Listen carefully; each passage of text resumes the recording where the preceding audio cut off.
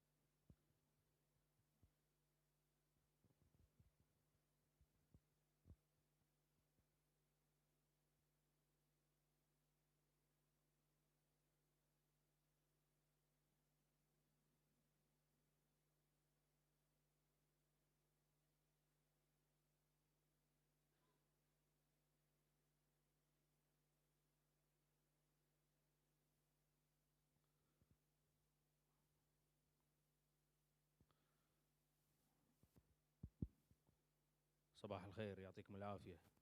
راح ننطر إن شاء الله 5 دقائق على ما الناس اللي قاعد تستلم الباجات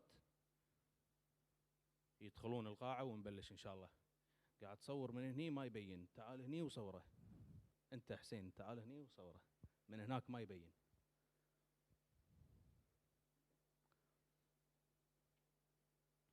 ودكتور يعقوب لازم تقصر محاضرتك، لأن هذا الوقت كله من محاضرتك، ما يخالف سامحنا.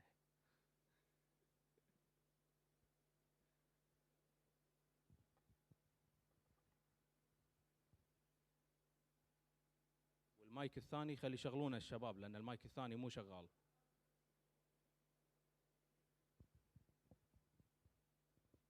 والمصور صورني، لا تنساني.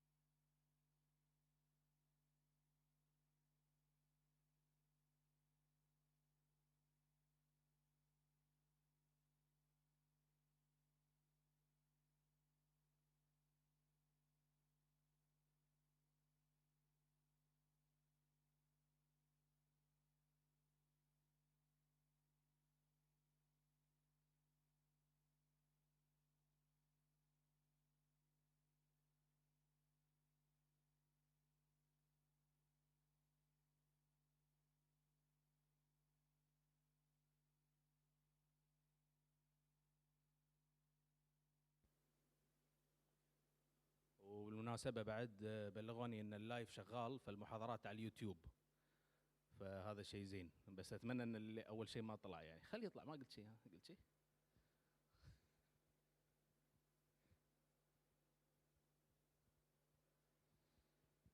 تمام.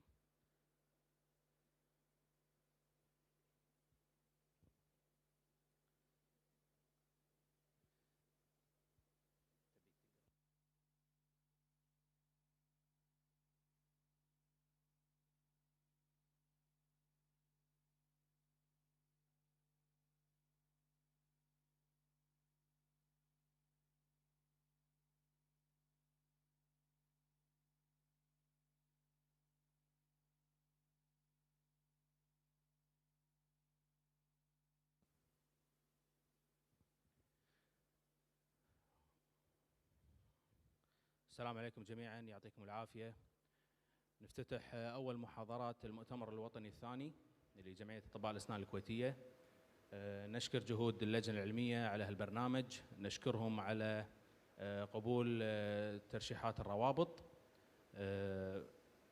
لاستكمال الجدول العلمي على أكمل وجه. أول محاضرة إن شاء الله اليوم راح أقدم الدكتور عبد اللطيف بورحمة. Dr. Abdul Latif Borhama is an oral medicine specialist who completed his residency and Master of Science in Dental Research at Tufts University School of Dental Medicine, where he also served as Chief Resident. His clinical and research interests focus on oral complications of cancer therapy, adverse events of novel targeted agents, and digital applications in oral pathology. He was honored with the Dr. Chad Anderson Family Award for Innovative Methodology and Research Design at the Bates Andrews Student Research Day at Tufts.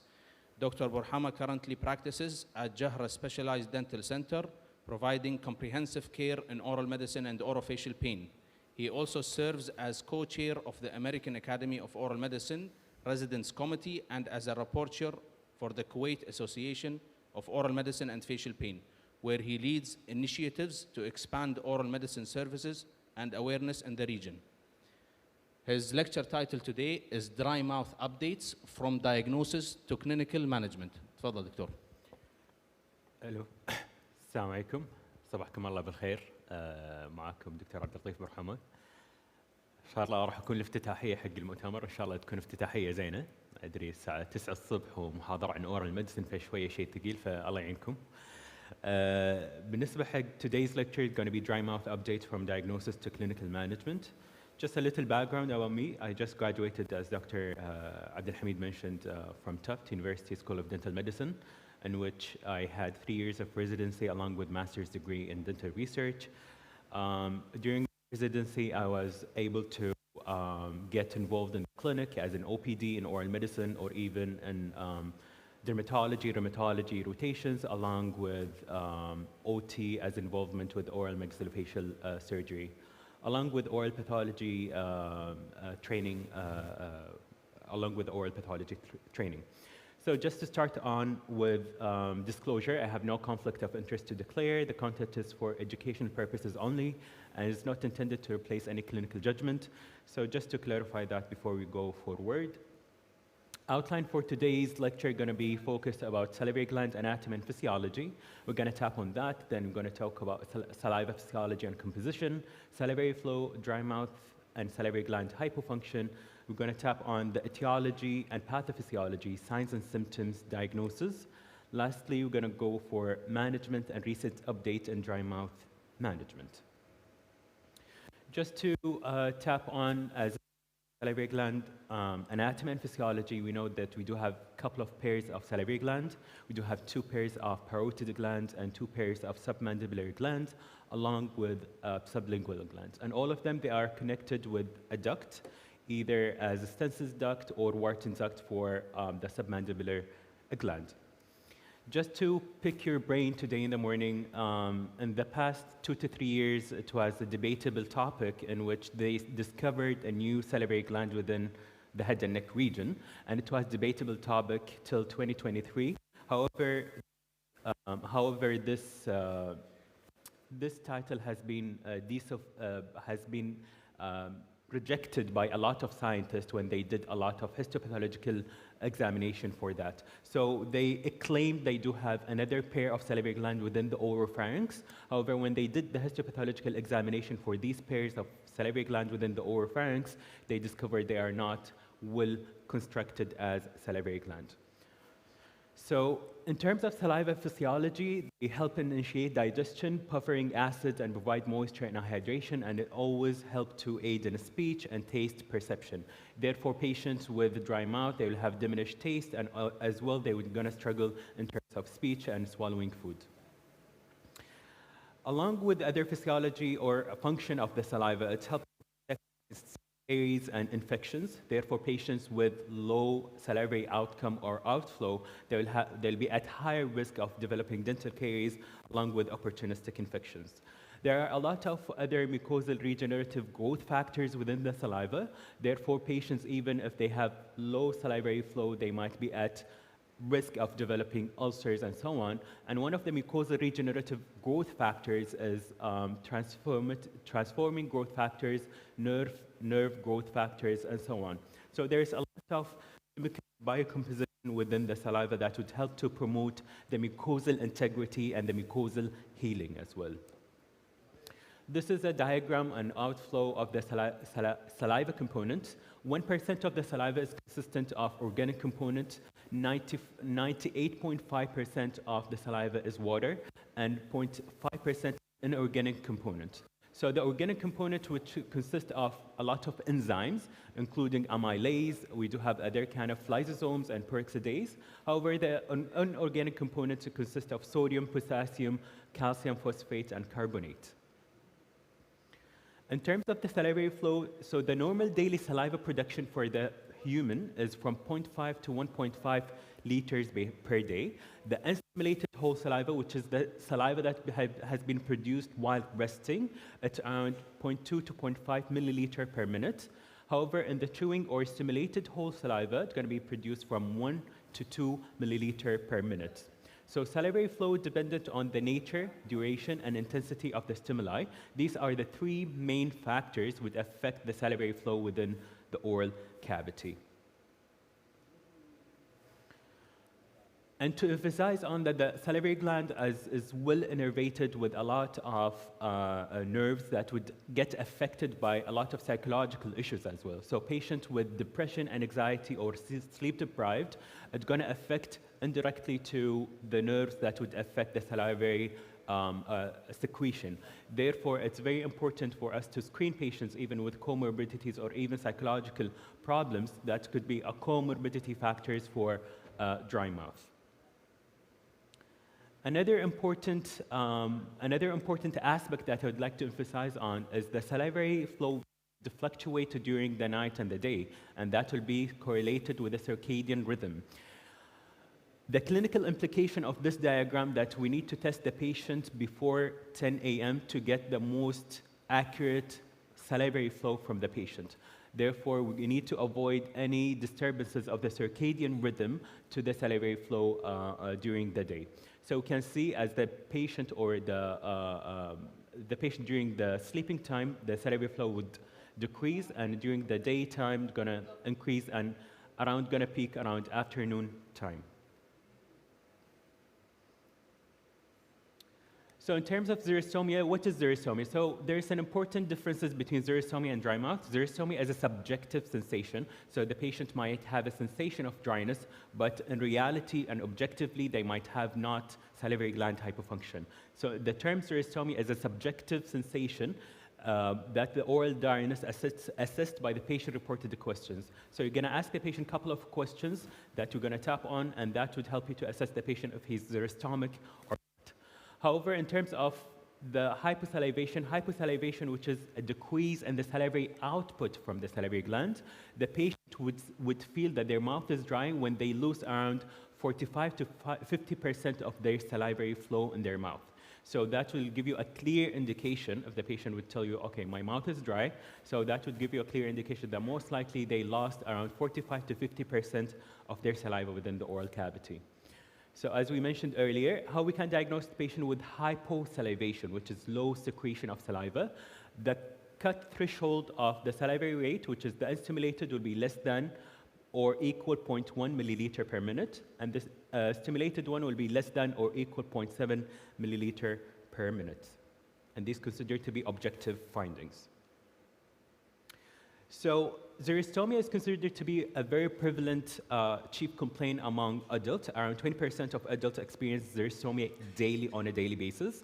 Xerostomia prevalence in lower in men than women, and has been postulated that possibly due to hormonal fluctuation. Aging has been a debatable topic. Now, why Nasgulon? Okay, patient is older, he's elderly, most likely his mouth is dry. That's more of a debatable topic. The reason why it has been debatable topic is as the population would age with time, their comorbidities would increase along with their medications. Therefore, they postulate that with aging process, the medication would directly influence the salivary output more than the aging process. However, on the other hand, we do have scientists believe that a protein within the saliva, it's called mucin, and some sort of protein would lose with the aging process. And while losing proteins with the aging process, that would lead to decrease of salivary flow. So it's more of a debatable topic, and I would believe it's more related to polypharmacy or a lot of medication that would be administered for aged populations. So what is the signs and symptoms of patients with dry mouth? So we're going to start with the signs of dry mouth. Extraorally, patient will have dry, cracked, peeling lips, angular cheilitis, salivary gland swelling, especially on the parotid, can be noticed. Intraoral signs, patient will have dry, coarse, or fissure tongue, along with erythematous tongue, mucositis, oral ulcers, oral candidiasis, we can see over here on the soft palate. And dental findings, we would notice atypical dental caries. So if the patient presented in the clinic with atypical dental caries, the first thing you need to assess if they do have a proper salivary flow. So atypical dental caries, if we're talking about dental caries within the lower anterior, that should be a high or red flag to you as a clinician to examine patient's salivary flow. And of course, dental erosion because of the buffering capacity of the saliva.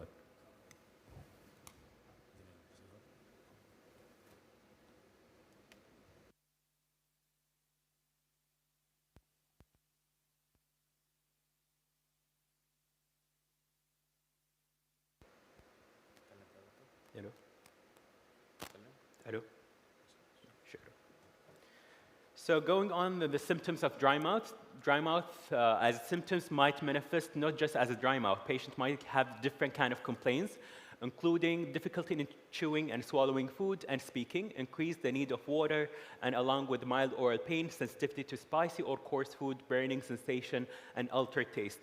Altered taste, even though that is not a direct kind of indication to dry mouth, but you need to make sure that the patient does not have dry mouth. Now, the saliva is a medium for taste perception within the tongue. Therefore, patient with low salivary output, they would have diminished taste perception. Coughing episodes and voice changes as well. Now, what sort of etiological factors patients might have in terms of developing dry mouth? We have local factors as medications. If their patient, there's a lot of medication would induce dry mouth, including antipsychotics, antihistamines, sedative agents, and sometimes other factors, including lifestyle factors, such as tobacco use, alcohol use, caffeinated beverages, dehydration, heavy snoring. And lastly, if the patient received any sort of head and neck radiation. So if the head and neck radiation beam has been exposed within the salivary gland, either the parotid, submandibular, or both, in case of head and neck cancer, then the saliva itself will get fibrosed. Once it gets fibrosed, they won't be able to produce saliva normally. Therefore, it's very properly and very needed to take proper medical history from the patient with dry mouth. In terms of systemic factors, as you can see, there's a lot of systemic causes that would cause dry mouth, including endocrinological causes, autoimmune diseases, infectious causes, and other systemic causes. Now, the importance as a clinician or as a dentist, if any patient presents to the clinic with a dry mouth, make sure that they do not have any of these diseases. And how we can do that? By asking them a direct questions, either as open or closed questions, and review their systems. So for example, if the patient would say, for example, okay, I'm going to the bathroom a lot, I'm urinating a lot, then you might suspect the patient is diabetic, and so on and so forth.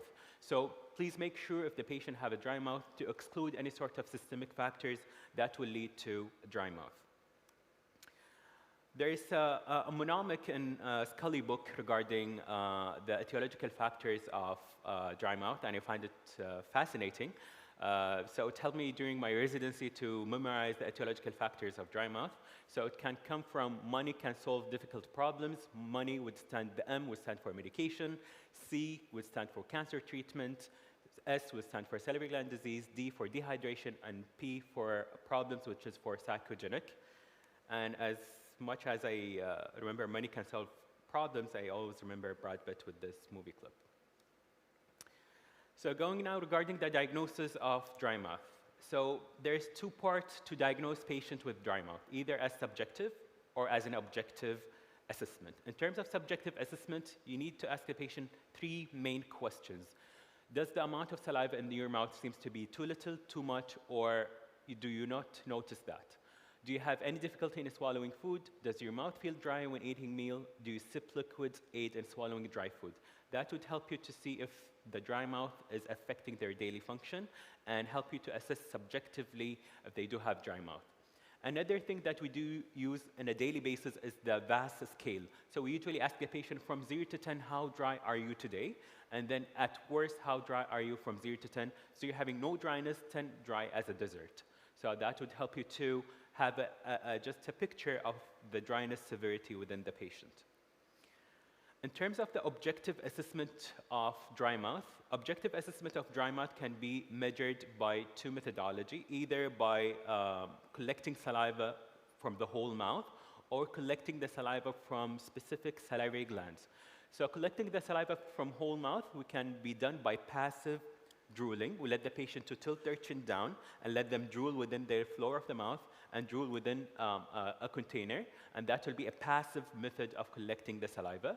Or a specific gland. If we want to measure the functions of the parotid gland, we're going to place a suction cup within the Stenson's duct, and after that, we're going to have a suction motion, and that would help us to determine the amount of saliva being produced from the salivary gland itself.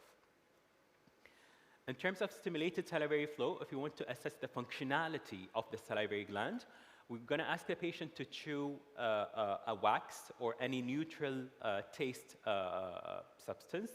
And I'm going to assess, first we're going to take the weight of the container before. We're going to ask the patient to chew the wax for 5 minutes and spit inside the container and measure afterward.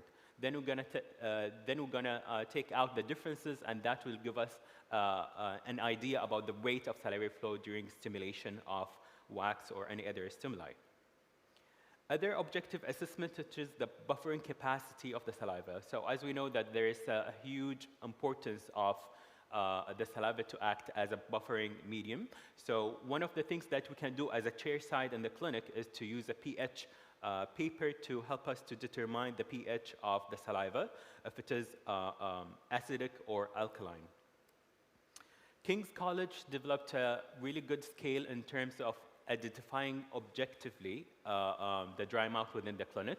They developed a scale called Calicom scale. Calicom scale, it is from 1 to 10, and within each part of this scale will help you to determine how severe the patient got a dry mouth. So from 1 to 3, usually the dental mirror gonna stick to the buccal mucosa, the mirror gonna stick to the tongue, or the saliva gonna be frothy. And from 4 to 6, you're gonna have these certain features, and from 7 to 10, you'll have another certain clinical features beside the saliva stimulation. So just something to keep in mind that you might be able to use it in the clinic and help you to assess the severity of the dry mouth. Other modality or investigation can be used in the clinic or in aid with the radiology department, which is psilography or psilogram. This is on the right side. You can see this is the normal psilography of or psilogram of the parotid canal, in which you can see the branches of the duct within the parotid gland. However, on the right side, this is a case of juvenile parotitis, in which a case of pediatric patient having an inflammation within the parotid gland, and we can see how the structure of the parotid gland is not normal comparing to the other one. So that would help you to assess if there is any obstruction within the salivary gland. Another modality of assessing the salivary gland is doing an ultrasound. So I got lucky to get trained in doing ultrasound to the head and neck region, and that would help a lot in terms of determining if there is any sort of pathology within the salivary gland. This is a case that I scanned when I did the course in London. The patient was middle-aged female patient, and she had a lump within the salivary gland, the parotid one, and most likely with the ultrasonographic features is polymorphic adenoma. So that would help you to rule out even certain pathologies in the dental chair. The other one is normal intraoral ultrasound that could help you to visualize the duct of the submandibular gland. So this is the duct of submandibular gland, and we place the intraoral ultrasound within the oral cavity. So we can use different kind of modalities and investigations in the clinic chair side to help you to rule out any sort of causes or pathologies that would cause a dry mouth within the patient.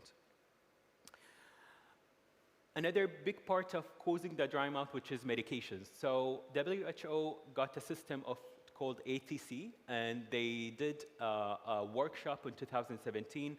They recorded all the literature and in terms of stratifying the type of medications would cause dry mouth.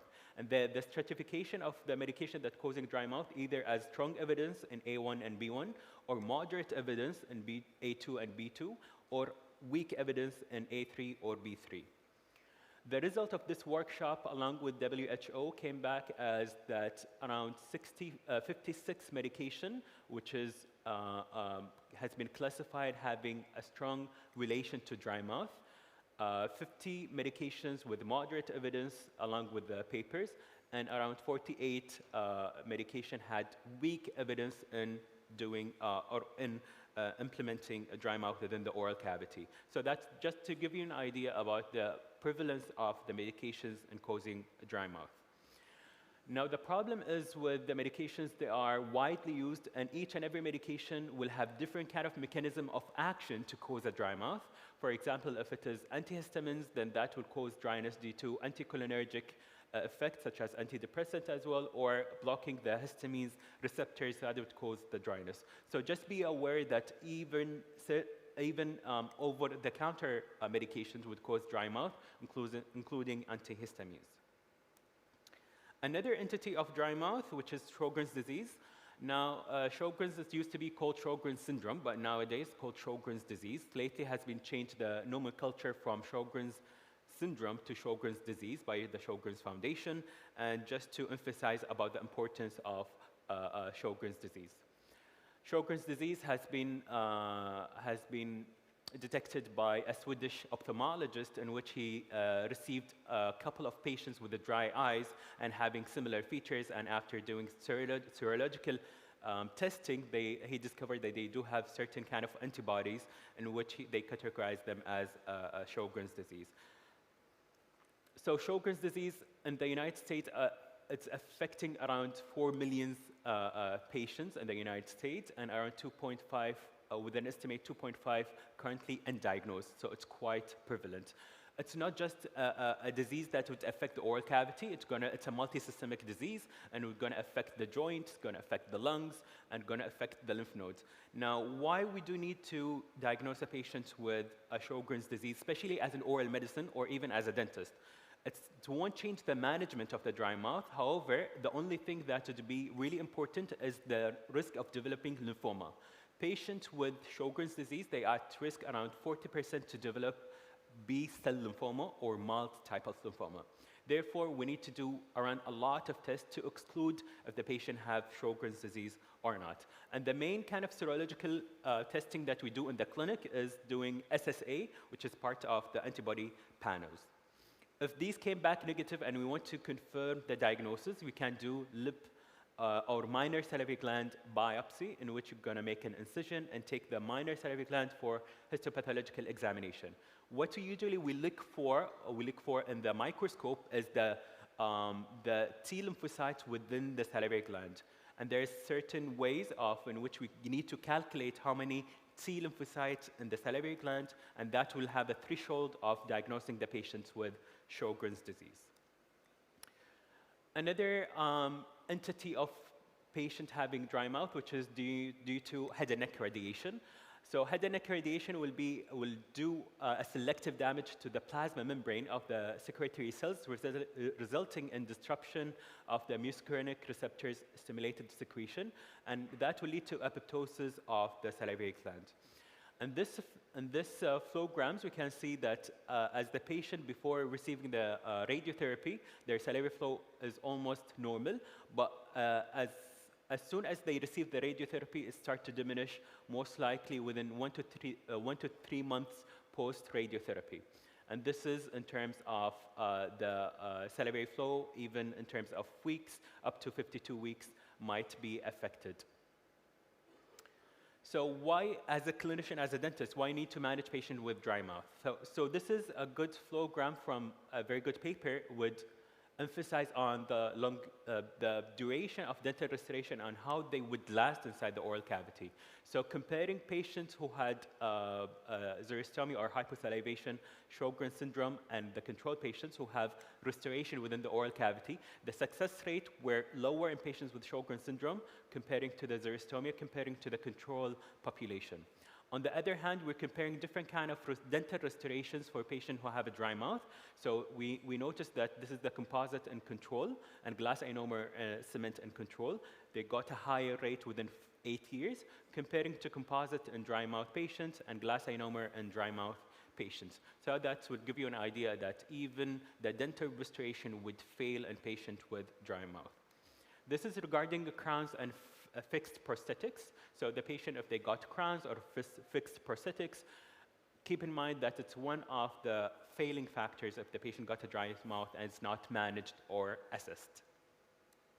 So now going to the clinical management. So to manage patient with dry mouth, it got a threefold. We need to manage the underlying systemic condition if the patient have, for example, Sjogren's syndrome. We need to manage the patient's symptoms in terms of dry mouth, and management of the consequences of dry mouth. So in terms of the management, first of all, we always start with something more modifiable, such as diet and habit modifications, frequent and regular sips of water, avoidance of dry or hard sticky acidic food, and avoidance of excessive caffeine or alcohol. Or we do have salivary substitute and lubricants. So I tend to recommend the patient to use a lot Xylemilt. A lot of my patients that use Xylemilt responded very well to it, and they usually can find it in iHerb. Unfortunately, it's not available in Kuwait, but it's very, very beneficial. It contains xylitol, and it's a small disc in which they can place it on the gingiva, and it's helped to stimulate the saliva during the day and even during the night. And they can use even biotin product or ACT lozenges. Sometimes the patient won't respond to over-the-counter product, in which we're gonna divert the management to use systemic therapy. Now, in terms of the systemic therapy, we can use 3 medications to help to stimulate the saliva within the oral cavity, either pilocarpine, cevimeline, or bethanechol. So pilocarpine, which is muscarinic receptors, act on M1, M2, and M3. Usually we'll start with 5 milligrams tablet 3 times a day, then and maintain the dose to 2 to 3 months, then assess the effectiveness. Or cevimeline 30 milligrams, or bethanechol. Bethanechol usually can be used for patients with urinary retention. However, they notice as part of the side effects has increased the salivary flow, so we can use it as one of the adjunctive sialogogues medications. Now, the problems with these medications got a lot of side effects, including chills, rhinitis, increased or excessive sweating, or increased urinary frequency. So, and it is contraindicated in patients with asthma, atrial fibrillation, or even a patient with narrow-angle glaucoma. Therefore, you need to make sure that the patient is cleared from an ophthalmologist, cardiologist, or even GI if they do have an active peptic ulcer.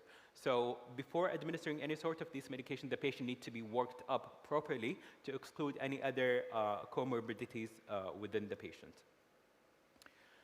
And one of the medications that can be used, it's called amufositine, which is a medication can be administered for patients who have head and neck radiation. This medication will help to scavenge the ROS, which is the free oxygen particles that has been produced from the head and neck radiation, and it will help to decrease the severity of xerostomia within the patient as well. In terms of the preventive measures, we need to make sure that the patient are on high fluoridated toothpaste. We used to recommend the patient to use Prevident with 5,000 ppm. And we need to assess the patient if they are mild caries risk, moderate caries risk, or high caries risk, and adjust accordingly.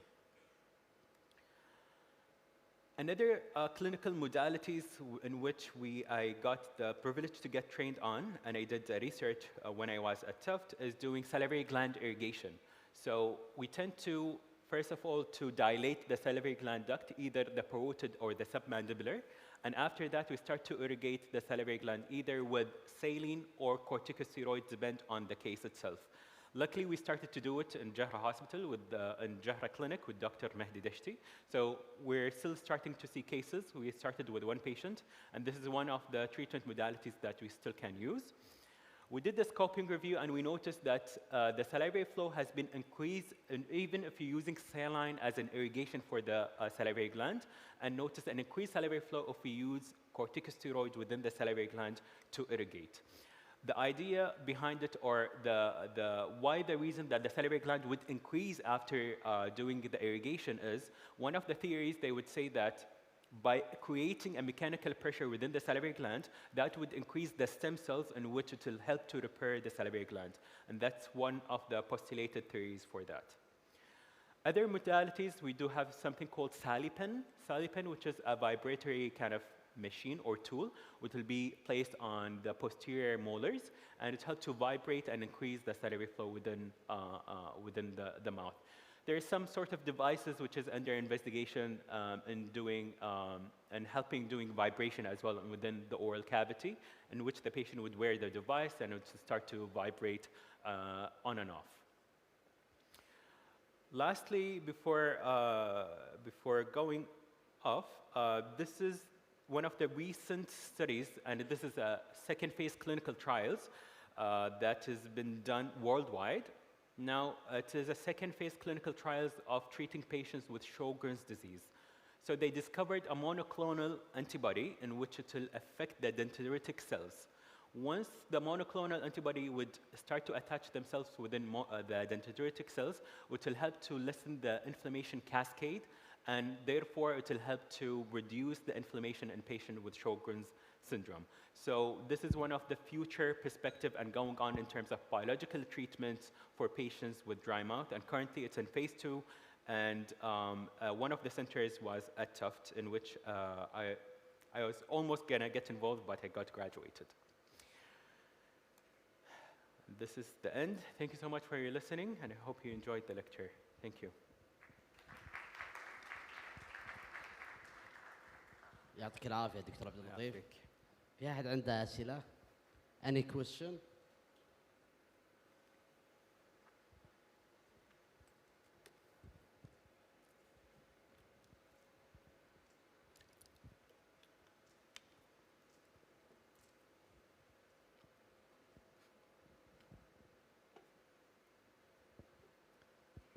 Thank you very much. My name is Samira Osailan from Saudi Arabia. Don't you think in the management bit we should advise the patient to use simulation? So we advise them to go for simulation therapy before we go to artificial saliva?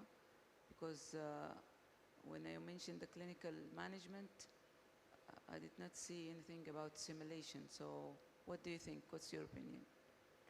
Thank you for your question. In terms of stimulation, do you mean that stimulating the salivary gland? Yes. Yeah, so using over-the-counter, as I mentioned with the Xylemilt, it's part of the stimulatory effect and gustatory stimulus to the salivary gland. So that's one of the stimulus, I would say, modalities in which we can use it with the patient. But definitely, of course, before jumping to any sort of systemic or even surgical management for the patient for dry mouth, we need to make sure that they are not responsive to the over-the-counters. Then we can, of course, shift the patient to systemic treatment and modalities. Thank you. Thank you.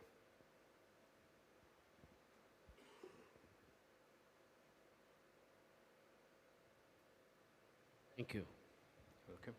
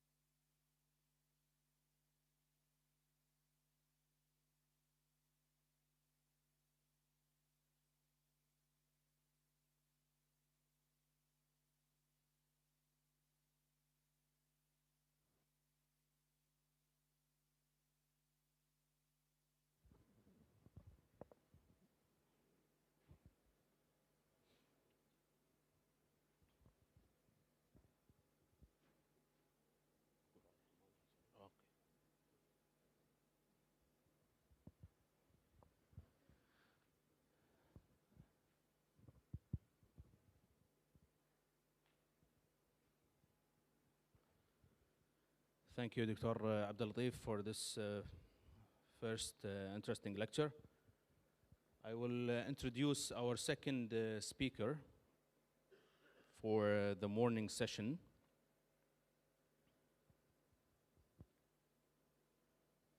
دكتور يعقوب العبو. شلونك يعقوب؟ حياك. نضبط الوصلة على ما introduce you. Dr. Yaqub Al-Abbo is an assistant professor in the Department of General Dental Practice at Kuwait University College of Dentistry. Dr. Yaqub is a diplomat of the American Board of General Dentistry and a diplomat of the American Board of Orofacial Pain. Dr. Yaqub earned his Doctor of Dental Surgery degree from the University of Missouri, Kansas City. After that, he attended University of Maryland, Baltimore, to pursue advanced general dentistry education. He then enrolled in the Orofacial Pain Specialty Program at Rutgers School of Dental Medicine.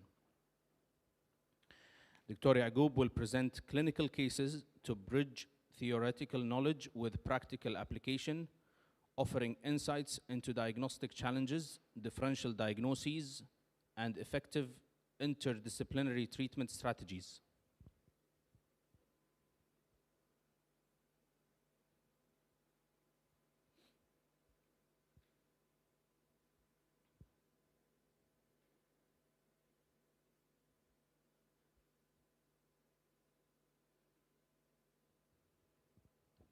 And the title of his presentation is Unlocking the Mystery of Orofacial Pain, Why Dental Professionals need to know about it. Please welcome Dr. Yaqub.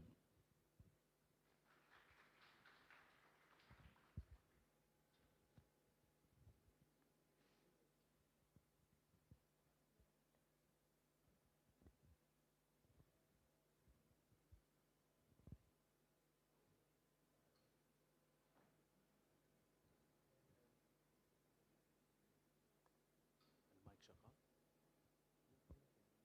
خليه يحط الشاشة، خليه يحط الشاشة.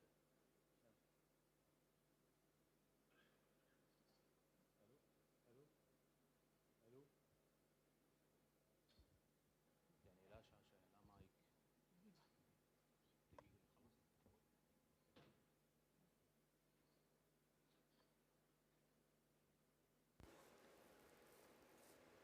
دقيقة خلاص.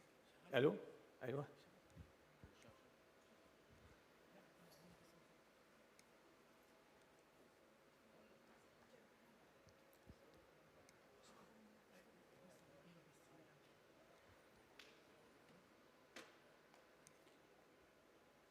نبلش من غير السلايدز.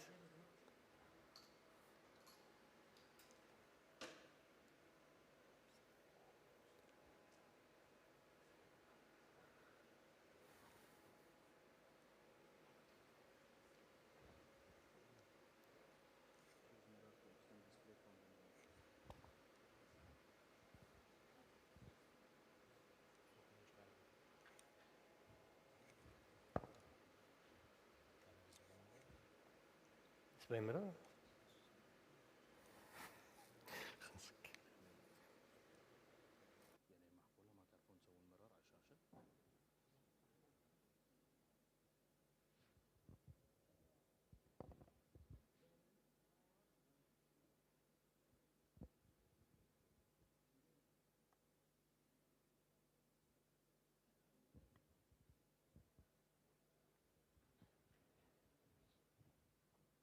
على الشاشة؟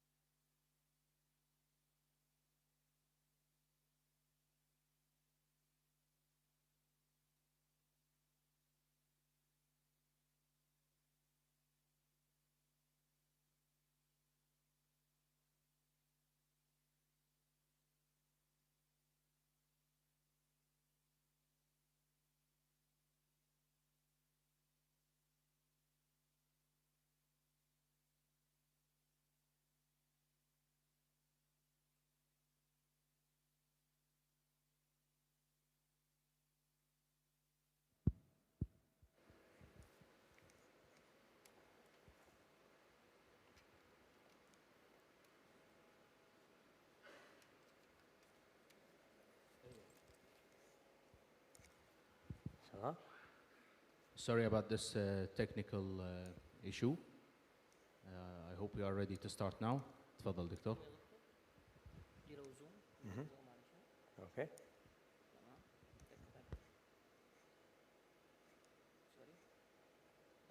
ده الليزر. Salam alaikum. Good morning. Sorry for the disturbance. First, I want to thank Dr. Abdel Hamid for the generous introduction. Thank you. And I want to thank you, guys, my colleague, for attending this session, even though it's Thursday morning. So it's either you have, you need to go to work, but you took the day off, or you have the afternoon session, but you guys made it here. So thank you so much for the attendance. And I hope the information I'll be delivering today will be useful to you guys. So as you can see, what's the topic of the information I'll be delivering is unlocking the mystery of orofacial pain. Why do we need to know about it as dentists? Do we really need to know about pain in that depth? And why orofacial pain became a specialty in the United States? Hopefully, going through today's information will answer this question a little bit. So the question, pain. Do we deal with pain a lot as a dentist? Yes or no? Who agrees that we deal a lot of pain? If I ask this question, hello.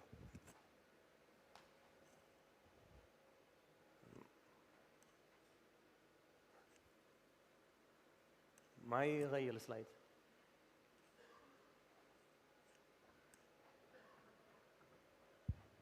هم اليوم كذي ما يبونك تحاضر. جرب من اللابتوب.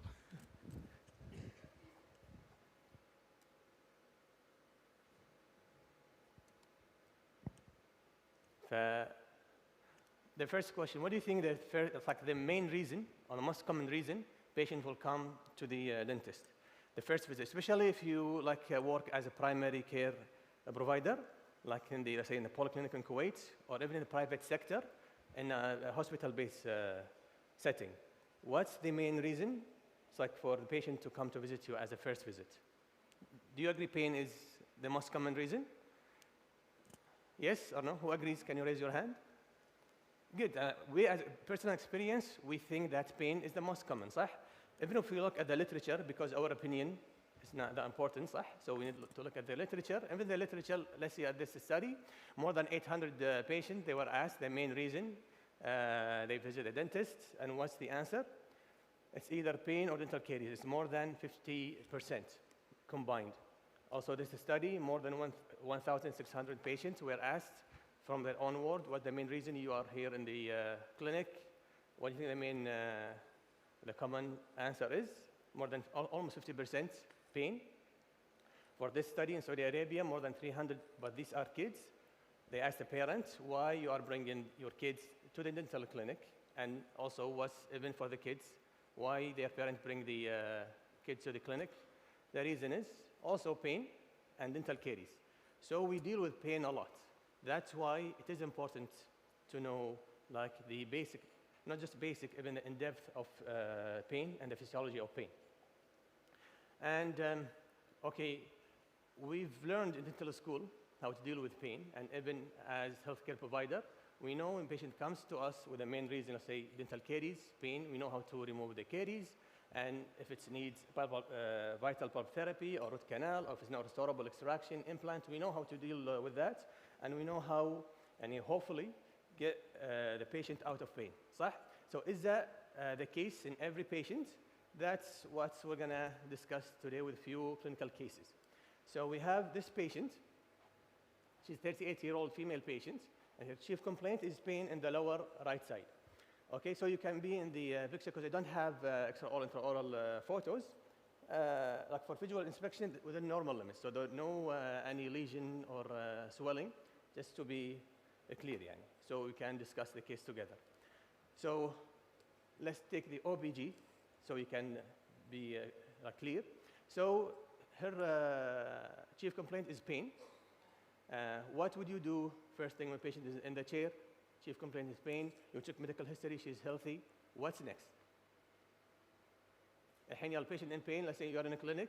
What do you want to do next? And usually, patient in pain, Anyone? Muhammad? It's oral examination. خلينا نقول بس quick examination صح؟ With the normal limits, with intraoral, soft tissue with the normal limits. Then what's next? ما سمع. What we call this type of examination? For emergency, we call it SOAP, صح? So we start with subjective exam, صح? So that's the ideal. So let's start with subjective. What's information you want to gain from patient? What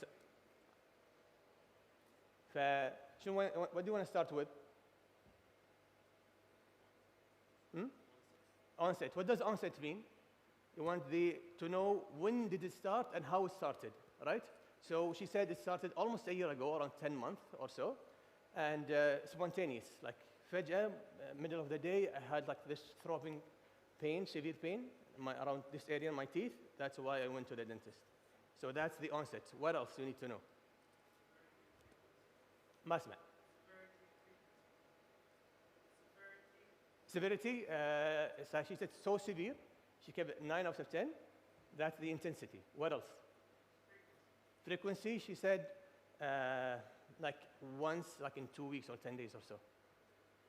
What else? Before we jump into the objective dental examination. Is that enough or need more information?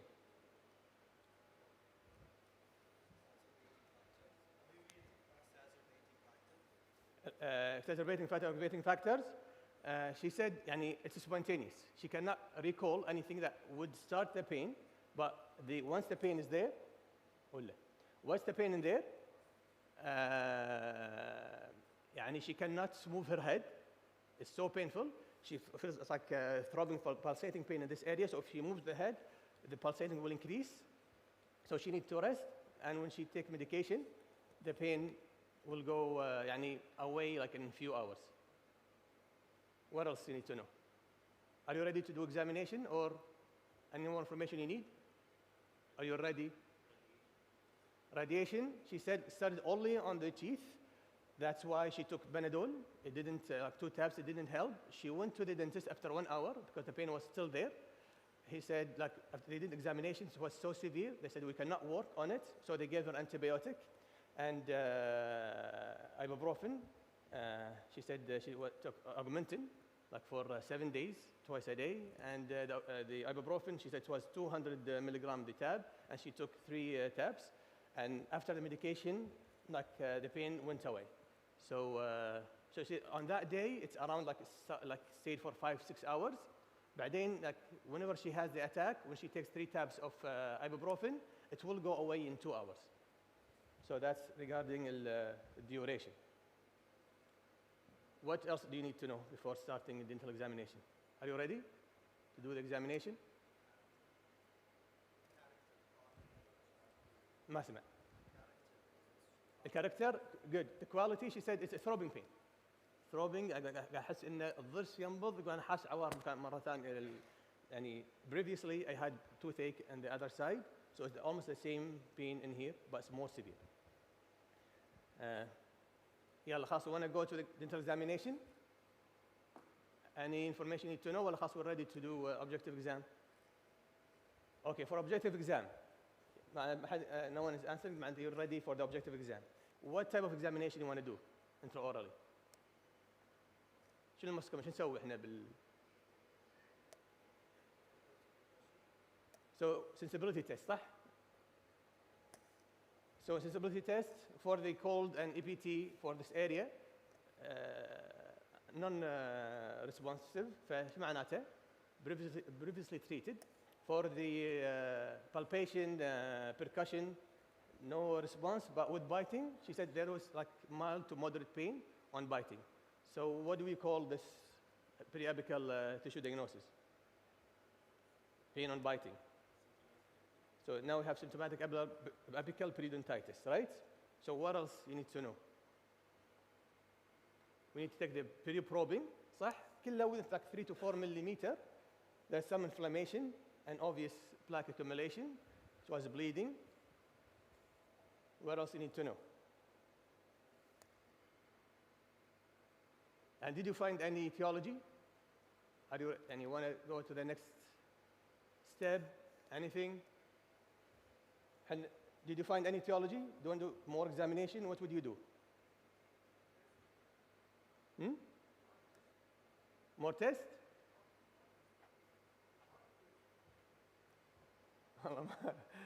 ما أسمع. صوت ما في مايك تعطون الحضور. Thermal test? Yeah, we did. We said it was not responsive. The EBT and thermal, the cold, it was not responsive. So it's, the diagnosis was previously initiated, RCT. And peri-probing, we said there is, what's like if pain on biting, what do you expect? Fracture? Right, so what's the next step you would do? If we're suspecting a fracture, but there is no isolated deep pocket, but what do we see as a dentist? The first thing we look at?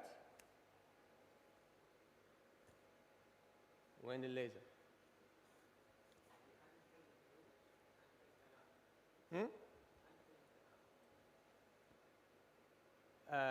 That's like because it's a 2D, صح? The PA. So the endodontist said we need to take a CBCT to confirm there's no inflammation, a enormous canal.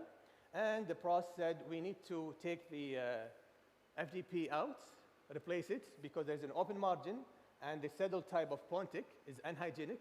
It's posterior, let's make it conical or hygienic type. So because there's inflammation around it, maybe it's causing the pain of biting. So that's, and you can see there are, ليش الليزر ما يشتغل؟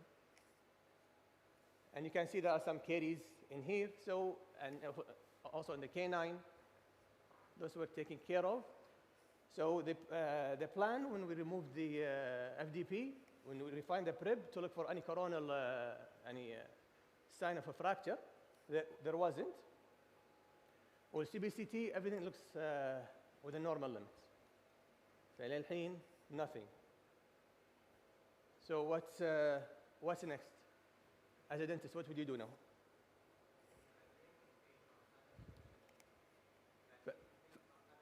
We did a really comprehensive exam, didn't know odontogenic etiology, صح? So we stopped there, and what would you do for the patient with severe pain? يعني in your, let's say it's in your clinic. And what if we say that the patient came with the teeth are intact? But let's talk about, because one thing we missed is the treatment history of present illness. يعني patient came with previous treatment, صح? Because we can see some treatment. Did we ask about the history of treatment of this and what she went through? We didn't, so you shouldn't miss that. So when we asked her, يعني you had pain, you said almost a year ago, you went to the dentist. You didn't tell me the history, the exact history of the treatment. She said once she had the pain, as we said, she took the Benadryl, it didn't go away. She went to the dentist. He tried to do some examination. It was too painful, so that's why they gave her antibiotic and analgesics. She said when she went back to him, he did, and she cannot recall which tooth exactly, but started with one tooth. He did the root canal, and then after like 10 days, the pain came back still, the same severity, the same type of pain came back. So she went back to him, and then another root canal was done to another tooth. So within the past 10 months, she said, I've been treating this area and these teeth with no success, and the pain didn't go away. And even one of the tooth that the doctor worked on, يعني he said it's fractured, we're working on. So I don't know if they did retreat. And unfortunately, in Kuwait, we cannot retrieve the history. فيقول إن they said it's deemed not restorable, so they extracted it and then حطوا FDP. So that's the history. الهيستوري ومع الاكزامينيشن اللي سويناه we know it's not شنو خلاص non odontogenic خلاص. فهني we switch to عاد non odontogenic. شنو most common non odontogenic؟ TMD صح؟ Do you think TMD would cause that severe pain, throbbing in one area and last for hours? That's not. So احنا بس عندنا diagnostic criteria we need to go through and to see what's our differential diagnosis. If you remember, So if you remember, it's like when you the information that collected from the patient is really important. So the onset, she said spontaneous. Location is in only one area. The frequency, she said once like in 10 days or 2 weeks. The intensity, she said severe. Quality, she said pulsating. If you remember aggravating factor, she said like she cannot move her head and she needs to rest and take the analgesics to lower it down, the intensity of pain. All this information, once we collect it, then we put in mind specific, what's the most common non-odontogenic pain after TMD? What can you think of? Ear infection. Good. The history of treatment, she said after the whole treatment from the dentist and he couldn't find any, the pain is still there, he told, and the pain, the severity even got worse, and now it's radiating to my ear. So the dentist, and he referred her to the ENT for examination, and she said there was within normal limits. The ENT said there is nothing. So she went to the ENT after the whole treatment from the dentist, and there was no etiology found from the ENT. Mastication muscle, سوينا السؤال examination كان muscle on palpation بس bilateral وكان mild pain.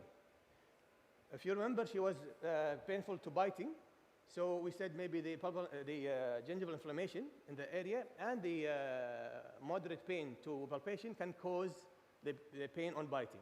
So hopefully excluding that or treating that will يعني alleviate the pain from biting. But now severe throbbing pain, how to deal with it. Yeah, occlusion is part of TMD examination, and everything was within normal limits. But pain on biting on the right side, that give us the clue that there is like, if it's ipsilateral, that means there is tension in the masseter muscle. Because she was pointing when she was biting on the right side, pointing on the teeth and towards the body of the masseter, the right side. So maybe there was a tension, and it's like we planned to treat that. Even we gave her one of the differential. We gave her epinephrine with no, lidocaine with no epinephrine as a local trigger point injection, and it's relieved the pain on biting, but still didn't reproduce the chief complaint, which is the severe throbbing pain. And the biting can feel pain on the area of the teeth, but smooth throbbing, and it kind of mild moderate pain. After we collected that history, or what we can do, we can have a differential and looking at the International Headache Society diagnostic criteria for migraine. If you can read the diagnostic criteria, our patient fits in that category. So most probably it is a migraine. But does the migraine happen in the mandible or maxilla, or it's supposed to be in forehead or temporal area? According to the International Classification of Orofacial Pain, yes.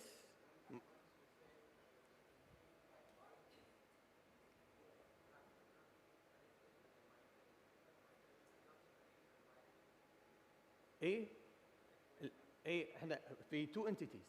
هي في pain on biting, but does it reproduce the pain اللي تقول عنه severe؟ لا، تقول في mild to moderate pain بالteeth وبالmuscle. فهذا يعني she has myofascial pain, she does, but it's not the etiology of the severity of that pain. So she has two, and we found two problems, which is the submuscle myofascial pain, and the which has separate. She's not complaining of. What she's complaining of is the severe throbbing pain. So most probably it is the migraine, and it does like see some cases, and according to the ICOP, migraine, it's called mid-face migraine or orofacial migraine, the area can be around the maxilla or mandible. So because the diagnostic criteria does match it, that's how can we confirm it? That's the question. Is it migraine or not? So that we ask the patient, once she has the attack, because she became a regular dental patient because of all that treatment, if you have the severity, the attack that you're talking about, please come to the clinic, and we did, what's the abortive treatment for migraine? It's the triptan, صح? في zolmitriptan 2.5 milligram, it does almost quickly. So when we gave her, the pain was reduced by 50% in 30 minutes, Less than an hour, the pain was relieved. She said even with ibuprofen, the pain will go away in 2 to 3 hours, but will not go away completely, would go down to 2, and 2 out of 10. But with the triptan, it's almost not there. فthis is give us يعني, almost assurance that this is the diagnosis. As a dentist, can I continue the treatment of that patient? No, but at least we're going to stop any iatrogenic treatment and give us the direction where to go. So after we came up with the diagnosis in Kuwait, what can we do? Refer the patient to the neurologist with your differential diagnosis, and hopefully they agree and continue on the treatment. Patient came back. She still come back now for 6-month recall for dental treatment. And she said, yes, she's now with the neurologist, and she's taking, she said, I need to stop the abortive because the attack is 4 to 5 times a week. So she said she's taking a prophylactic, antihypertensive, propranolol. She said 10 milligrams 3 times a day, and it's really reducing the frequency and the intensity of the attack. Now only the pain comes only around once a month, and the intensity is low. And even once the pain starts, the neurologist recommended taking triptan, which is really controlled, she said.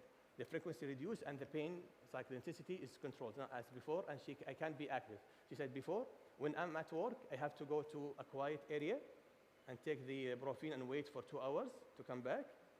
But it's like even at home, I cannot deal with my kids. I have to go to the room for 2 hours. But now, once with the medication, the prophylactic, and with the abortive, I can take it and I can, my life can continue almost normally, which is good. I mean, it hasn't been a long time, because if it became chronic, then the medication won't work that effectively.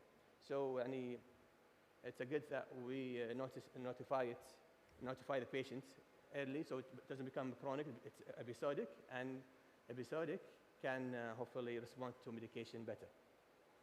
That's case 1.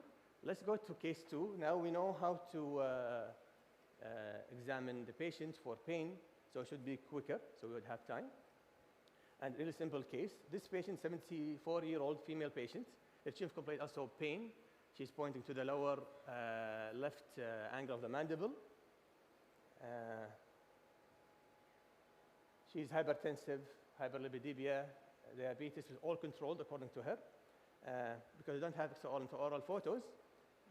But visual inspection, everything with the normal limits. Let's say you did an oral examination with the normal limits. So we go ahead and look at the OPG. So she's simple, a dentist, but she comes to you, and her chief complaint is pain on the lower left side.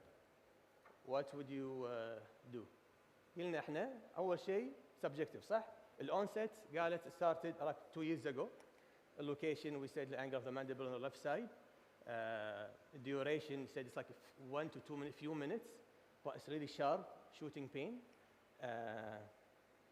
Frequency, she said like maybe 4 or 5 times a day whenever I eat, but not any, when I eat, sometimes it happens, like during lunch, I get it twice, kind good. So more every time I chew or eat. So, but total in the day, she said around 5 times a day. That's the frequency. What else do you need to know? Intensity, it will sharp pain, severe. She gave it like 7 to 10 out of 10, 7 to 8 out of 10. Aggravating, we said, as she said, like eating was aggravated. Elevating, she said, I don't need to take anything because medication, and I don't need to take medication. It only lasts for a minute. So I just wait for it to go away, then I continue eating. So no elevating factor. Associated symptoms, she said she cannot recall any change in her system, or like she cannot recall lacrimation or rhinitis or any fever, flushing, nothing like that. فعندنا احنا هذا subjective exam. What type of examination we do intraorally for a dentist patient? شنو قلنا في شيء مهم we missed it the first time خذينا آخر شيء؟ The history of, because it's been 2 years صح؟ So we need the history of what? The treatment of that condition صح؟ When I asked her, it's been 2 years, what did you do? She said, actually, and she went to a dentist who diagnosed her with myofascial pain, and she used to wear denture, just a complete denture. So he told her maybe the pain is due to unstable occlusion. So that's why they placed 2 implants to stabilize the denture. It's an overdenture now. It's better occlusion. But she said even after that, like now it's been like 6 months, I'm on overdenture, but it didn't help. I still get the attack whenever I eat. So that's the treatment history of chief complaint. What else you need to know? Did you come up with any?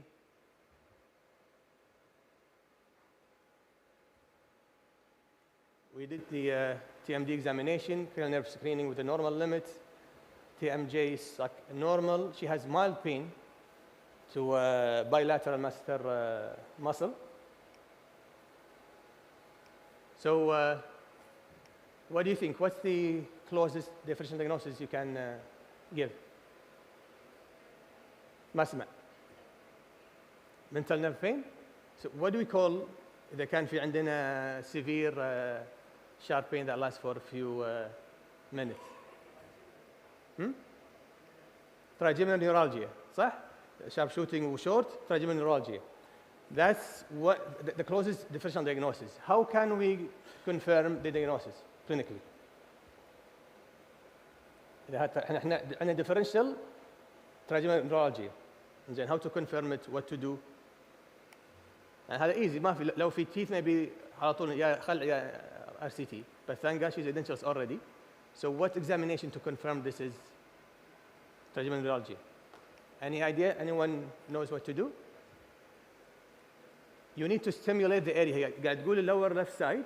Even trigeminal neuralgia will be stimulated with cold or حتى يعني palpating the area, even بس small يعني light touch with a cotton pellet مفروض it's been aggravation. صح, aggravated يعني by the touch.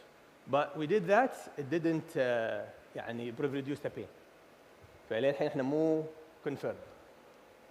فتراجمة neuralgia يعني ما كان يعني مو احنا مو توب لأن we couldn't reproduce it. شنو نقدر نسوي؟ هو بس لأن الاريا exactly she said الانجل of the mandible, صح؟ لازم نسأل في radiation, maybe the most painful area is in here. It's important to ask, does it radiate? Where the position of the pain? She said beside the angle when I swallow, because when I eat it's painful. So beside the angle of I feel it around the area in here, but it also goes down to my throat and up to my ear. So in this area. Okay, so what do we need to do? Clinical examination, we did cold water drinking, okay, and that reduced the sharp stabbing pain. And what we did, topical anesthesia spray to the pharynx, to the walls on the left side, and we waited like for a few minutes, and then let the patient drink again, and the pain wasn't reproduced. I mean, local anesthesia would eliminate the pain. This examination will give us more toward the differential diagnosis of what, if not trigeminal, what other nerve? Glossopharyngeal nerve. So our differential diagnosis was glossopharyngeal neuralgia, not trigeminal. So in Kuwait, we cannot deal with it. We cannot prescribe Victreol. This is the ideal treatment. So, but what I did, I give my differential and then refer the patient to a neurologist and see, hopefully everything is good. But imagine for this condition, and for example, ليش أنا presenting this case. Imagine this is trigeminal neuralgia, وpatient قال إن it's myalgia وحط 2 implants. What if he decided to go for even multiple implants? Do you know what the literature says regarding يعني working on patients on any surgical treatment for an existing pain? What's the result? Any idea? If you have whatever type of neurological pain and you do surgical, a result, would the pain reduce or increase? يعني increasing is more. That's why they don't recommend unless you give any consent or it's a really important type of surgery. This wasn't a necessary surgery to place an implant. يعني thank God the implant wasn't placed on the posterior area, only anterior, so it didn't aggravate the pain. It was still the same. How many minutes do you have, Dr. Hamid? 10 دقائق. Hopefully we have time for the third case.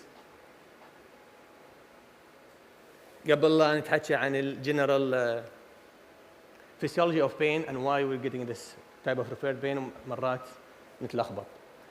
Clinical case 3 is really simple. يعني patient came after يعني referral. He has consistent pain bilateral, but more on the right side. And the history of treatment, he said يعني he went to the dentist. وقال after examination he said يعني number 4-6 was the cause of pain, and that's why they did RCT. He said the pain was relieved a little, but still it's painful. So they decided to do what? يعني ماكو شيء, everything they were following up, and they said it's after excluding the odontogenic, شنو other most common? TMD. So he was diagnosed as TMD. So what do you think? خلينا نشوف intraoral examination. هذا his X-ray. So why do you think they recommended? He has an open bite with TMD.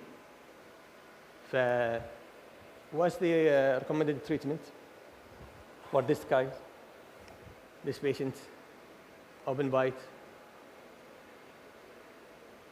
Who says ortho would be a good treatment option for this case? Can you raise your hand if you agree ortho is good? Good, so all you don't agree. So what would you do? Most of you don't agree.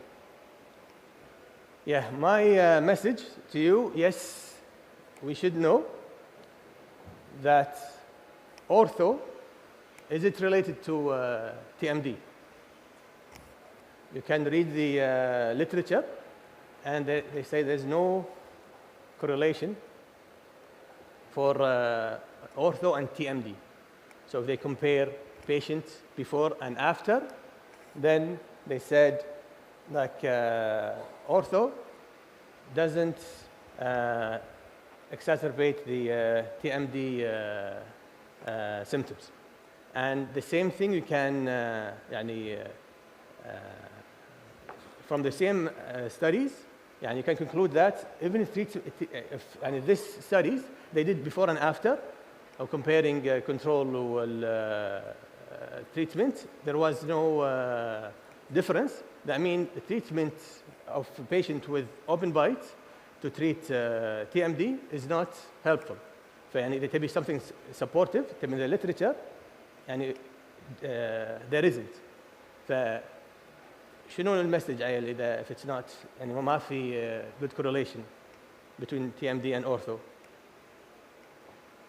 The conclusion is, do not recommend to patients that I'll do an ortho to treat the TMD. There is no support for that, no evidence. Okay? Okay, but he's a class 3. Was it class 3 or I think it was class 3. It was an open bite. So ortho treatment would be beneficial to the patient, but patient was like, this is till now that's his from here to here is good, and he's still working. Maybe he needs surgery. 5 minutes notice. Why do you think they recommended after the treatment? And also go ahead and do ortho by itself. It's not helpful. He needs what? Orthognathic surgery. But okay, his condition, ortho-wise, yes, he needs an ortho and orthognathic surgery. But for the TMD, would that help? Recommendation, don't tell the patient his chief complaint was TMD problems and you want to treat them with orthognathic surgery and ortho. This is not an evidence-based. So, and patient came and said like the pain is almost the same and it's been more than a year. I'm doing ortho. They told me ortho would solve it, but a problem is the same. So I just explained to the patient any pros and cons.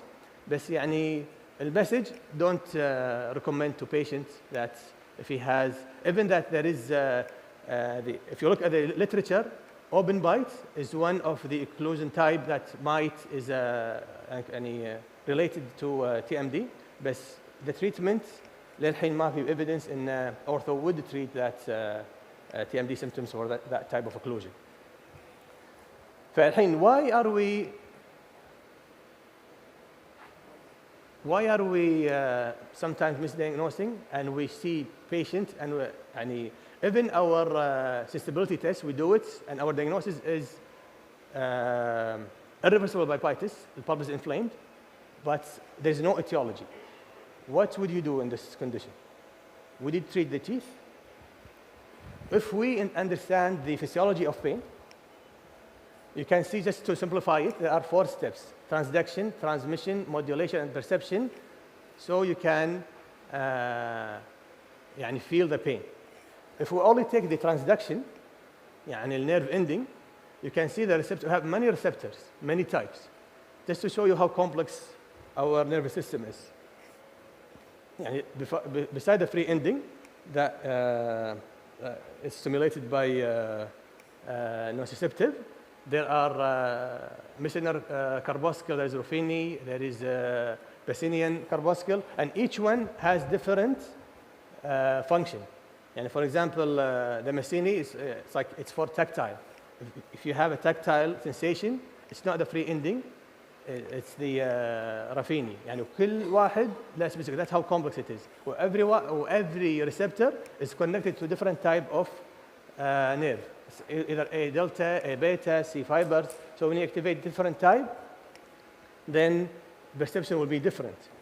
And then just looking at the, as we said, the complexity of the terminal branches of just trigeminal nerve, you can see there are millions of branches, trigeminal nerve, and all these million nerve ending will end up in the same small area in the brain stem called trigeminal nucleus. So you can see the convergence, not just the trigeminal, even the facial, glossopharyngeal, vagus, and even the spinal nerve, C2 to C4, they all merge in the same area in the brain stem. So that's why يعني crosstalk can happen, and that's why referred pain can happen anywhere in this area. عادي يصير a source of pain. هيقول الneck, but you feel the pain on the teeth. Why? Because of this complexity. Thank you so much for listening, and I hope. يعطيك العافية دكتور يعقوب. Does anyone have any question?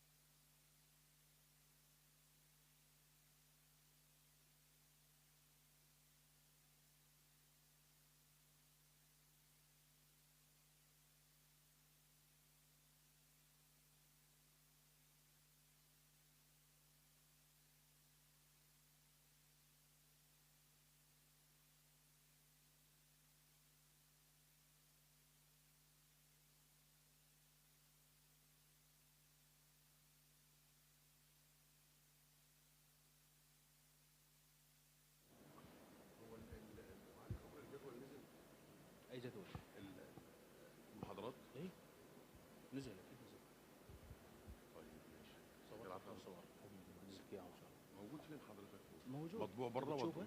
ايه يا ريت والله لحظه شلون اطلع لك اياها لو اصوره حتى بس بعد اذن هذا. حضرتك لحظه هذا اول يوم اصبر لا مو هذا هذا اول يوم هذا اول يوم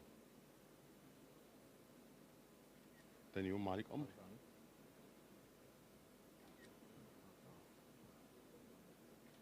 شكرا يا دكتور ايه منو؟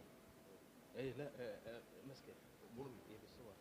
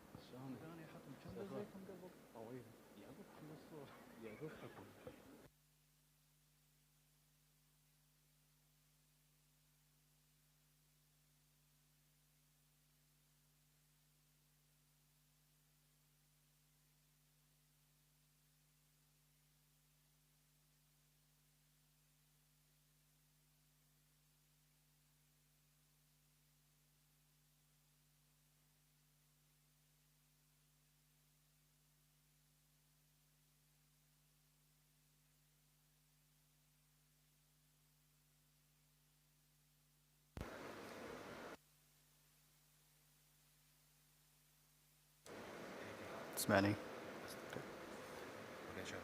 شاء الله.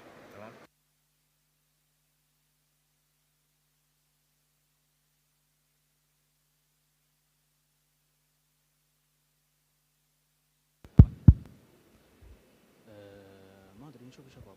لا ما ينفع واحده لان خلاص 12 45 محاضرته. نشوف نرتبها. نخلص. ايه امشي بعد هذه. امشي نسويها وقت ثاني.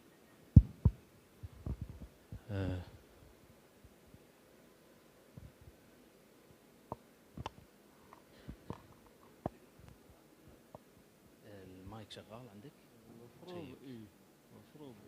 تسمعني؟ ايوه بس خلاص.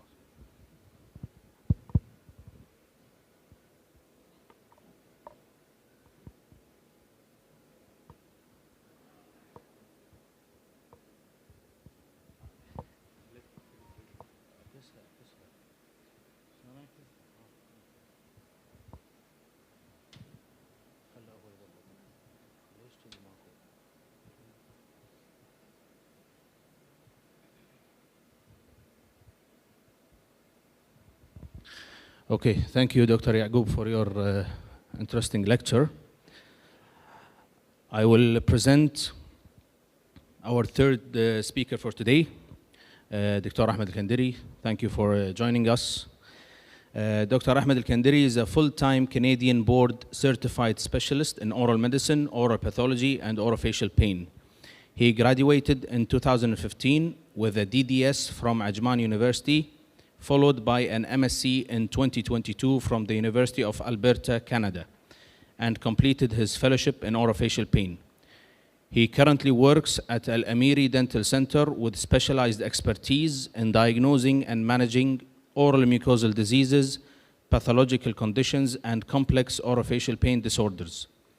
His research interests include oral medicine, oral pathology, oral radiology, and orofacial pain, contributing to the advancement of knowledge in these vital areas of dental practice. The title of his presentation is The Gray Zone of Oral Medicine and Oral Pathology. تفضل دكتور. مشكور دكتور عبد الحميد. السلام عليكم ورحمة الله وبركاته. أنا آسف إن أنا ما حطيت وايد بالبايو. أنا غلطت. أنا آسف دكتورة كوثر. So thanks for the brief introduction, Dr. Abdul Hamid. As you know, my name is Ahmed Al-Kandiri. I'm not the surgeon. I'm not the prosthodontist. So if you want to skip my lecture, that's fine. If you want to stick around, inshallah, you will learn one or two things. I have no conflict of interest to disclose. And my objectives, or my main objective, is to review what we know. Most of you will know what I'm talking about and what I'm trying to review, okay? And some of you will need to differentiate between different lesions. If you have any questions, just ask me whenever you want. And we will all need to know when to make the right decision. Okay, so I will start with case one.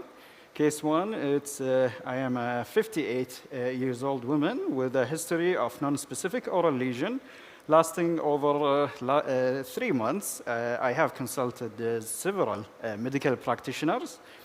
So we are talking about the family doctor. And they prescribed me antibiotics, antifungals. However, when I visited my dentist, he decided to refer me urgently to your clinic. So we are looking at this lesion. I hope we can all see it over here. So, okay, مو مبين.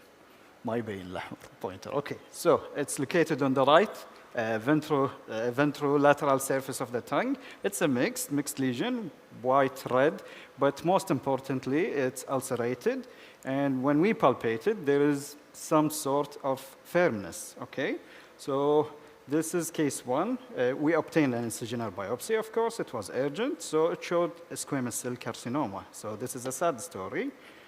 The second case is almost the same. However, this time the dentist made the right call. He referred the patient urgently within 3 weeks. So the patient develops these changes. He thought that this is just an ulcer. He saw his dentist, and he told his dentist, I don't bite this lesion. I don't bite this area. However, this developed without any contributing factors. So I'm non-smoker, I'm non-alcoholic. How did this happen? So the dentist made the right call. He referred him again. Incisional biopsy confirmed squamous cell carcinoma. The third case, this is a sad story because this patient saw an oral specialist who did a biopsy. Unfortunately, I don't know how did this happen, but it showed just candidiasis, and he was treated accordingly. So once again, he went to place implants in the same area. The periodontist who saw him, he told him, I don't think this is the case. I don't think this is candida. So we are looking at this area. It looks like ulcerated area. However, I would say non-specific ulcer if I want to describe it and refer it to a specialist. So these are the two lesions or two areas. Now let's put them all together. This is case 1. Once again, it was referred by a dentist urgently. However, it was treated multiple times by antibiotics and antifungals. If you wonder why, it's because family doctors or physicians, they follow guidelines. It's similar to us. So their guidelines says that intraorally we have mostly oral bacteria. So they start with antibacterials, okay? Then, if it fails, they start with antifungals because the second most common infection is fungal infection. So, again, systemic antifungals, once again, it failed. However, when he saw his dentist immediately knew that there was something wrong. He referred him urgently, and we did the biopsy, and he was right. The sad story is that she was referred after 3 months, okay? So the dentist made the right call from the first review. He just saw it and he knew what was there. One thing that this dentist actually palpated the area, and he told me, or he referred, and he wrote in his referral that there is some firmness, there is something wrong, okay, something abnormal. So it's not just the superficial area, okay? Now to case 2, once again, just a reminder, as a dentist, mostly we refer the patient urgently and we make the right call. So all of us, no matter where we graduated from, we know that this is wrong, okay? It usually comes late from the family doctors or the general specialist, so it's not the dental specialist, okay? Now case 3, once again, it failed because whoever prescribed the candida or candida infection or candida medications, they didn't follow up. So if you followed up, you would know that there is something off with this lesion, and you would refer or you would make the right call. What we did is that we obtained a deeper biopsy to the bone, and immediately it came back as invasive cell carcinoma. So if you ask me which case has the best prognosis, I would say the middle one, because the dentist made the right call, referred the patient within 3 weeks. However, the first and the last case, unfortunately, we have lymph node involvement, and the prognosis will be poor. So the stage of cancer will be higher, okay? Just a reminder, we have also white lesions intraorally, and they can occur anywhere, okay? So we are talking about gingiva, floor of the mouth, some areas related to gingiva, including oral floor of the mouth area, okay? Pay extra attention. If you are able to ask the proper questions, that's great. If you cannot, just refer the patient. We will take care from there, okay? Now, this is case 4. However, case 5, it looks almost the same. So this patient came with, he's in his mid-20s. He came with a parafunctional habit, and he confirmed that he's biting his tongue. So if you pay closer attention, you will see some white plaque-like area. And on the lateral border of the tongue, or towards the floor of the mouth, there is some sort of fibroma. However, it looks whitish in color. So you can have two lesions in the same oral cavity or in the same area. It doesn't matter. However, he gave us the diagnosis. He said, I have a parafunctional habit. A parafunctional habit, some people, they tend to thrust their tongue or push their tongue against the teeth. So this happened. Once again, he requested a biopsy. The biopsy came back. Thankfully, it wasn't showing any dysplasia, so we told him this is just a habit. You need to break it, you need to be aware of it, and you will be fine. So if we put all these cases together, the only difficulty for any dental practitioner is that asking the proper questions. For example, the one with the floor of the mouth, once I saw a patient with he was a driver, so he will drive his truck from one province to another. And he told me, I like to keep the sunseed in my floor of the mouth. So, حب شمسي, قاعة الحلج. He said it gives me a better taste, a better sensation. I still don't know why he did that. But within 2 weeks, when he came back and we wanted to do a biopsy just to confirm that there is something, there was nothing at all. And as if we looked crazy. But he was happy that there is nothing, and it was a habit. So if you know what to ask, how to approach your patient, and usually some patients, they don't like to open up to a general dentist, so don't worry about that, just refer the patient. If you want to ask some questions, ask about oral habits, ask about oral products, mouthwash, toothpaste, and if they tend to brush their gum, you will be surprised how many patients they like to brush their gums, and they think this will give them a better sensation, and they will feel that their mouth is, it feels like better, and it smells better, okay? Now to the next one. As you can see, it's a mixed lesion. White red, once again, we did palpation. There was some fixation with these lesions. Lucky enough, it was severe dysplasia, not yet cancer, but again, as a rule, if you're a surgeon, you know this, you have to remove it all. They removed it all, and guess what? In the area from where we obtained the biopsy, it showed severe dysplasia. However, there was a focal area of squamous cell carcinoma. So remember to refer the patient to the right practitioner, okay?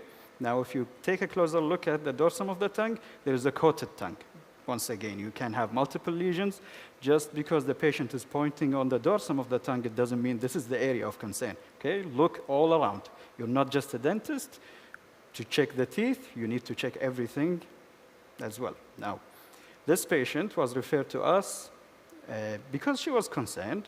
She came with this lesion located on her lip, and she said it has been there for some time. Sometimes it's growing. Whenever I cover it with the mask, I start bleeding, and a dermatologist tended to remove it. However, we didn't ask how, and it recurred again. So when she came, she had this lesion. If you guessed it right, if you guessed it like a pyogenic granuloma, you are right. So intraorally, it looked reddish. Extraorally, it looked reddish. It can happen, or it can occur on the skin as well. So nothing to worry about, okay? Now, the reason why it's red, it's because, you know, the oral mucosa, it's all full of blood. So that's why it's reddish in color. Both of them, they were surgically excised completely without any recurrence. Now to the next one. It gets tricky when you encounter mucocele. Sometimes mucocele feels fibrotic, like harder. The reason why, because it's located more submucosal, more under the tissue. So your diagnosis shouldn't change. It should be mucocele. Sometimes we have a fibrosed mucocele, so mucocele will have a scar tissue and it will feel firm, okay? However, if you see something which looks like mucocele, even the color in the upper lip, please refer urgently, whether to us or a MaxFax, because in the upper lip, less likely we have a mucocele. Any periodontist, they should know this fact, okay? So usually we have pleomorphic adenoma or mucoepidermoid carcinoma, okay? Now, case number 9, the dentist decided to refer the patient to us. And by the time when we saw the patient, I could barely feel something or see something. However, when I palpated that area, I felt that there is some sort of fibrosis. And I was lucky to feel the fibrosis because usually you wouldn't feel anything. So if you want to guess why the dentist referred the patient, it's because he did the right thing. Now, he saw the patient wasn't sure when he had this ulcer.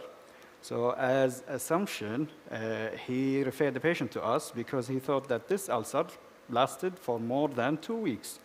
By the time when the patient came to see me, he said, you know what, I couldn't come on that day, so it was the weekend, let's say, added 4 days, and it got resolved. So lucky enough, it was just a traumatic ulcer, okay?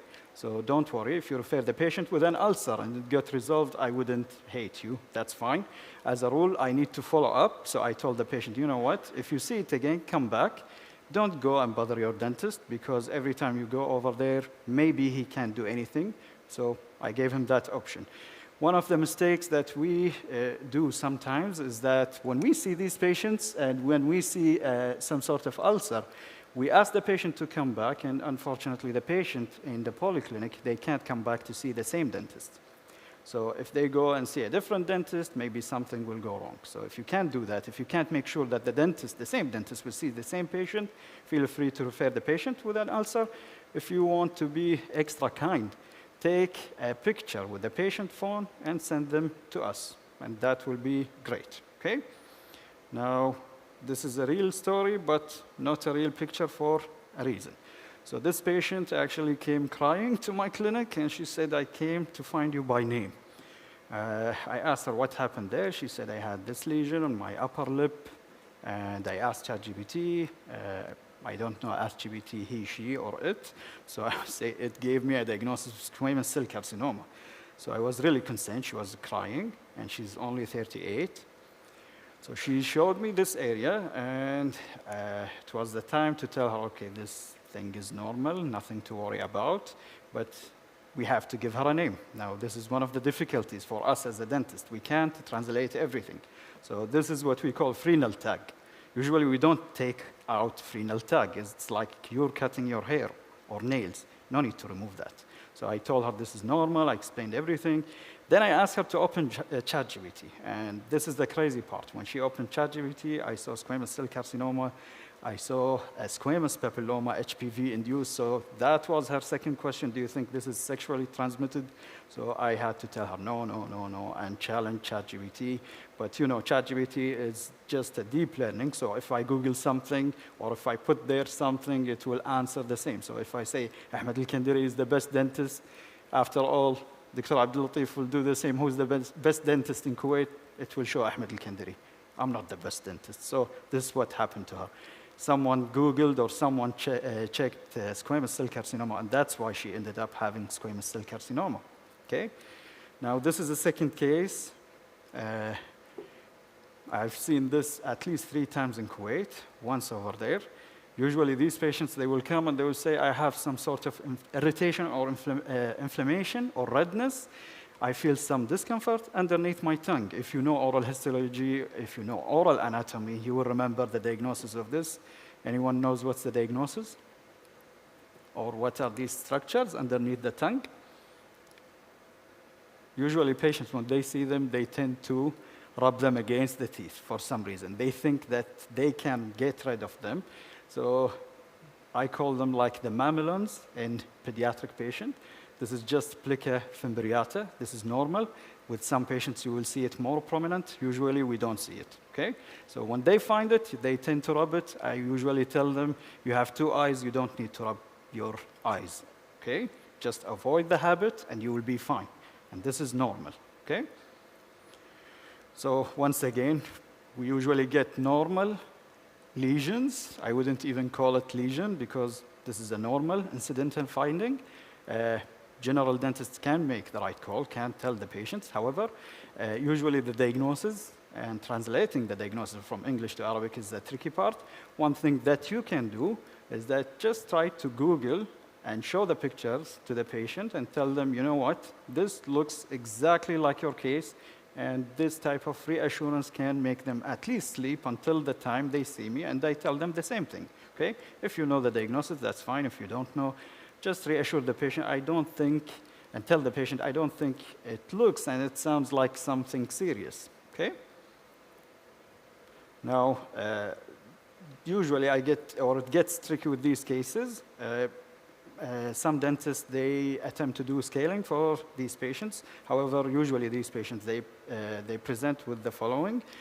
They will say it bleeds easily and I can't tolerate scaling or tooth brushing, okay? So when they see their dentist, the dentist starts blaming them and they attempt to do scaling, and scaling is not only painful, they can't sleep on that day. So they will come after the second or third attempt of scaling to see one of us, and we have to tell them, you know what, I think this is sort of autoimmune disease. This is what we call desquamative gingivitis. So as a dentist, as a practitioner, we all know gingivitis. We all know periodontitis. This doesn't look like any of them. Even if you see plaque or any sort of a plaque accumulation, any sort of periodontal diseases, sometimes you will have these cases with preapical abscess, nothing to worry about. We need to treat them. We need to obtain a biopsy. Then we can do scaling, because there is no way you can do your scaling and it will change anything in this case, okay? So this is desquamative gingivitis, and desquamative gingivitis, if you're interested, there is a long list of diseases, okay? One of them is a cancer. So please take it seriously and pay extra attention. It's not gingivitis, okay? Now here is the consultation within the last month. This is from my colleague. She moved to a different province and she texted me. She asked me, what do you think about this? Okay, so she said the dentist attempted to do scaling. However, the patient never felt okay, even before the scaling. So I said, okay, there is something wrong. Why the dentist attempted to do scaling? She said, they thought that there is something. I said, okay, do you have a better picture? She said, yeah, I can share with you like a better picture. So if you take a closer look, if this reminds you of something, it should be a fruit, okay? A fruit. So a strawberry. This is what we call strawberry gingivitis, and strawberry gingivitis can occur with some disease. So I asked her, how is the kidney? Is the patient okay? She said, oh, you know what? Since you asked, the patient has some nephrotic issues, like kidney issues, getting dialysis, they don't have a proper diagnosis, and some lung or pulmonary issues. So it was a sad story because this diagnosis is granulomatosis with polyangiitis. Maybe some of you got the older diagnosis, which is Wegener's. Wegener's granulomatosis, it's the same. So this is vasculitis. This is urgent. You should treat urgently. I don't know how they failed, but I told her one thing. Even oral biopsy wouldn't show much. Go ask the blood. So vasculitis means blood vessels. Do the proper blood workup, and you will have the proper diagnosis. They did, and thank God they started this patient on some high-dose immunomodulators, okay? Corticosteroids, azathioprine, or whatever, okay? So once again, if you put them together, this is not gingivitis, periodontitis. Definitely, this is not a regular periodontal disease, okay? The second one, on the left side, this is granulomatosis with polyangiitis. The patient was lucky because the specialist who saw him, she was a periodontist, so she knew that this is not a simple periodontal case, okay? So she decided to refer him urgently. Okay, now usually we will get these cases. If you remember, when I started with case number 1, I said bacterial, then fungal, and lastly, viral. So this is a clear viral case, but it gets tricky usually in the exams when they give you something which looks like this. Oral ulcerations on the gingiva, something on the corner of the mouth, I'm unable to eat, I can't brush my teeth, and the only thing I can do these days is just eating ice cream. So this is what we call herpes simplex, okay? Herpes simplex virus, so it can look like this. If you're a pediodontist, you will see it often. Usually they will give you a history of lymph node involvement or enlargement, but that's not the case, okay? Now, this case is one of the 3 Ps, F and M, if you remember any of them: periodontal abscess, peripheral giant cell granuloma, peripheral ossifying fibroma, F for fibroma, and M for malignancy or metastasis. Metastasis to the gingiva. Remember, gingiva has a blood supply, a lot of blood supply, so metastasis love the blood supply. Cancer needs the blood to survive, so it goes to the gingiva, okay? This is the most common place intraorally. If you see this case, please, please, please don't refer immediately. Make sure to rule out any odontogenic causes. Remember, there is a periodontal abscess. So if you can manage, if you need to do some sort of dental treatment, please do it. You can give your infiltration. You can open the pulp. If you want to extract, feel free to extract. And later, you can refer the patient to us, okay? We can do it, and we can take it from there. But make sure to obtain a radiograph, okay? 2D radiograph, PA or bite wing will be great. OPG, I don't mind if you have it. Now to the next one. Usually, you will see these patients, and they don't have a clear history of how this happened. Remember 3 things: petechia, purpura, and ecchymosis, sometimes hematoma. So usually, we get this type of injuries with a blunt injury, something hit the area. Again, blood will get entrapped under the mucosa, and it will show redness. This is not erythroplakia, okay? Once again, I've been getting so many cases from this condition, so you will see it everywhere, and you will be amazed, because in this case, this is the most common actually. You will find it on the buccal mucosa, incidental finding. This is what we call, for disease granules, it's just exocrine glands located somewhere where they shouldn't locate. We don't do biopsy, we don't do anything. However, if you find it on your lips, you will be concerned. Usually female patients, they come and they point out, like, I have these, things on my lips, what should I do? The answer is simple: cover them with some sort of whatever lipstick you want. But if you find it on the gingiva, it gets tricky because it looks kind of weird. However, the diagnosis and the management is still the same. Reassure the patient, no need to worry about. And even if the patient tells you a history, you know what, this starts suddenly and it has been growing everywhere, don't trust your patient because it has been there. It's just they start paying attention to it. Again, don't worry, refer the patient to us, but I can reassure you this is completely normal finding, okay? If you forget about this, this is what we call it fibroma, okay? If you don't know the difference between fibroma or bone feeling, just tap your nose, feel your nose, this is firm, this is fibroma, okay? It feels the same. Always palpate and feel your lesions. If it's hard like your bone, then this is bony lesion, obviously. And I have to show you this case because I'm still oral medicine specialist. So this is lichen, reticulation. However, if it's on the tongue, it gets tricky. Bring a gauze, try to scrape it out. If it goes away, it doesn't mean candida. Please make sure candida is not always there, okay? If it goes away, this is just coated tongue. Think of coated tongue, then candida, and lastly, you can think of lichen planus. We can have lichen planus on the dorsum of the tongue, which looks kind of weird to us. Usually these patients, they come with a complaint of inability to eat hot, sometimes, spicy food, citric at points, and they will say, you know what should I do? Again, don't hesitate to refer the patient. Now, if I ask you if everything looks normal, and you don't have any lesion, nothing, and the patient is a female, she presented with this chief complaint: I can't sleep, I can't, there is something wrong. However, when I go to bed, there is no problem. When I eat, there is no problem. It just starts when I wake up after 30 to 1 hour, 30 minutes to an hour, so 30 to 60 minutes after I wake up, the burning sensation starts, goes away whenever I eat, and I go to my bed without any issues. So just remember this, because this is the classical description of what we call burning mouth sensations, okay? And yes, we deal with burning mouth sensations because no one else wants to deal with them other than us and the neurologist, okay? We prescribe the same medications. Lastly, I think Dr. Yagoub, he explained things about this, but just to give you a brief idea, usually we get these patients. Unfortunately, I've seen many cases where the dentist failed to rule out odontogenic causes. So just remember 100%, okay, 100%. 90% of the time when you see a patient with oral complaint, 90% is toothache, tooth-related, okay?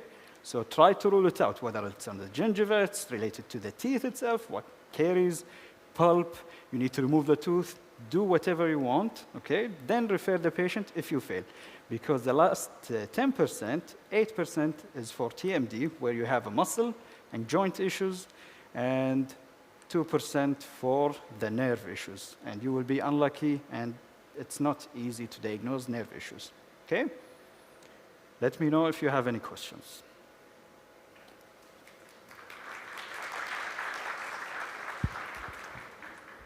Thank you, Dr. Ahmed, for your valuable lecture.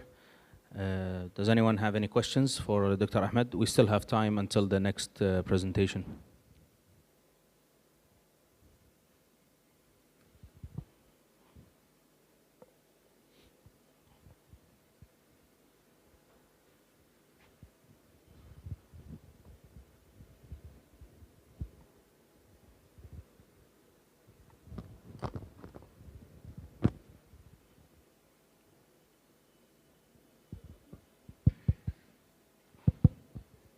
أنا أعطيك مايك تفضل هذا يشتغل. Assalamu alaikum. Alaikum salam. Thank you very much, Dr. Ahmed, for your presentation. I just would like to know how often do you get follow-back or follow-up from those patients, and what's the amount of patients that come back to you to follow up with the case? Okay, thank you for this question. So it depends on the case. For example, if we do excisional biopsy for fibroma or pyogenic granuloma, once you do the biopsy, you need to follow up, and everything looks fine. You need to remove the stitches, of course, and then I give the patient the opportunity to come back after 1 to 2 months to see the optimum healing. But ideally, for leukoplakia and any urgent lesions, we need to follow up urgently. So the frequency on how to follow up with the patient depends on the case. For example, leukoplakia, we don't have a clear answer. I tend to follow up every 2 to 3 months after confirming that there is a dysplasia. However, if it's moderate to severe dysplasia, you need to excise it all, okay? So excising the whole lesion requires surgical intervention. Sometimes oral max fax, they do it, but at points we refer the patient to ENT, and some ENT, they have good experience in removing these lesions. Whenever they remove the lesions, they ask the patient to come back to see us, because they feel that maybe we know better than them, or we can do it together. So they follow up, but in the same time, they send the patient to see us. With cancer cases, unfortunately, we don't follow up. We refer them to KCC, Kuwait Cancer Center, and they have to do the diagnosis, the full workup, and they have to follow up. If the patient is cancer-free, some of them, they come back and they start being concerned about everything else. So even if they get dental caries or some plaque, some gingival issues, they come to see us, and this is normal. This is normal because they think that there is something and nobody else is able to diagnose them. We usually reassure them if we can do the treatment over there in the specialized center, because we have a special needs clinic, we can do it. Otherwise, we don't. We just refer the patient back to the dentist, but we have to reassure the patient that there is nothing else.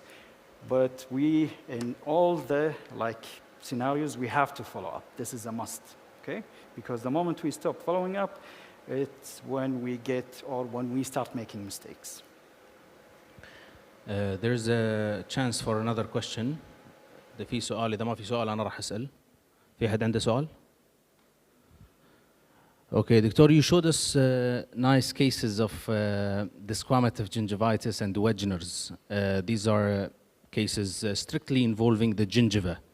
There are lots of our colleagues, specialist periodontists, think that they would be able to manage this condition by, for example, taking a biopsy at least from the gingiva, since it's a gingival condition. It's not plaque-related, but it's an area where they work on every day.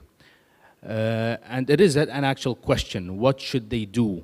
Can they do the biopsy? Is it easy to do a biopsy from a desquamative gingivitis? Should they refer? What would you suggest for our colleagues? If you feel confident to do the biopsy on the gingiva, if you're a surgeon or a periodontist, that's completely fine. However, This requires a specialized media. So if you want to transport this lesion, it should be through Michel solution. And we don't have it everywhere. And you have to tell the patient you have to go to a specific place, only that place in Kuwait, Asad Al Hamad, dermatology, they know how to give this diagnosis. So it gets tricky, and even after you give the patient the biopsy, it requires monitoring. So you can't prescribe the medication and just assume that it will be curable. Unfortunately, as you know, Dr. Ahmed, these cases are non-curable, so we need to follow up long life. So I usually tell my patients we have to become friends because I will see them, God knows for how many years, okay? So if you feel okay doing the biopsy, that's fine, but make sure to involve an oral medicine, oral pathologist, because you don't want to be like, you know, start making mistakes or unsure about your diagnosis. Even breaking up the diagnosis to the patient can get tricky because this is not always like implantus. As I told you, sometimes you will get paraneoplastic pemphigus where cancer is there, and you don't want to tell your patients, you know what, I think there's a cancer, you need to go and investigate somewhere else. Thank you. So you made it clear regarding the transport medium and follow-up, as well as accurate diagnosis. Okay, so we conclude our first 3 lectures. And our chairperson, Dr. Mohammed, will introduce our next speaker. تفضل دكتور بالنص للتكريم.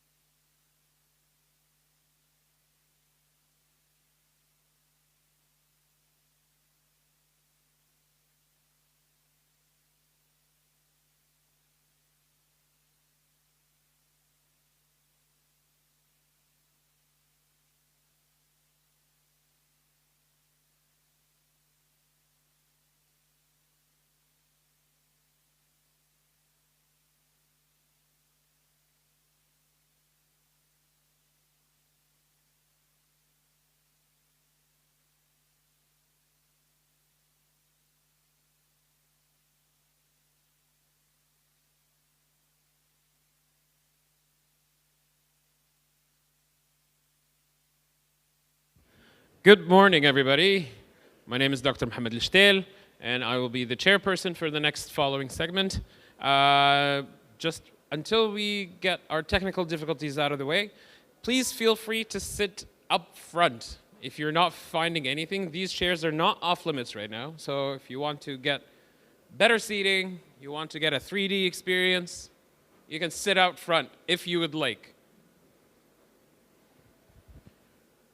We will be starting at exactly 11:15, or if Dr. Mohammed Kamal is ready, we will start at some point.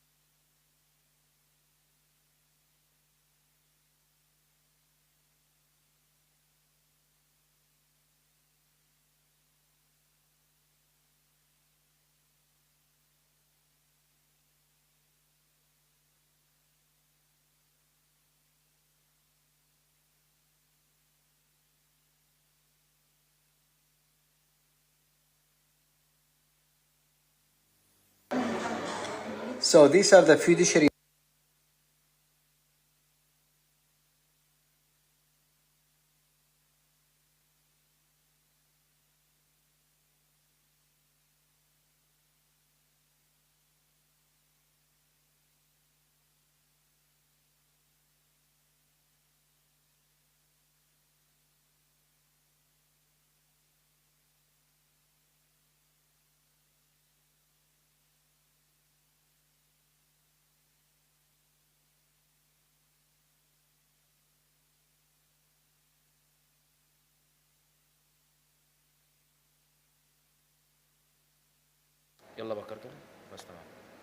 Hello, good morning. I'll introduce you first. Okay, go ahead. I'm ready. I just need to know. All right, we'd like to resume. Excuse me. We'd like to resume our second sessions for today, starting with Dr. Mohammed Kamal. Dr. Mohammed Kamal is a German and European board certified oral and maxillofacial surgeon and a fellow of the European Board of Maxillofacial and Head and Neck Surgery.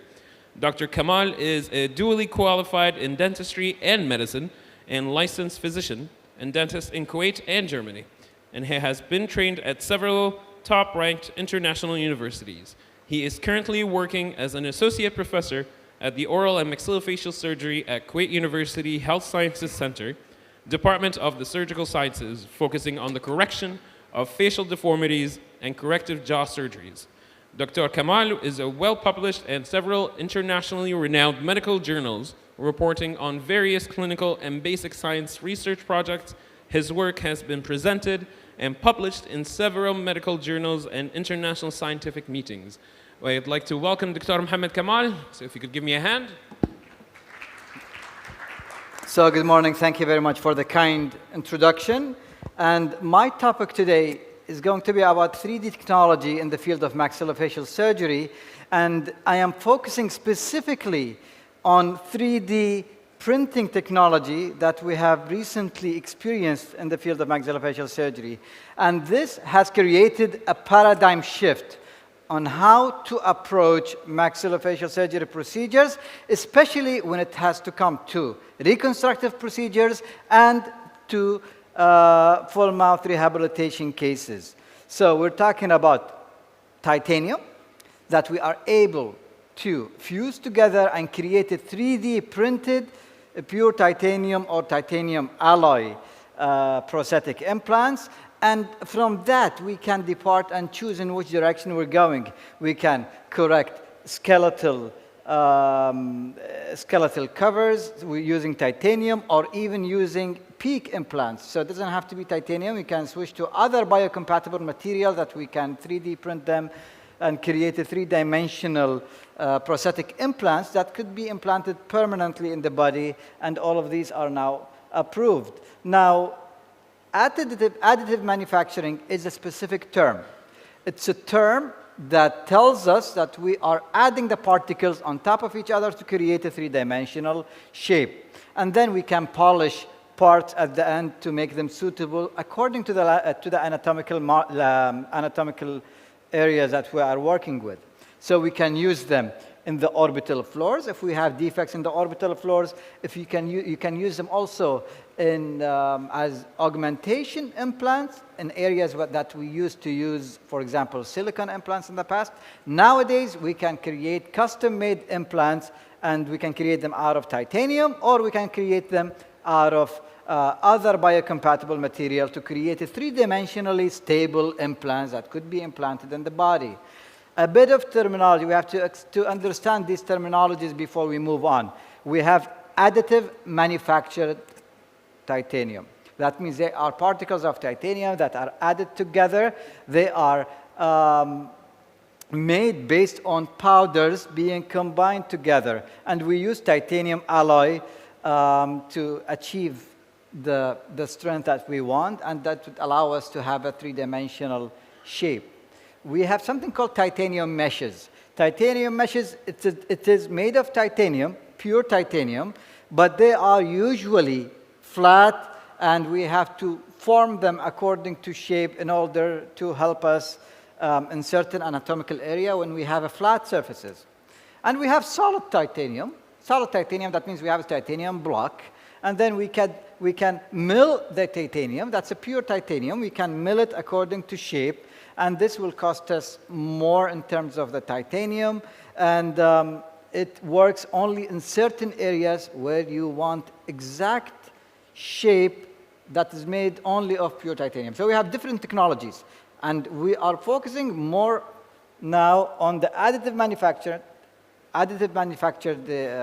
titanium, because we're using titanium particles to fuse them together. So from the shape, you cannot tell the difference between them, either whether they're milled or they are flattened as mesh or as additively manufactured. The additively manufactured, the surface will be a bit rough because it is added in terms of the way we create the 3D surface. We have other materials, ultra-high molecular weight polyethylene. It's also biocompatible. It's being utilized in a lot of implants, but you cannot use it in every place. You have to use it in the areas where you have applied, we need to apply pressure, and in areas where you need a suspension kind of implant. So PEEK implant, it's a polymer. So it is polymer made of many monomers combined together, and you have polymerization, but it is biocompatible. It used to be used before in other industries, especially in the car industries and the aerospace industry, but nowadays we know we can create a medical grade PEEK and we can shape them into a 3D shape. Now, the other compatible under development are also made of polymers. Marpor, for example, we can make it porous so that you can apply biological component to it, and you can implant that. The PEEK implant, once you shape it into 3D shape, then you can treat it as bone. You can apply it, and on top of that, you can fix it with plates and screws and deal with it as a biocompatible polymer. So different technology that is going on. Whenever somebody tells you about patient-specific implant, we have to know, are we talking about additively manufactured implant or pure titanium, milled titanium, or we're talking about other polymers. Now, if we focus specifically on the additively manufactured technology, we are speaking about selective laser melting technology. So we have the powders, they get together, you apply laser in selective points, and then you will have the melting procedure that happens, and then things get connected together so that eventually you can end up with a three-dimensional shape. Let's look at the next slide. It shows you that this machine applies the laser on the powder, and with time, you will have a 3D surface of any particle you want that is created into pure titanium or titanium alloy additively manufactured item. So here, this is the shape that was created at the end. And that, now we know the technology, adding powders together with selective laser technology, and you will create a 3D shape. Now, how do we apply that to the field of maxillofacial surgery? We have a dilemma. The dilemma that we have in the field of maxillofacial surgery when it comes to implantology, that we have in the cases of atrophic maxilla or atrophic mandible, that we don't have enough bone that allows us to place implants. We are used to conventional industrial implants in order to achieve stability across the arch and recreate a prosthetic component on top of it. But in the cases of atrophic maxillas, we have to think outside the box and come up with different solutions. We have the all-on-4 technique. We have the conventional technique of doing bone grafting and bone transplantation, waiting for it to heal, and then place implants. Or we can do zygomatic implants. All of these, they come with their own advantages and disadvantages, and we are talking about cases of Coward and Howell advanced stages when we have a flattening of the maxilla and complete loss of bone. If you want to do extensive bone grafting, this is the procedure. You have to make sure that you cannot take bone from the ramus or the other areas that we do intraorally. You have to go to a larger stock, and the largest bony stock in the body is available on the hip.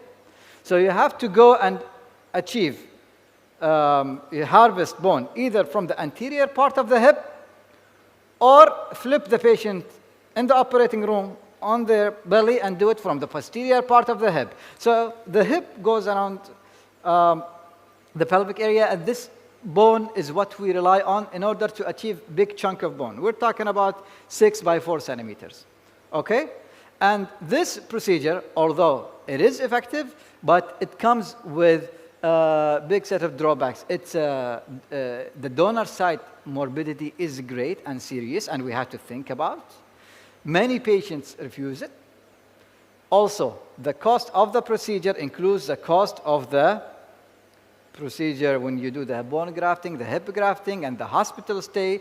All of this is expenditure on the healthcare system. On top of that, there is inherent characteristics of the bone that it might undergo resorption. And if you have a great pool of patients like our patients with lots of smokers, lots of diabetics, then you will increase the risk on top of that. And this would be a case that you have to really think about thoroughly before you take it to the OR. So endothelial implants and extensive bone grafting, great option. Think about the complication and donor site morbidity. Zygomatic implants, a great option when it works well. When it doesn't work well, then we have to think about the complications, which are known and well documented. So zygomatic option, it is an option. And then you have the all-on-4 option, which also has worked great over the years. But now we are seeking alternative options, and we are comparing in light of the current evidence which one is better. So if you look at the recent ITI consensus on the zygomatic implants, we can clearly see that it's working well when everything is planned well. It works well prosthetically, but when it goes out of order, then you will have a set of complications. Some of them are rare, and some of them are common. Common complication is sinusitis. The sinusitis, how much? Sinusitis presents a total prevalence of 15%, okay, over a mean 64 months. So it is known in these cases that we end up in sinusitis. And this is because the anatomy, you are going with the zygoma within the sinus. And if this patient is a smoker, then the risk will be higher. If the patient tells you, I smoke vape, cigarette, shisha, then the combination of these three is even higher and higher. So sinusitis is an issue that we have to know about. It's very common. Of course, there are other complications, such as infections going all the way to the orbital, extending to the orbital area, and you have infections, you see them coming out from the sinus, cutaneous infections. So these are valid options according to the evidence-based. All of them work. We cannot talk down on any of these options, but we have to understand and stratify the options and the risks for each cases. So for zygomatic implants, sinusitis is common. We have to realize this. You cannot hide it up. Sinusitis is common. Soft tissue issues, you will have dehiscence or antral communication, that is possible, and also cutaneous tissue, soft tissue infections is possible. Okay, with zygomatic implants, in terms of nerve and vascular, you can avoid it. Although it's documented, but you can avoid it. Prosthetically, the fitting we have to pay attention to. Screw loosening is something that has been reported, but most issues are related to the sinusitis or missing your direction and going into the orbit. So these are the two major issues. All-on-4 works great when you plan it well. Okay, perimucositis is known, lower risk of nerve injury, documented. But the thing is, if you lose one implant, the whole prosthetic component or the whole prosthetic construction is affected. When you have extensive bone grafting, now you have a heterogeneous treatment. You might have sinusitis if you do bilateral sinus lift and you do extensive anatomical dissection in the sinus. So it is possible. You'll end up with sinusitis, with perforation, especially when you have perforation of the sinus. If you do major bone grafting, you have to look at the donor sites. You have donor site morbidity you have to think of. And you have the risk of each implant according to the known risks for endothelial implants that it might fail. And then according to the number of implants, you can stratify the risks. Now, what I am talking about specifically now for these advanced cases is the new emerging technology that has come into the market in the past 20 years. We know that subperiosteal implant conceptually has been utilized and has been administered, has been utilized in the 40s, as early as the 40s and the 50s and the 60s. But the technology is different. The titanium alloy was different, and the manufacturing was different. In fact, there was no manufacturing. During the procedure, you expose the bone, you take an alginate impression, and then you try to prefabricate or use prefabricated titanium in order to fit it in the operating room. It showed some success, but not with enough supporting evidence. But now the technology we're talking about is using additive manufacture technology in order to create custom-made PSI, extending to the areas that you want. We are talking about the zygomatic arches bilaterally. We are talking the piriform aperture in order to create three-dimensionally stable implants that we can fix using screws that do not penetrate into the sinus, but achieve highest level of bony contact and intimacy with the bone. And based on that, you can start your prosthetic reconstruction. So this is called additively manufactured subperiosteal implant.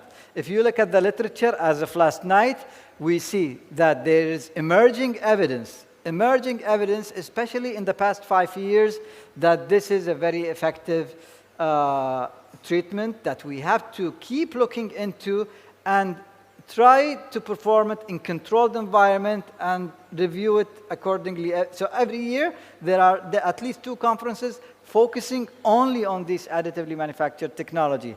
So the numbers of papers are significant, but most of the papers we are focusing on are the papers in the past 10 years. And every 3 months, I go to the PubMed and I review the literature, and I end up with a new set of papers, not a paper or 2, a new set of papers with systematic review and meta-analyses. So this study, for example, it's recent. This is from 2024, comparing studies. They pooled data from 227 patients, and looking at the results, they are concluding that modern additive manufactured technology is showing promising results when it comes to subperiosteal implants. But we have a heterogeneous set of implant design. Each company provides its own implant design. So when you have to approach this, you have to approach it in a cautious way. You have to look at the evidence specifically provided by that specific technology, because it is also operator dependent and designer dependent. Okay? Now, this technology has improved in the past few years. Now you can create hybrid bridges or double structures and then create 2 different implants, right and left, not connected together. And each of them has its own anatomical shape. You have the wing, you have the arm, you have the base, and each of these areas are being studied specifically, whether to make them smooth, acid etched, and you extend each of them according to your finite element analysis. So you have to perform finite element analysis in order to find out which area will bear the highest level of stress and which area we can pay less attention to in terms of thickness. And we know that from our studies on facial trauma and from orthognathic surgery. So orthognathic surgery and trauma, we know these areas are the most resilient and hardest areas. So the red areas, the purple areas, and this is why we put plates in that area when we do orthognathic surgery and when we fix traumas. You don't have to go and put plate everywhere. Remember, the areas between the plates is just a thin wall of the maxillary sinus. And most of the time it will be shattered. If not, we might shatter it during the procedure. But the areas, the piriform aperture, the sides of the nose, and the zygomatic area, the buttresses, these are the hardest part in the facial skeleton. So you can rely on them to fixate our screws in the direction of this non-resorbing bone because they stay. They usually do not resorb. And then we can decide how long we can go in terms of screw length and the thickness of the screw, and then you predefine your screws. Then the CNC milling technology, you have a tolerance of 0.02 millimeters. You can create the superstructure according to what you want. So in this case, I use Straumann, but the company allows me to define what I want. I want this company, I want Nobel, I want Astra. All of these three superstructure systems are available. So you select your superstructure system so that the prosthodontist can proceed with screw-retained procedures and create the final hybrid. And then the platform switching, the equigingival platform, you define it where you want it to be, and you do that when you discuss that with the designer prior to printing of the implant. Okay, and then you can polish the areas that you need it to be polished. The areas that you want more osseointegration, you can create a lattice or you keep it open so that you have bony ingrowth in them. Then at the end, you design, everything is good. Then we ask them to execute a finite element analysis and apply the forces on the 3D designed model, and it tells you, like on the molar, this much Newton force, that on the central, it can tolerate this much Newton force. And based on that, you will have numbers. And once you approve it, and in my case, I run it by my prosthodontist, I let them have a look at the finite element analysis. And based on that, if they approve it, then we proceed into manufacturing, creating 2 implants, and designing a temporary that comes on top of it, and you can screw it during the procedure, metal-reinforced temporary. And based on that, you have your implant procedure done, and the prosthodontist can proceed afterwards to do the final procedures after a few months. So this is the first case. This is a maxilla only. This case was referred to me after having undergone 2 bilateral sinus lift procedures, an attempt of zygomatic implants. The only thing that worked, Olm4 on the lower, okay, it was possible to place 4 implants prior, not by me. But the upper, it was not possible. Everything has been tried over 5 to 10 years. Nothing worked. So, and the patient came in willing to accept the option and not wanting to do hip graft. So hip graft, we do offer it, but usually patients don't want to do it. So this case, this was the first case that we did. I did it with Dr. Mohammed Dashti. That was our first time looking at the protocol. In fact, I ordered every single fiduciary markers available in the market. So all the fiduciary markers, everything that even plastic surgeons use in their surgeries, general surgeons, they use it for breast cancer surgery during CT scan. All of these markers, I requested them, and I had them with me, CT, CBCT, different sizes, different colors.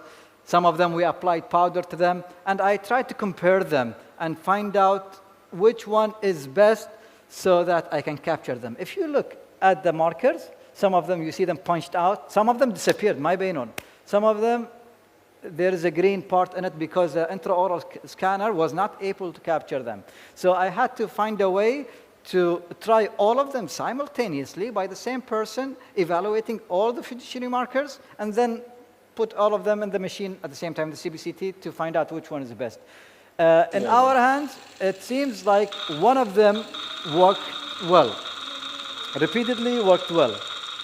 So this is now, let's run this one. So these are the fiduciary markers. And each of them has a different size and different color and different quality, and we have to choose the best fiducial marker. So here, if you can look, this is a tiny one here, and as we turn, we are increasing the size of the marker. We use the sample of every possible marker available, and here we have the largest marker that is transparent. And here we can see it was hard to capture, and the quality didn't come out well, even though we tried to spray powder. Versus here, the blue one, you can see the color is crisp. Let's go to this size. All right. So we chose 2. Let's compare the 2.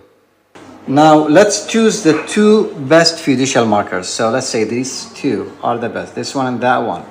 Now look at this one. The blue one is crisp and the whole, the complete shape of the circle is obtained by the intraoral scan. But let's look at the other one. Even though the shape is captured, the color is good, but we can see the effect of the melted wax on the side, as if it's a candle melting and the wax is accumulating on the side. So you don't have the exact 3D shape exactly to how it looks here. Here it should be a complete brisk ball.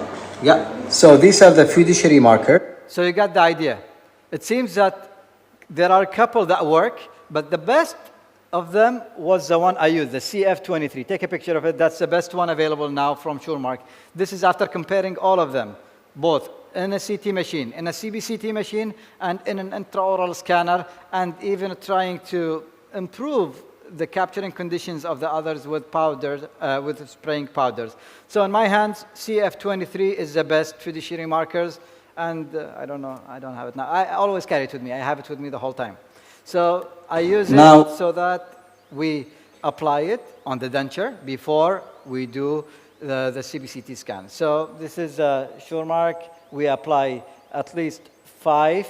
So on the buccal, on the palatal side, you apply as many as you have, as many as you can on the denture that you have, whether it's a partial denture or a complete denture, and then you do your scanning protocol using CBCT. I do conventional CT scan because it's higher resolution. And you do intraoral scanning as well. So this case specifically was a maxilla. So look at the maxilla. This is the remaining part of the maxilla. There was a tooth remaining root. We removed it. So this red area, we had to smoothen it during surgery. So this is our plan. And we did our finite element study and designed the 3D model, and this is how it looks. So these bony areas are the hardest. We can apply screws in these directions. We know how many screws we can apply. I usually ask for 3 screws each side. The company tells me if you want 2 is enough. I'd like to get an extra 1 because patients are diabetic. I want to improve the chances of success and decrease the chances of failure. So 3 screws in each arm. I don't make them connected. And then we know what is screw length that we can use. We will use milled titanium screws, 2.3 millimeters that are really thick with undercuts inside. So you will get osseointegration and also macro retention. All right? So this case, it comes like this. So the box comes like this with a 3D printed model of the skull.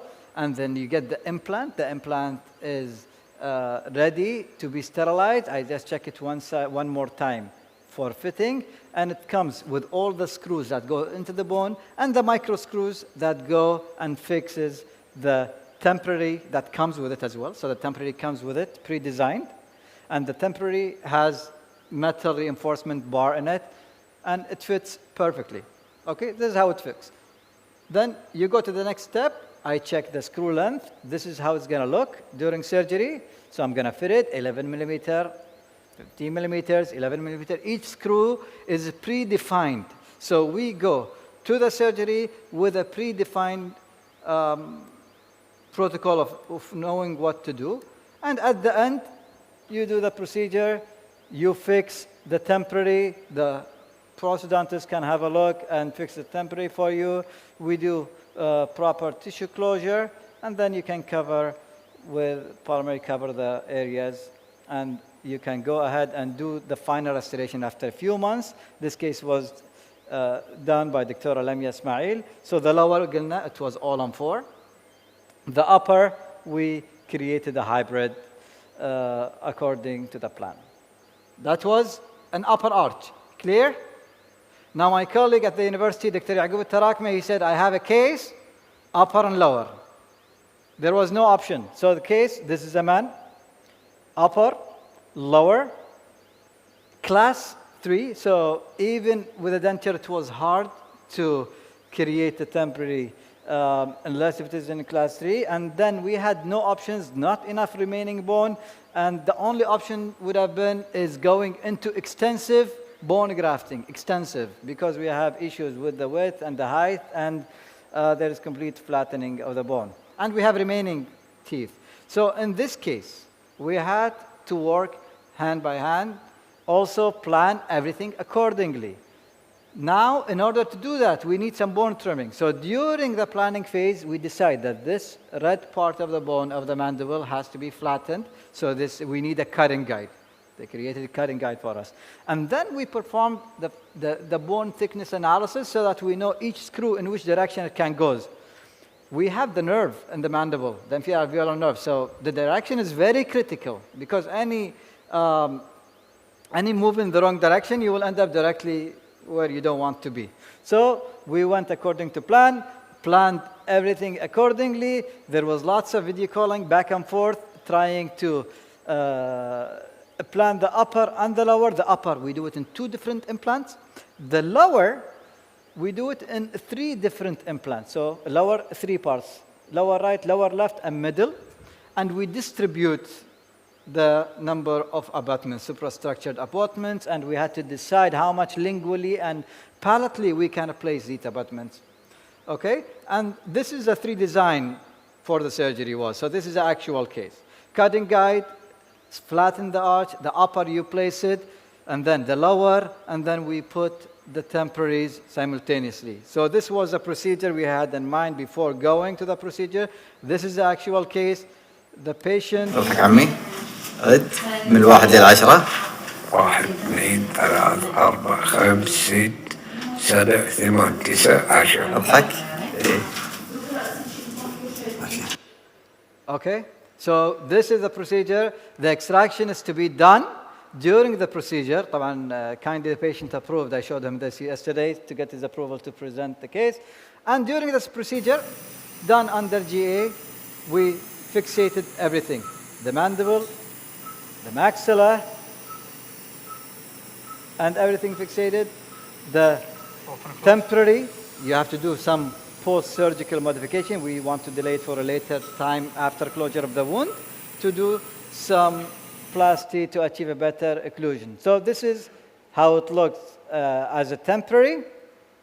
And what is important now is the soft tissue quality around the abutments. This is an issue. I like to do everything possible to achieve the best tissue quality during surgery. So during surgery, cutting guide, we did the surgery.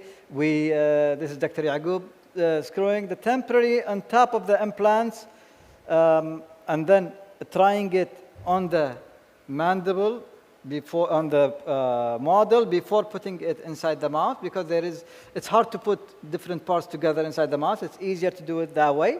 Then comes the critical part. Here I used Mucoderm, acellular collagen matrix. It allows me to place it around the abutments, around the suprastructures area, in order to get improved tissue quality and you don't get dehiscence. So I got the Mucoderm, I cut them, use a punch. It's a very easy thing that we did, but it worked well. And now we are including that in the protocol, in the international protocol for subperiosteal implants. So we cut Mucoderms, punch them, apply them around the suprastructure abutments, and then do the closure. And this is هذه الزراعات المصنعة بشكل 3 الأبعاد طبعا بعد تثبيتها. I don't want it. So this is how it looks. This is, I don't know, 3-4 days after surgery. And this is the bar in the temporary. So we reached, it looks extensive, I know, but this is how we can reach the areas where we have the best quality of bone. And these arms, the spider webs, the arms, this has to be done and designed in the best force distribution as possible in order to achieve the best stability. So this is how it looks. This is the work by Dr. Yaqub. Now everything's ready. We can go ahead and do the final restoration, which was been done, the metal casting, all of that. And this how the patient looks. And this image has been taken by Dr. Yaqub. Same patient. كانت شاقة وممتعة، ولكن يعني فأنا في غاية الفرح لأنها رجعت لي الأمل. أستطيع أن آكل، أستطيع أن أتكلم، مخارج الحروف، ابتسامتي، كان كلاس 3. الوجه يعني بان أحسن من أول كأني عجوز لا أستطيع أن أتكلم. الآن بحرية، بانطلاقة، يعني بعفوية، الحمد لله رب العالمين. بركاتك دكتور يعقوب. بركاتك دكتور يعقوب. Advantages of subperiosteal implants. It works well in extreme maxillary atrophy, especially with the cases that we've done so far. These cases are being reviewed. We have to pay close attention to the literature on the long-term results. So far, we have 15 years long-term results in the literature being reported, but we have to pay close attention to the literature. It's an option, but we have, if you want to do it, we have to pay attention to our protocol. You have to pay attention to the selection of the company. You have to pay attention to the patient care after the procedure in order to avoid the complication that can still happen. We have different kind of complications, but at least removal of these implants would be easier in case things happen. So as a conclusion, it provides, we have good evidence, at least good emerging evidence, that this graftless approach for extreme maxillary atrophy works well. All of the patients you saw are diabetic patients. All of them had diabetes, okay? Although I would like not to do the cases in diabetic patients, but I don't know. All the patients that come eventually with atrophy are diabetic patients, and so far we have had great results in these cases. If you have any questions, I will put my phone number and contact information. Should you have any question, you can contact me at any time. Thank you very much for listening. Thank you, Dr. Muhammad. We actually have some time for questions now. If we could open the floor to any questions. Anyone has any questions? Don't rush. I actually have one question, just because it was. Thank you so much again for the very interesting lecture. In cases of fractures, could you use the same thing? So if you have a Lefort 1 or any mandibular fracture, would that provide less stability for it, or a previous history of any fractures? Yes, it is being utilized in all fields of maxillofacial surgery. Even the conventional orthognathic that we used to do, now we can 3D print these plates and screws that we used to pre-bend before. In trauma, definitely. The first slide I showed you with the orbital floor. So when you have orbital floor fracture, yes. If you have something in-house, now we don't have it in Kuwait, but if you had a company in Kuwait that has 3D printing, then you can send the CT scan and have a custom-made PSI being placed. If the patient has post-traumatic deformity, يعني trauma صارت a year ago, and now you have post-traumatic deformity, definitely you can create a 3-dimensional implant. Here I'm focusing on subperiosteal implants and having prosthetic component on top of it, but it doesn't have to be that way. You can focus on aesthetic areas where you want only to have bulging. If you have asymmetries, you can do an implant that just sticks and gets fixated without being exposed intraorally. So we have different materials that could be printed in different ways and utilized in different areas and for different cases. Thank you, Doctor. I see we have a question over there. I'll just be...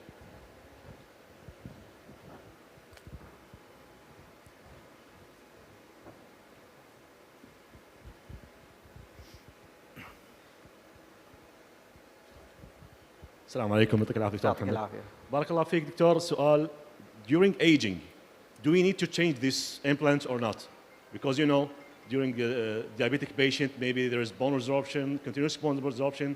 So do I need to change these implants with time, or I can have another solution? No, these implants, you can modify them. Now, the reason I am asking for 6 abutments rather than 4, we can do the analysis based on 4. In fact, the companies always try to tell us 4 is enough. I do 6 because if one area, because of the resorption, طبعا resorption will not be in the top. This area that we place bone, هذا ما في resorption. This will stay always forever. So the bone here will not resorb. The bone here will not resorb. In the alveolar areas, for any reason, localized infection, abscess, anything that can happen, then what you can do, you can go and cut one component of the implant. احنا عندنا 6 abutments طالعين. So you can go and cut one of them. Reflective flap, cut it with a drill, take it out and throw it. صارت, instead of all on 6, صارت all on 5. With time, things get worse. You can even remove one more. You switch to all on 4. It is possible not to remove the whole thing. If you have an area, 5 abutments are doing well, 1 abutment قاعد يصير حواليه pus collection, then it is theoretically and practically done to just go ahead, but cut that bone. This is all titanium. Cut and close, keep the other 5. Don't create, the issue is these are advanced cases. I don't use them for straightforward cases. These are for severely atrophic cases that have been compromised and usually have gone everywhere and have found no solution. So yes, you can modify, but you don't have to remove everything. Thank you so much for your question. Any other question? I think we have time for one question. Hesitated question?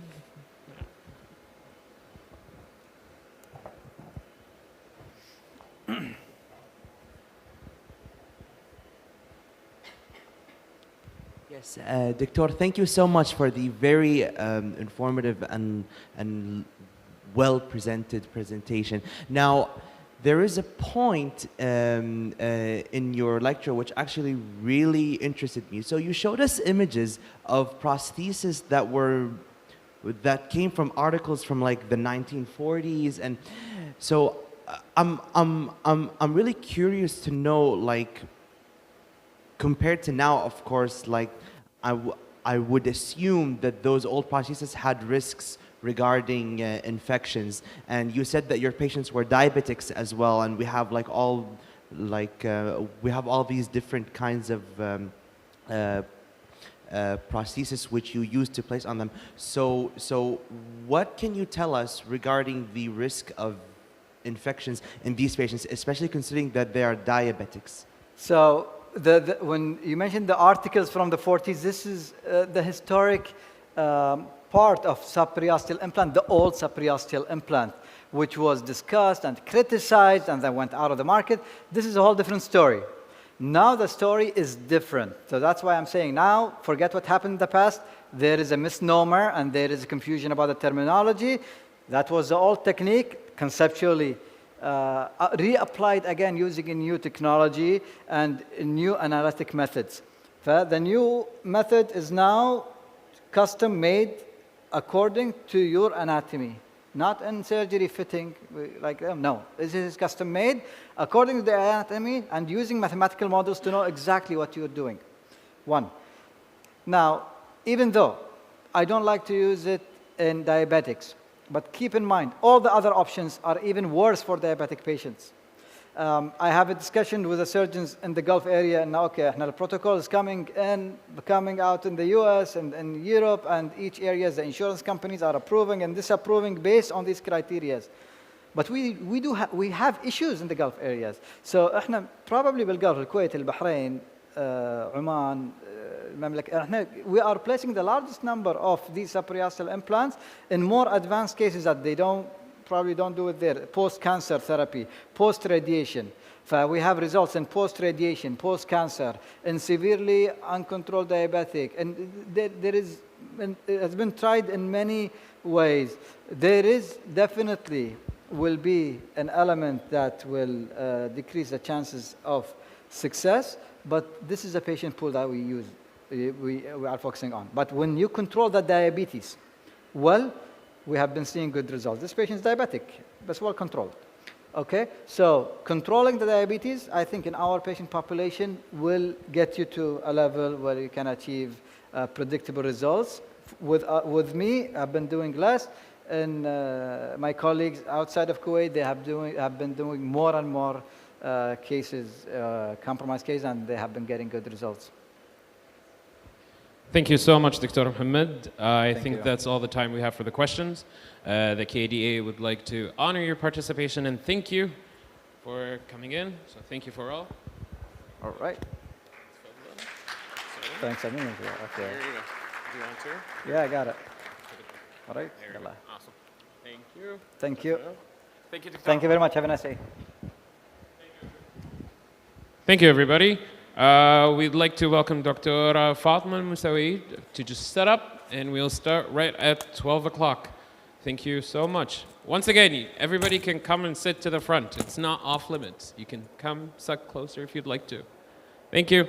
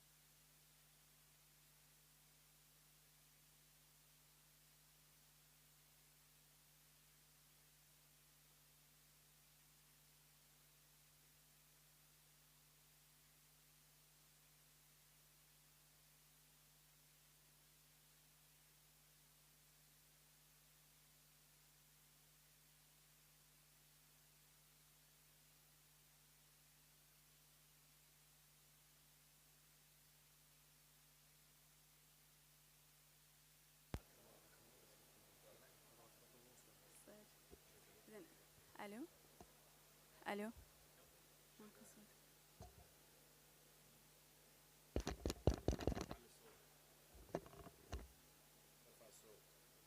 الو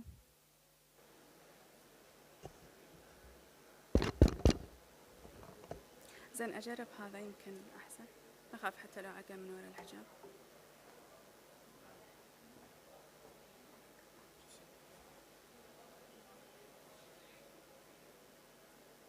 ينفع كذي ولا ما يطلع صوت؟ شيك كده على الهيدسيت. هلو كلمني. هلو يمكن احسن اي لا في صوت الصوت واضح عندك؟ الصوت كويس. اوكي تمام هذا اشوف عاد حتى لو امسكها اتس فاين تمام ماشي. بصي نعمله ميوت من هنا. احسن لما تيجي تحكي بس افتحي. تمام كل حاجه تمام. جربي الكلمه. زين اقدر اجربه من الحين ولا؟ نعم. يعني ليش ما قاعد ينعرض الحين على اوكي قاعد اوكي قاعد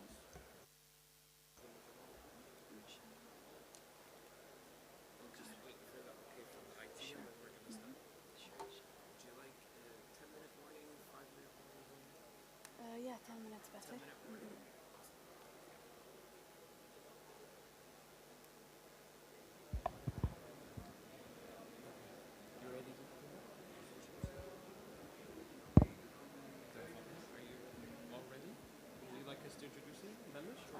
Just let me check. I'll go ahead and introduce you. Yeah, I'm fine.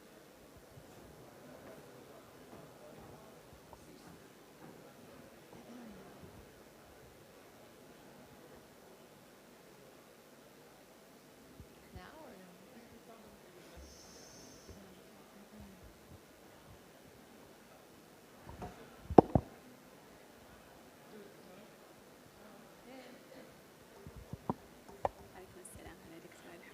Salam.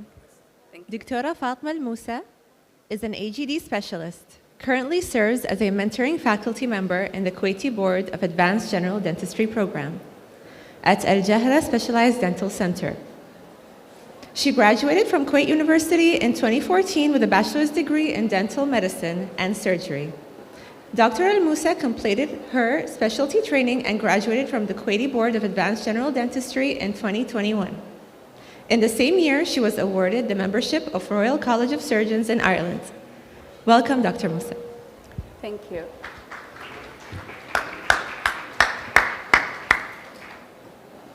So, good afternoon, everyone.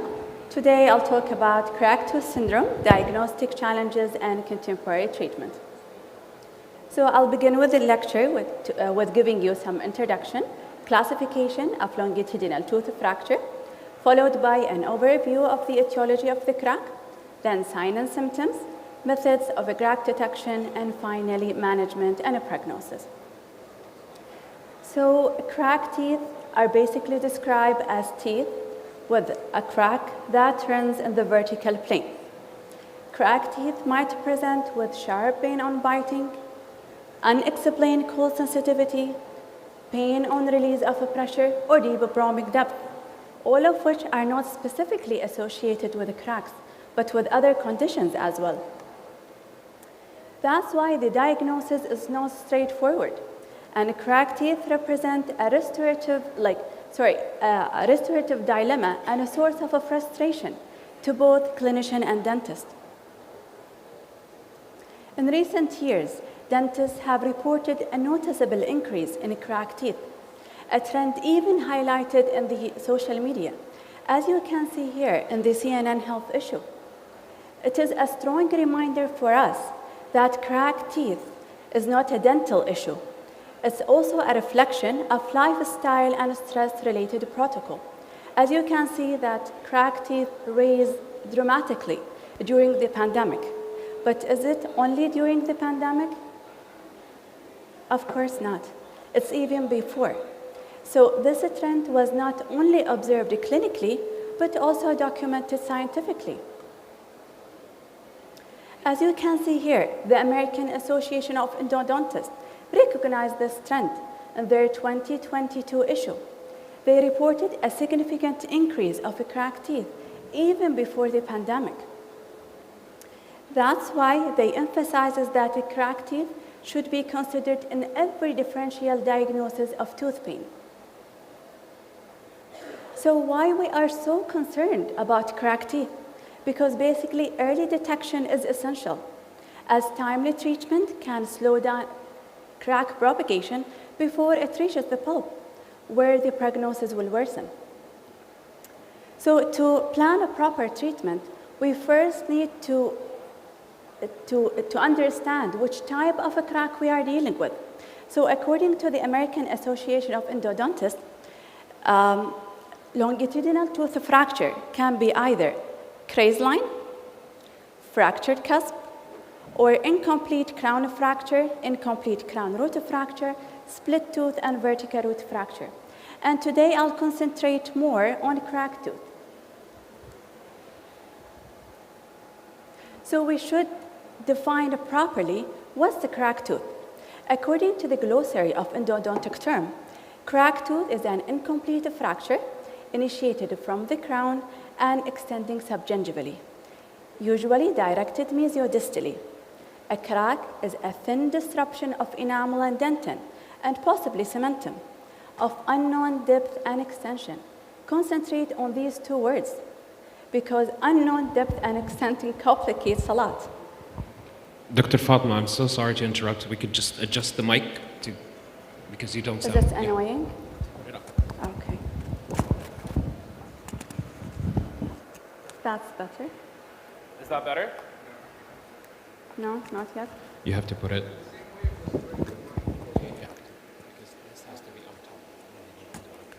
Okay. Here? You get it closer. Sorry. Closer to my mouth. Is this This is better? better? Okay. So moving to the etiology. In your opinion, what can cause a crack? Is it always paroxysm and clenching? Sometimes it's not a paroxysm nor a clenching that will crack a tooth. It's your morning routine. Imagine that sipping a hot cup of coffee followed by a cold cup of water can crack a tooth. This hot to cold transition can shatter enamel like a glass. If you pour a hot glass of water into a glass, what will happen? It will shatter. It's not an immediate thing when we come to enamel, But basically that will create a micro cracks, which in turn can develop into a cracked tooth. So to make everything simpler, forces that can crack a tooth is either excessive forces applied to a healthy tooth, or it is a physiologic forces applied to a weakened tooth. In the literature, they have classified the etiological factor into 4 types: either restorative procedures, occlusal factors, developmental factors,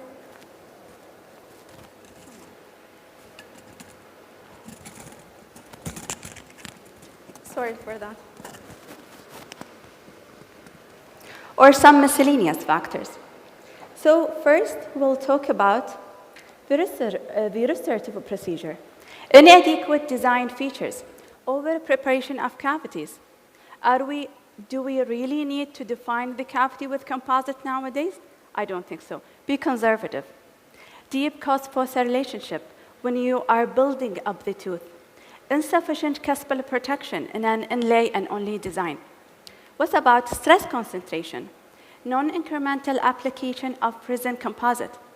So are we applying composite in a 1 layer nowadays? Please don't. Place the composite cusp by cusp. What about force during the placement of the restoration, such as amalgam, which is not there basically? Torque on an abutment of long span bridges, and pressure exerted during seating of a tightly fitted cast restoration.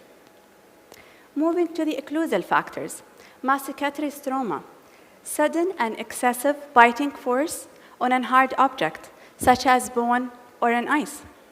Damaging horizontal forces, eccentric contact and interferences. Functional forces applied on a large restoration.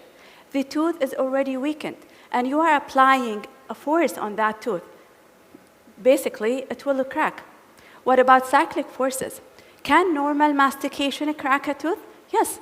By time, dentin will be fatigued. A crack will develop.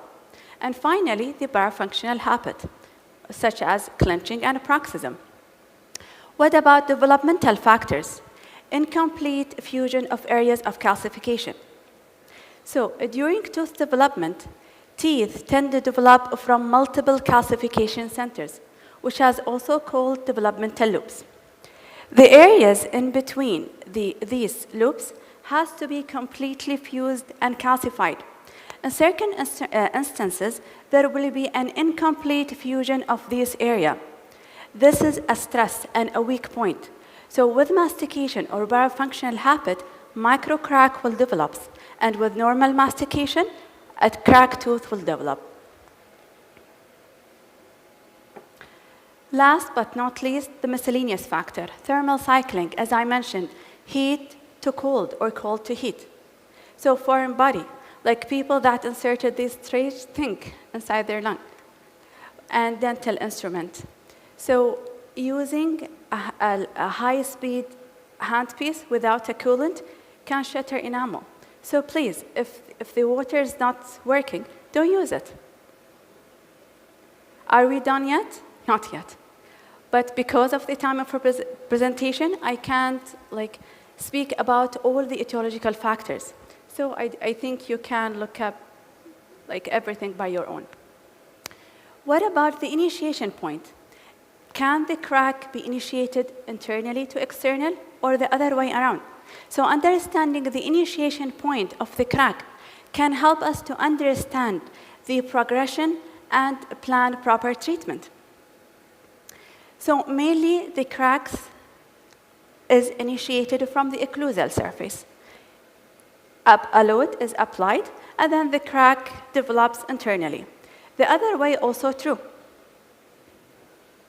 If you prep a tooth for a cavity, if you prep a cavity for a restoration, and you forget to round in the line angle, what will happen? A crack will develop. That's why one of the main and fundamental principle of preparing the cavity is to round in the line angle. So, in your opinion, who will develop more crack? Aged people only? No.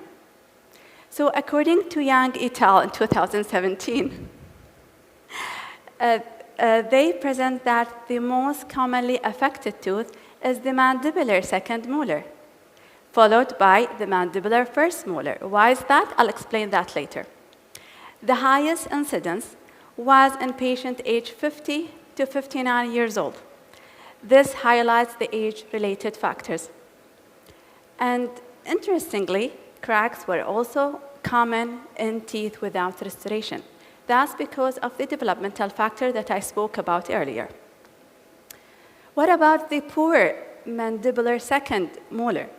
Why it tend to develop more crack? It's the combination of the crown anatomy, intercuspal contact, and the proximity to the TMJ subject these teeth to higher masticatory forces.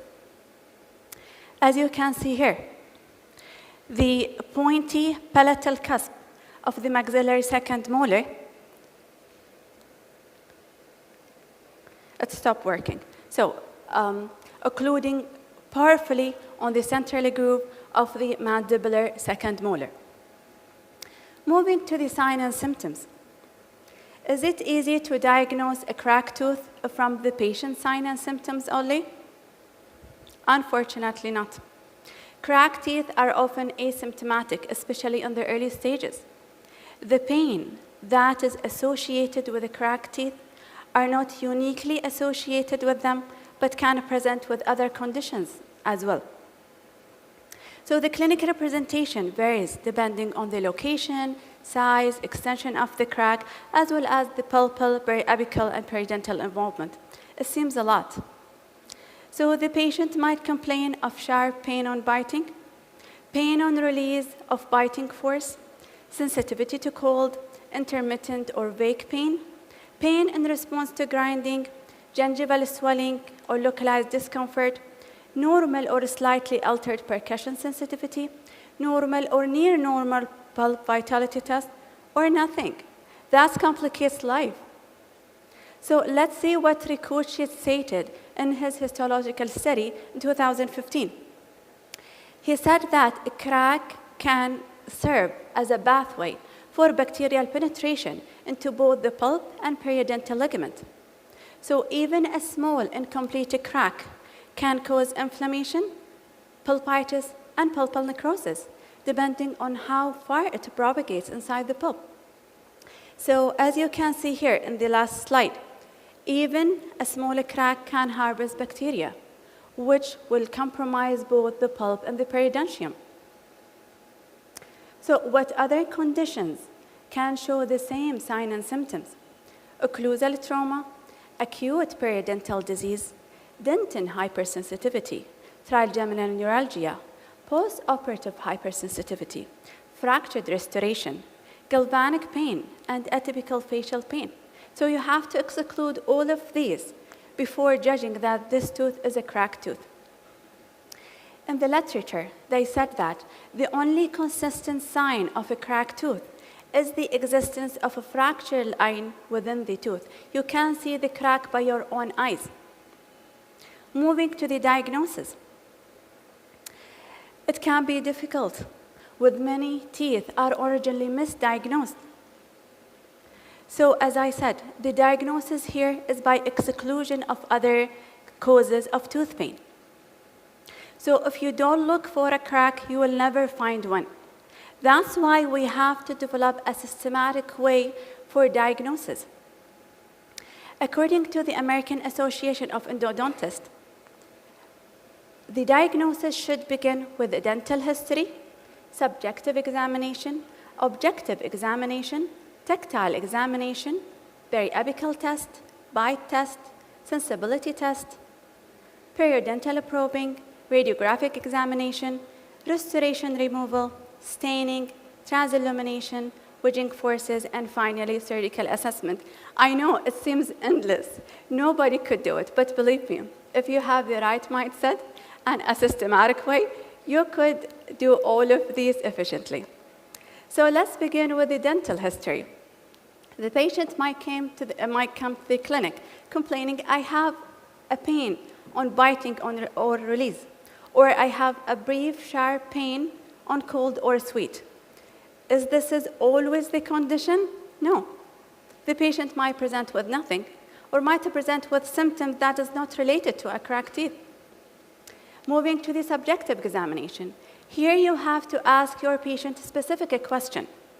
Ask the patient to point at the tooth in a problem, keeping in mind, however, the patient will not be able to identify the tooth in a problem. He might say, I have pain in my upper right side. So if they remember accidentally biting on a hard object, not necessarily today, not yesterday, maybe the last week or the last month, and ask the patient if he has any damaging habit. Be specific. Ask the patient whether they like to chew on bone on ice. They have a paroxysm or a clenching. They tend to drink a coffee and then an ice cream. So, moving to the objective examination. Let's look at one of my patients. Look at the extraoral photograph of the patient, the lower face. The lower face is a square in shape. That indicates that he has an enlarged masseter muscle because my patient was a clincher and a proxer. Look at the intraoral maxillary arch, preferably in a dry field and with good light source. Look at the amount of tooth surface loss caused by attrition. Look at lost teeth because of a fracture, fractured restoration. All of that will give you a hint that there is something wrong is happening here. Tactile examination. Take a sharp explorer, pass it on the occlusal surface of the tooth. Concentrate on the mesial and distal marginal ridges. Sometimes you can find the catch. Periapical test. Here we have two parts. We are doing our periapical test to establish our endodontic diagnosis because this is very important to proper good treatment, and doing an angular percussion. When we are doing angular percussion to each cusp, we are separating the crack line. Thus, there will be a fluid movement inside the dentinal tubules. Thus, we are reproducing the patient's symptom. Palpation is also a part of establishing a baseline endodontic diagnosis. Moving to the bite test, using rubber wheel, wood stick, tooth sleuth, or other instrument. Here, you place the tooth sleuth on each cusp, ask the patient to bite slightly, squeeze, and then release. Check the patient's facial expression while you are doing that. Ask the patient if they have any pain. Test the control tooth, then the offending tooth. The patient has to know what's normal to know what's abnormal. The absence of pain, however, does not rule out the presence of a crack. Moving to this trial localized supportive composite splint. It seems a lot, but what's the idea here? It's a clinically quick and easy way to establish and confirm diagnosis. It's a way of providing an extracoronal circumferential splint. Thus, we are uniting the cusp to reduce the patient's symptom. Isolate the tooth with cotton roll. Don't etch, don't bond. Place 1 to 1.5 millimeter of composite on the occlusal surface. Extend it 2 to 3 millimeter on the buccal and the lingual surface. Cure it. Ask the patient to repeat the bite test. Bite on that composite, squeeze, and then release. The absence of pain will confirm the diagnosis here. Moving to the sensibility test. Here, we are not directly checking the crack itself. Here, we are establishing a baseline endodontic diagnosis, and we are checking whether this crack has affected the pulp and periodontium or not. Moving to periodontal probing. The presence of an isolated deep pocket is a characteristic of a cracked tooth. If your probe extends 6 millimeter inside the pocket, that means that the crack is at least 6 millimeter or more. If you are probing the tooth, walk around the tooth. Concentrate on both mesial and distal areas because the crack tend to be mesiodistally. Moving to radiographic examination. Do you think that we can see a crack using bite wing NPAs? Of course not. It's a hairline. You cannot see it. What we are checking is the amount of bone defect caused by this crack. The only situation that you can see the crack yourself if it's a split tooth and you can see the two segments apart. What about CBCT? If there is any advantages of using CBCT to detect a crack? If the crack is coronal, you won't be able to see it. Why? Because the size of the crack is smaller than the size of the CBCT voxel. When the crack is in the root, this is a different story. You can detect vertical root fracture using CBCT. What about restoration removal? It's a must. If there is restoration, you have to remove. You have to inspect the cavity underneath. Use a good light source, magnification, and a dye. I mentioned dye. What do I mean by that? It's basically a disclosing factor. Using methylene blue, and as an example, you can apply it on the external tooth surface. You can apply it to the cavity after restoration removal, or on the surgical, like after surgery when the root is exposed. As you can see, this is one of my cases. After disclosure, you can see obviously the crack. And please, magnification. Like, don't think about looking at a crack by your own eyes. إلا إذا كنت زرقاء اليمامة. So it's either a loop or a microscope. Transillumination, using the fiber optic transillumination. Come on, we don't have it at our clinic. What we can use? You can use the fiber optic handpiece. Just switch the water off. Or you can use the light cure. Dim the light at the clinic, place it on each cusp, and check whether the light can be transmitted to the other segment. If the light passes to the other segment, this is a crack, limited to enamel. If the light is blocked, this is a crack, because the crack extends into dentin. What about wedging forces? What we are doing here? Basically, you are applying a plastic instrument in between the two cusps. Try to check if you can separate the two cusps. Please, using very controlled force. Why we are doing that? Because basically, we have to differentiate. Is this tooth a crack one or a split one? Because the management and the prognosis will differ. Some clinicians are hesitant to do that because you can intentionally convert a cracked tooth to a split one. And finally, the surgical assessment. Here, you should reflect a flap to visualize the crack by your own eyes. Keep this to the last. If you highly suspect a crack, but you cannot diagnose one by the other methods. You can see here, this is one of my cases. When I reflected the palatal flap, you can see the amount of crack on the root surface. Moving to the last part of my presentation, which is the management. So what's your strategy in managing cracked teeth? Will you do occlusal adjustment of a cracked tooth? Occlusal adjustment of the opposing tooth? Composite resin restoration only? Inlay, onlay, overlay? Full crowns, extraction, or do nothing? What should we do, basically? There are no universally accepted protocol for management of a cracked teeth. The management of a cracked teeth lacks one-size-fits-all approach. The management depends on the extent and the position of the crack. A number of different protocols are there in the literature, but there are only limited data documenting the relative merits and the drawback of each.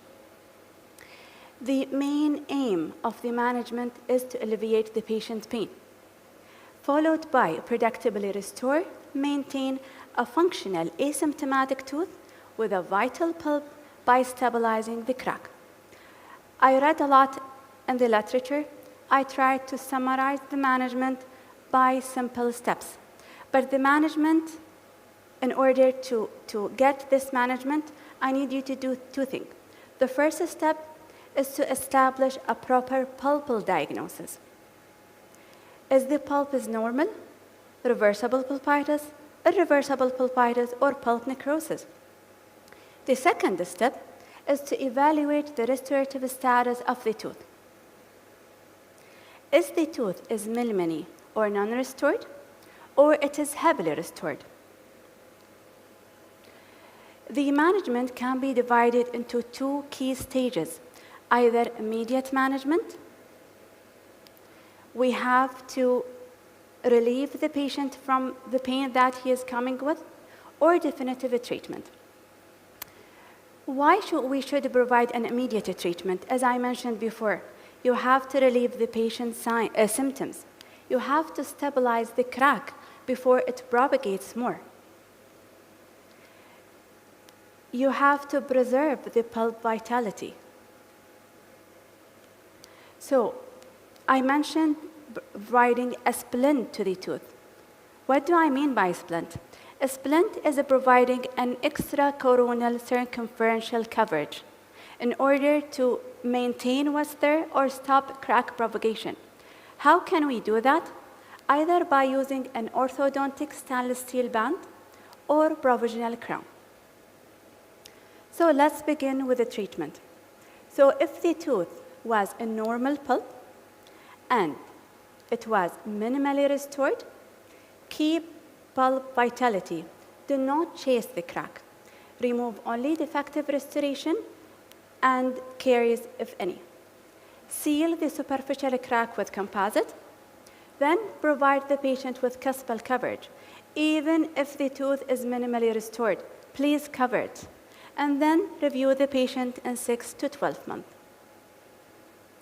If the pulp was normal, but the tooth is heavily restored, remove the entire restoration, evaluate the extent of a crack under magnification, remove superficial crack only. If the crack reaches the dentin pulp complex, please stop. I don't need to jeopardize the pulp. Seal what's there using composite restoration and stabilize the tooth with an orthoband or provisional crown. Provide the patient with cuspal coverage. Then review your patient in 6 to 12 months. It seems easy here. What about in case of reversible pulpitis? Whether the tooth was heavily restored or minimally restored, remove the entire restoration, evaluate the extent of the crack, remove superficial crack only, and seal it with composite. Place orthoband or provisional crown. Here you have to review your patient in 2 to 4 weeks. Why is that? I have to evaluate the pulp again. So if the tooth was asymptomatic, proceed with cuspal coverage. If there was a lingering pain or the tooth is non-responsive, you have to do RCT. And then provide the patient with cuspal coverage, and of course, review the patient in 6 to 12 months. What about in cases of irreversible pulpitis or pulpal necrosis? Remove the entire restoration, evaluate the extent of a crack. If the tooth was restorable, seal the crack with composite. What do I mean by restorable? I will elaborate on that more. Then initiate your RCT, place orthodontic band and a provisional crown. Complete the RCT and provide the patient with a crown, and review your patient in 6 to 12 months. So when a tooth becomes non-restorable, if the crack extending onto the pulpal floor, if the crack is propagating into the root canal wall, if the crack is extending below the CEJ, if it was associated with deep pocket from the beginning, or if we have recurrent symptoms or sinus tract after RCT and a crown. So in these cases, don't attempt any intervention. I saw a lot of people doing an RCT and a crown it and everything, and the crack was there. They reported like a high success at the beginning, but it will fail after a year. Are we done with the management yet? Not yet. Because addressing the causative factor is the first step in management. If you don't correct what's there from the beginning, there is no point of treating that tooth, because this tooth will worsen and cracks will develop in other teeth. Moving to the outcome. If the patient came to your clinic after treatment, stating to you, so will the pain subsided? Would I feel it again? Is my tooth, will it become asymptomatic after a year, or I have to extract it? Here, we have to review the outcome. So if the tooth was a normal pulp or a reversible pulpitis condition, the pulp survival rate is 85 to 90% at 1 to 3 years. The risk ratio of pulpal complication is a 3.2 for non-cuspal coverage. The risk ratio of tooth extraction is 8.1 for non-cuspal coverage. I'm mentioning cuspal coverage a lot because this is a key factor. What about in cases of irreversible pulpitis and pulpal necrosis? After root canal treatment, the success rate is 91% at the first year. It declines to 87% at the second year and 83% at 4 years. Teeth without the crowns were 11.3 times more likely to be extracted than those with crown. Again, is the cuspal covered? So whatever you do, if you don't provide the patient with cuspal coverage, the tooth will be extracted after a bit. Why the success of root canal treatment declines over time is either a progressive crack propagation, functional fatigue of weakened dentin, lack or delay of full crown protection, and late coronal leakage or reinfection. So let's take one step back. So if the patient is missing a tooth, and I need to provide a patient with a 3-unit FDP, one of the abutment was a cracked tooth and an irreversible pulpitis or pulpal necrosis state. Is it wise to take this tooth as an abutment and prep it for an FDP? Let's weigh the risk versus the benefit. So although root canal treated teeth can initially show short-term high survival, the long-term success declines over time. So what we are doing here, we are jeopardizing that poor tooth. Instead of protecting that tooth, we are applying more force, more shear forces. So what will happen? The crack will propagate more, and it will fail at the end. So it's not really wise to take that tooth and as an abutment. Just to place an implant next to it and cover this. So what's the take-home message? Early detection of full coverage are key to improving prognosis. Effective management begins not with restoration, but with eliminating the forces that caused the crack from the beginning. Cracks in vital teeth can often be stabilized if treated conservatively and crowned early. Once RCT is initiated, prognosis remains favorable only if a full crown restoration follows, because the risk of extraction will be 11-fold more. And it's the crown, not endodontic treatment alone can determine the survival. So basically, measure twice, cut once. And thank you. I have some cases. Do you want that I share with you, or my time is up? You still have 10 minutes. Okay. So this 35-year-old gentleman came to my clinic with a chief complaint. I went to complete my endodontic treatment, pointing to tooth number 26. Pulpectomy was done 1 week ago. Upon examination, there was no pain on palpation, moderate percussion. The probing depth was 2 to 3 millimeters all around. Upon removal of the provisional restoration, I noticed there is something wrong. There is a crack. It's obvious in the mesial and distal margin ridges.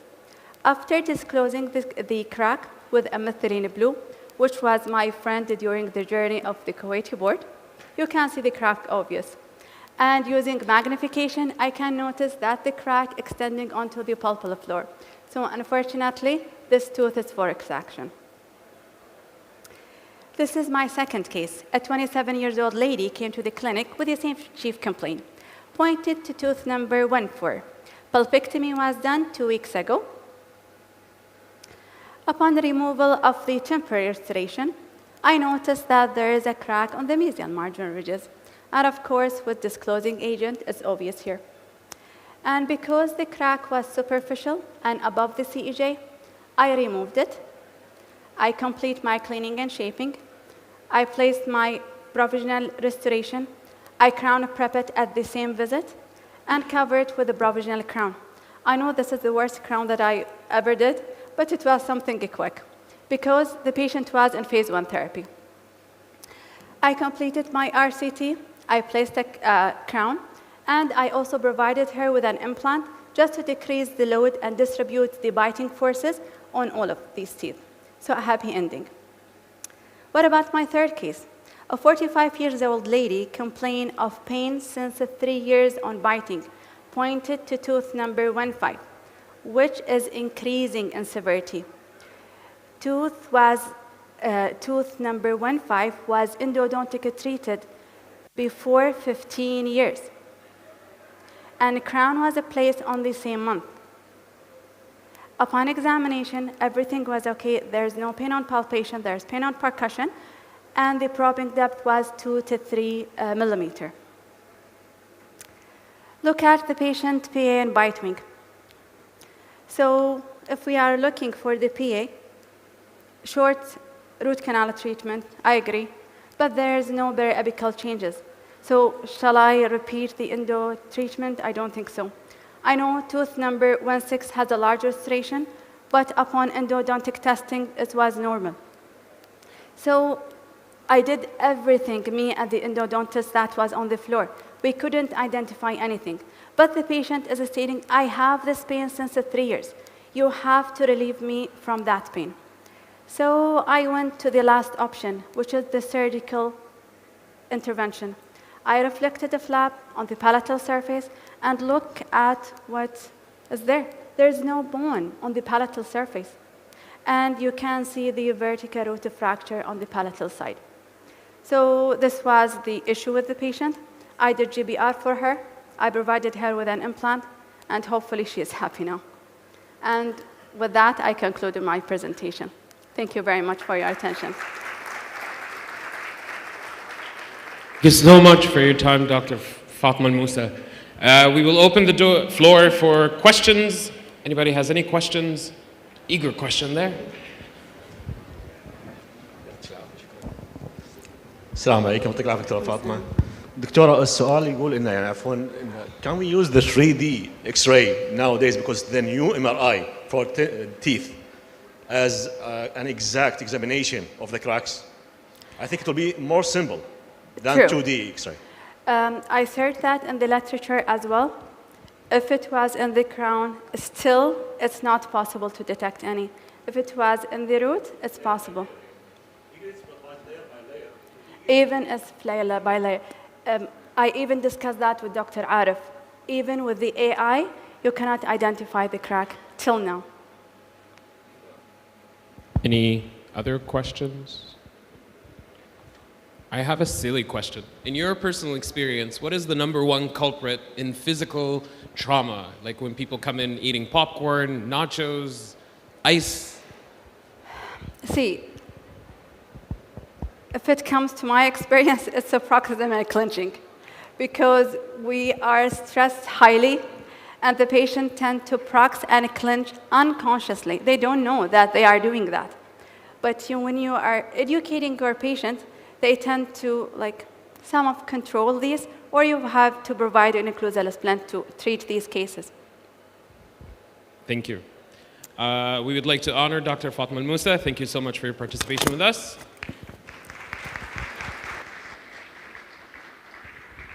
And we would like to ask Dr. Khalaf Shmiri and Asrar Jazaf to come up for preparation for the next lecture. Go ahead.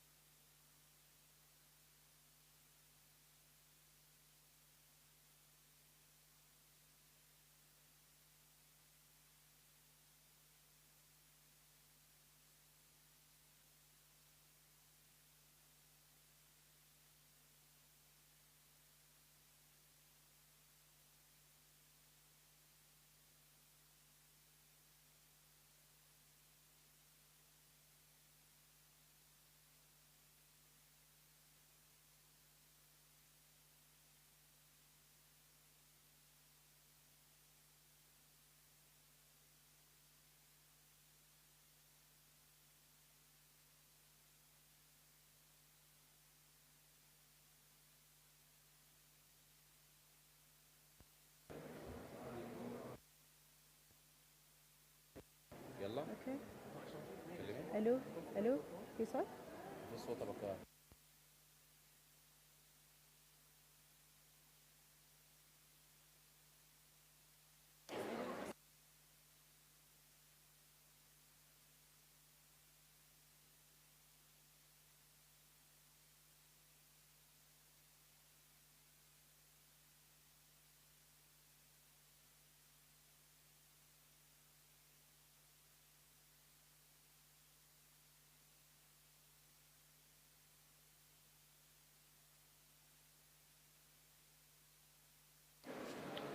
One, two, three. Okay.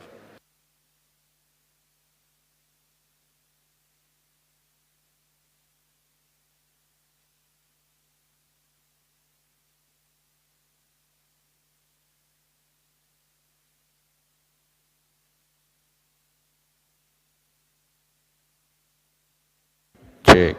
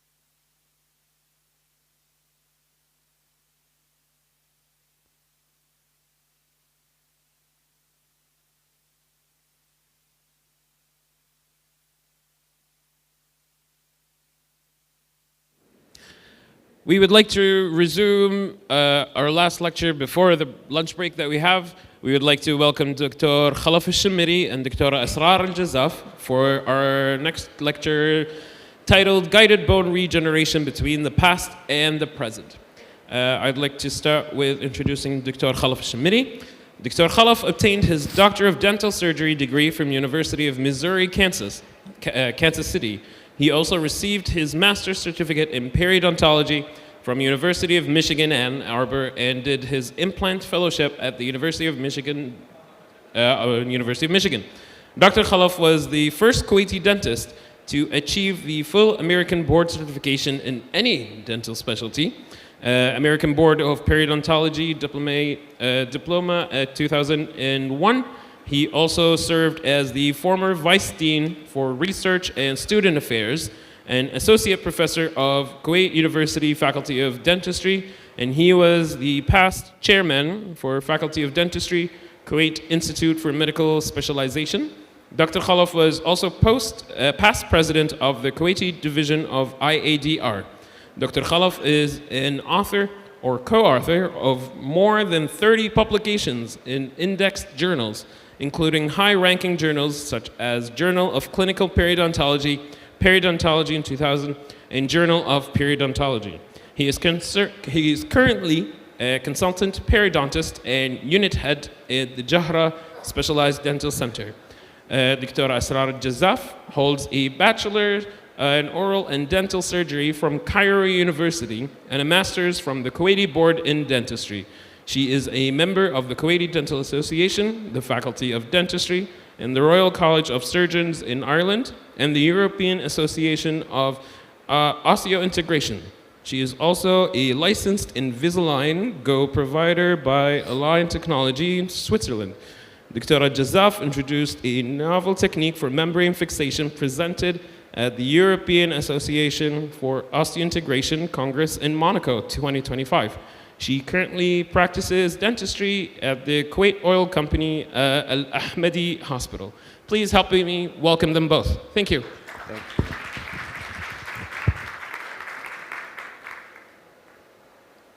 Thank you, Doctor, for this nice introduction. And thank you for KDA for giving us the opportunity to contribute to this conference and to present to you, our esteemed colleagues. Today, we'll be talking about guided tissue regeneration. I mean, it's a very important topic. Next to the invention of implant treatment itself, this is, I think, the second most important innovation because it gave us a chance to treat cases that we otherwise would not be able to treat had it not been developed. We're going to talk about classification, etiology, talk about bridge preservation, ridge augmentation techniques, some of the essential factors for treatment success, and then at the end, Dr. Asrar will present a novel suturing method that is supposed to help in promoting results, improving results for GBR procedures. So what causes ridge defects? It could be either skeletal, developmental disorders like micrognathic disorders, but the main causes are dental, either through ankylosis, trauma, oral pathology, and the number one cause is tooth loss.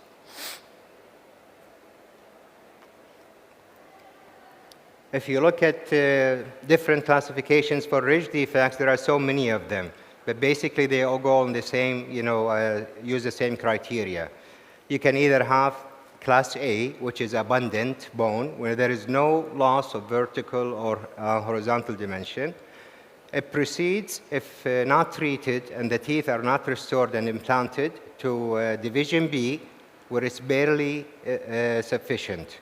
And then it goes to C, which is compromised, and this is into two divisions, either in compromised C minus W, compromised in width, which occurs first, and then if left untreated, it will progress and become C minus H, deficiency in height. How long does this take to occur? After tooth loss, we have a 25% volume loss in the first year, and then up to 60% loss in the first 3 years. So clinically, what does this translate to? That this is the most important and critical period for treatment is within the first 3 years. You're less likely to have a ridge defect, or it's going to be a minor ridge defect during this time. If you wait any longer, the ridge resorption will progress, and then it will lead to more difficult treatment situations. So division A within 3 years, and then you start having a deficiency in width. A is where width is sufficient. Division B is 3 years, and it goes to up to 10 years, and you still have width deficiency only. From 10 to 12 years is where you start having to lose height.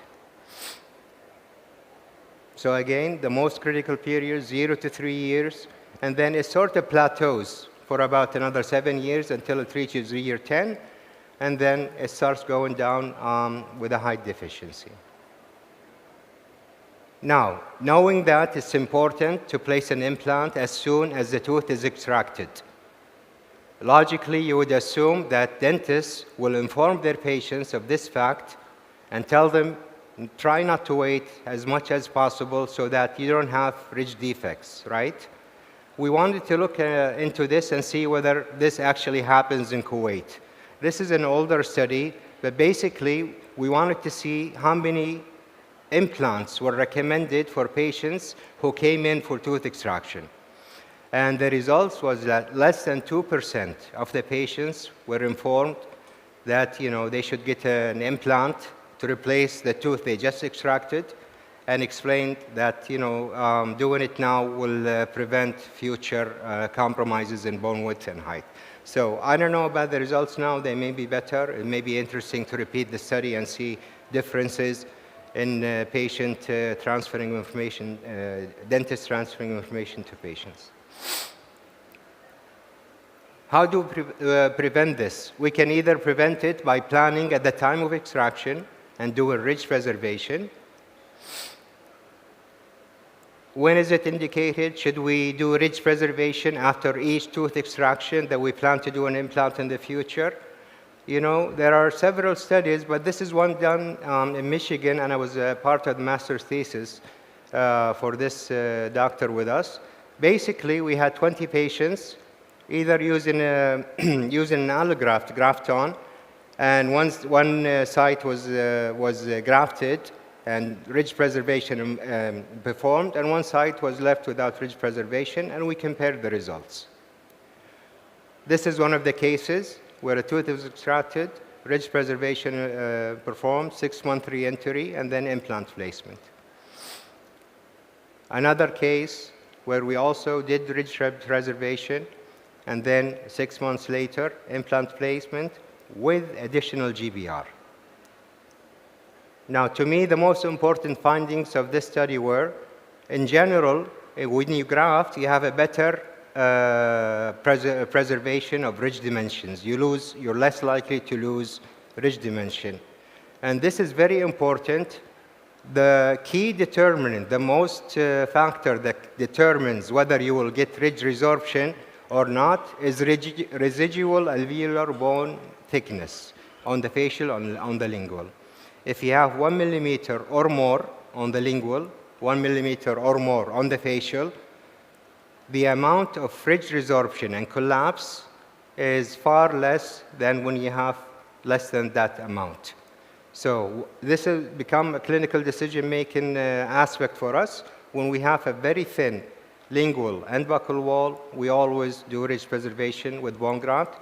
When we don't, we sometimes don't do it.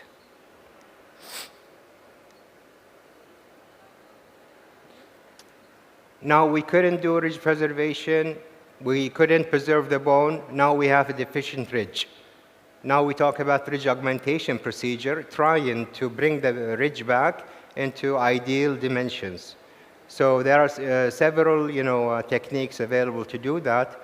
And the goal, like I said, is, we can place implants. If you talk about the width, per se, it may be sufficient, but then the position of the implants will not be in the ideal restorative position.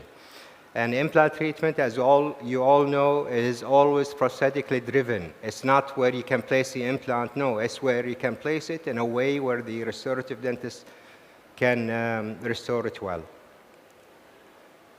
Several procedures are available. We're not going to talk about all of them. This is basically a review and little updates in the procedure. But we have all types of grafts. We have guided bone regeneration. We have distraction osteogenesis. We have alternative methods, nerve repositioning, angulated implants like the all-in-4, all-in-6 concepts. We'll mention some of those as we go along. But basically, the idea is the same. This is your ridge you're starting with, and this is your regenerative potential. You want to bring it from this width, from this height, to this width and this height. So you can either use GBR, guided bone regeneration, with particular grafts. You can use autologous block grafts. And there is a very promising procedure, distraction osteogenesis, but it's not very much used in dentistry. It's used a lot in orthopedic surgery because of reasons we'll talk about later. Types of bone grafts that we have so many materials and we have so many sources. But basically, if you want to classify them, one method is to classify them based on their ability to induce regenerating bone. So we have osteoconductive. Basically, it's a graft that does not cause bone formation, does not induce the bone around it to produce additional bone. The only thing it does is acts as a scaffold, as a barrier, as a space maintainer for you. And these include alloplasts, which are basically synthetic material.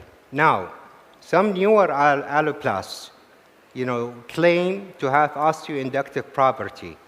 But the literature on that is still not very strong, and we need to wait and see, more on stronger literature. Osteoinductive, this is the ideal material because the graft will act as a scaffold, give you the space maintenance, allowing for bone formation after it resorbs. At the same time, the graft itself contains materials, BMPs, growth factors, that will induce the surrounding tissue to form new bone. And then the gold standard, the best material is osteogenic graft, sorry about that.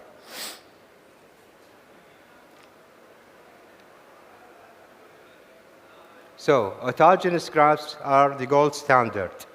Why? Because it has osteoinductive, osteoconductive, and one additional feature which is osteogenic that none other graft has. And osteogenic means the graft itself will produce bone. In addition to the host bone producing bone, the graft itself will produce bone. We have extraoral, intraoral sources. Very rarely I see or hear of people using extraoral sources anymore because of the high morbidity and because developments in the other alternatives and the materials that we have now compared to the materials we had 20 and 30 years ago really doesn't justify for most cases that you go for a more aggressive procedure. Intraoral sources are still being used, and we have several sources from the symphysis, from the ramens, from the healing extraction socket, maxillary tuberosity, and other areas. The advantage is availability. But then if you look when I talk about disadvantages, is availability. Availability is easily accessible. However, if you have a large defect, you don't have enough material to cover that defect. Decreased morbidity, because no matter what you do, you're going to have less patient complications when you work intraorally than you would extraorally. Bone quality is good. It has all three properties of bone grafts: osteogenic, inductive, and conductive, and it's highly predictable. Some of the problems, post-op complications. We'll show a couple of cases with symphysis graft, and then the ability to have vertical augmentation, we'll go to this point again and again, is very limited. Not because of a problem with the graft, just because because of the nature of the procedure. This is a symphysis graft where basically you're taking a block from the mandibular symphysis, and there are rules and certain, we don't have time to go into all of them, criteria you should stick to. And then the graft is fixed, screwed in place on top of the area that you need to augment. This is a ramus graft, same principle. It's taken from the mandibular ramus area and placed in the area that you need to augment. Tuberosity graft, probably the least invasive. However, the bone quality you get is less because it's mainly cancellous bone. So the rate of resorption, is maybe too fast for some types of procedures or results that you want to get. And this is just an example, harvesting some cancellous bone and placing it and using a membrane to cover it. So this is regarding intraoral bone grafts. Now the concept of guided bone regeneration. A lot of studies came out in the 80s and 90s. This is the development of this, and it was closely related to guided tissue regeneration. Do you know the difference between the two, GTR and GBR? Guided tissue regeneration came out first, and it's an attempt to regenerate lost periodontal tissues. So this includes bone, periodontal ligament, connective tissue, while guided bone regeneration, from the name, it just focuses on trying to regenerate bone. So basically using membrane, and then they started with titanium membranes at the beginning. And this is a concept I was mentioning a little bit earlier. So what are we trying to do? Why do we use membrane when we do either GTR or GBR? When you have a wound, when you have a surgical wound and you cut the area, if you're around the tooth structure, what types of cells are able to come or have the chance to come and contact that tooth and fill that defect first? You have epithelial cells, gingival connective tissue cells, PDL cells, and bone cells. If you don't place a barrier, what would happen? Which of these are the faster cells? Faster migration cells? Epithelial cells. So they will come in contact with the tooth surface first. And when this happens, what do you have? You have healing by repair. Repair is the type of healing that does not restore the tissue to its original composition and function. So, using a membrane attempts to isolate these types of cells from reaching the tooth surface, and then in case of GBR, the bone surface first, until bone cells, osteoblasts, had the opportunity to reach it and deposit bone first. You understand what I mean? So it's just a barrier to prevent other cells that will not give you regeneration from entering the site and attaching first. And this is one of the first papers published, 1996, by Buser, and he shows a couple of cases where they used, tinting and fixation screws with membrane to gain this result. A couple of our cases down at Jahra, where it's the same principle. You're using a bone graft, you're using a membrane to cover it. It's a case with ridge preservation plus ridge augmentation at the same time.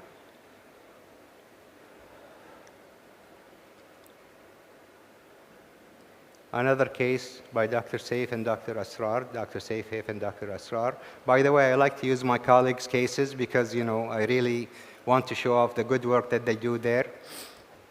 And because they cannot say no to me, I'm the unit head, so they have to give me their cases. The lasso technique, I'm sure you've heard about it. A couple of years ago, Dr. Neva was here and he talked about it. It's basically a way to secure the membrane so that you keep your space maintenance for as long as possible and do not allow the graft material to come out of the area that you want, and to therefore give you good results. And basically what they're doing is in the last slide there, if you look at the sutures, they're suturing the lingual flap to the periosteum of the facial flap, going back and forth, back and forth, back and forth, until you have a stable membrane coverage. And this is another case by Dr. Asrar. And results come very, very good, usually. Now, decision making. We have so many techniques, how to choose which procedure and for which clinical cases, which types of defects produce the predictable results, which ones have the least predictable results and are the most challenging. In general, and this is from the experience and from literature as well, horizontal ridge augmentation, when you're only trying to gain width or to replace lost width, are fairly predictable, less challenging. We have so many techniques and so many materials that have shown success. Our difficulty still is with vertical ridge augmentation. It is more challenging.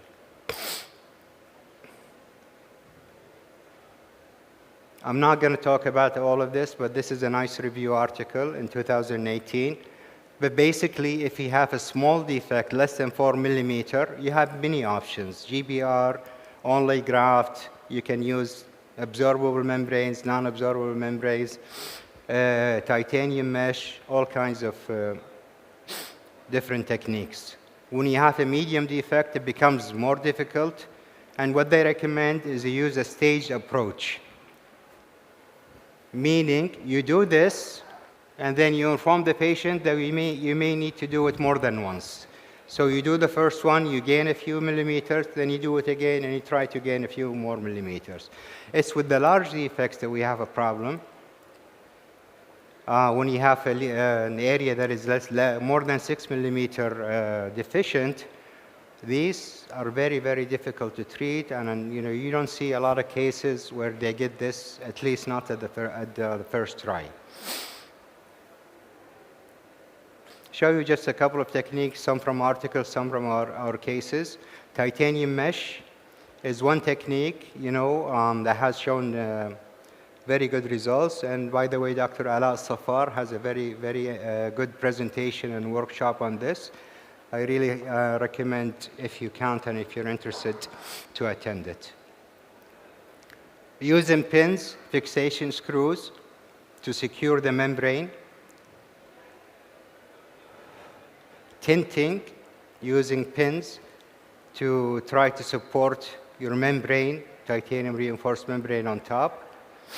And this is just one study where I looked at this technique with a severely resorbed ridge with a deficiency in both height and width. They used a block graft on one side and then used tinting screws and allograft, and they covered everything with a titanium reinforced membrane. And this is after healing, and you do actually see that there is some improvement compared to the original height. The result of the study showed that there is no difference whether you use particulate graft or block graft. However, morbidity is highly associated more with block grafts. And talking about, personally, I mean, when block grafts first came out in the early 2000s, we were all very excited. We tried to use them most of the time. And sometimes you have to use them because the material available at that time did not give you the same result, allografts, for example. But now, I hardly ever do any block graft unless I'm using chips to add to my allograft because of that morbidity and because the results have become, so close, it does not justify the added morbidity of using them. That's my personal opinion, and I see a lot of people also thinking that. I'm going to show one case where they're using tinting technique. This is a case from Dr. Abdullah Rashidi, and look at the size of the defect. I mean, this is very challenging. We have 9 millimeter height, and the width is 11 millimeter. But also notice one thing in this case that encouraged them to try this procedure. If you look along the borders of the teeth and the defect, you see some remnants of bone, autogenous bone, native bone. So you have, you have the potential for bone cells coming from 3 areas.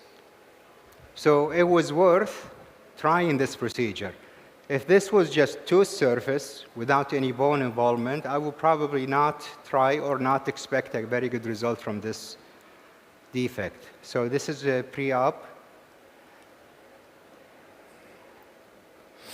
using titanium reinforced membrane along with a tinting screw. A tinting screw, as you know, is a screw that is placed at the bottom of the defect and allowed to extend beyond it, using an allograft, suturing, and this is the result after 2 months. You see where the bone height has come quite reasonably, higher. It used to be probably at the bottom of the defect here to this. And this is a second stage where they went to re-enter and place the implants. You see the gained width and height and implant placement. So it was a very successful case. But again, and this is something I will mention again when we talk about essential factors to the predictability and success of these procedures.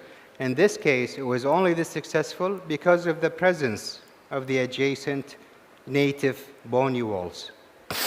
Now, in comparison, comparing different methods, how much vertical gain are you expected to get? And according to this study, they expect GBR to produce about 4.18 millimeters, which I, think is a little high. Block grafts produce the same thing, about 3.5 millimeter. Distraction osteogenesis can produce you up to 8 millimeter, which is amazing. However, it's a very technique-sensitive procedure associated with high complications rate. Now, I didn't ask this question. Why is it difficult? I mean, how come we don't get as high predictability with vertical augmentation as we do with horizontal augmentation. What makes it difficult?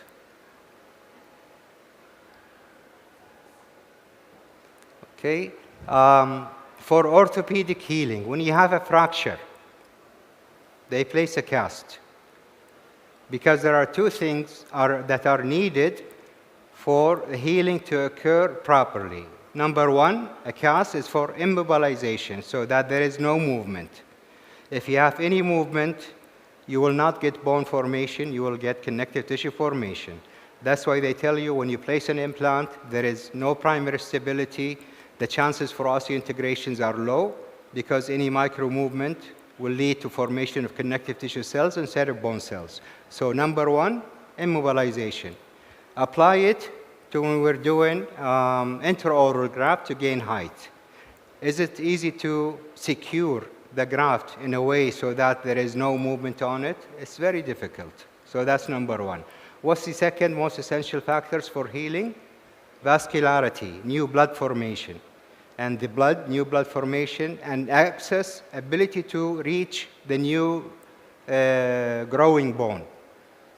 The blood cells, that we have, the micro blood vessels that we have been shown in a lot of studies that they can only penetrate up to 2 millimeters into the graft. Therefore, anything that, higher than 2 millimeters will not have sufficient blood supply and is likely to necrose. So these are the challenging factors.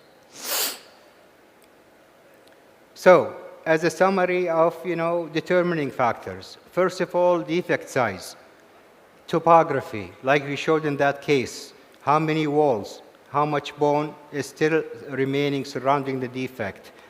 It has to be in a septic technique because infection, will very likely lead to failure of the procedure. Space maintenance, and this leads on to the next part of the presentation by Dr. Asrar. When GBR was first introduced, how did they get with the concept? What's the study? In summary, they created what they called critical size defects. You heard this term before? Critical size defect is a defect that will not regenerate and heal on its own. Sometimes they did it in tibia of rabbits. If you do like a 2 millimeter cut, it will just heal exactly like it used to be because it's not a critical size defect. They made 5 millimeter holes in the tibia of rabbits, and then this defect will not regenerate with bone because it's too big for the surrounding tissue to regenerate it. This is when we started using membranes. They found if you place a membrane, critical size defects will regenerate with bone. Back to space maintenance. The role of the membrane is what? Is to maintain space, prevent collapse of the surrounding tissue, to push on the bone, and therefore not give you that space where the new bone will grow. The bone graft materials also serve the same purpose. The membrane and then the bone graft inside, it stays there for long enough for the tissue not to collapse, and then allowing the host bone to resorb it and produce native bone. Graft immobilization, like we talked about, primary closure, and healing time. Didn't bring anything to talk about primary closure, but it's one of the most essential factors. And this is where we have to do periosteal dissection, where you have to do connective tissue or free gingival graft to try and improve the tissue before you do your bone graft or after you do a bone graft, preferably before you do your bone graft. Now, we introduced a classification in 2002, trying to give a guideline to treat defects depending on the size. I'm not going to go into detail, but basically this is a horizontal medium defect. In these cases, one option is to use block grafts. You can also use a membrane and GBR procedure. And this is the result, an implant placement. Another case where a block graft is used, and this was also horizontal and medium defects. So horizontal defects, especially small and medium ones, are very predictable in terms of results. In summary, if you have a division A bone, basically you don't need to graft. If you have a division B, GBR is probably your best procedure. If you start losing height and width severely, then it's all the other procedures we talked about, tinting, titanium meshes, pins and screws, and fixation. I'm not going to go through this, but it's for reference. It gives you a step-by-step depending on the type of the defect and the size of the defect. Now, I want to lead in to the next part, which is Dr. Asrar's presentation. One way to maintain space and to get primary coverage and to increase the chances for regeneration in GTR was to secure the membrane and suture the membrane. Now, this is before the days of digital planning. We used a periodontal model with defects. We practiced on it in preparation for a case we were going to do. But basically, you're trying to trim your membrane in a way that you don't leave any gaps surrounding the area you want to regenerate.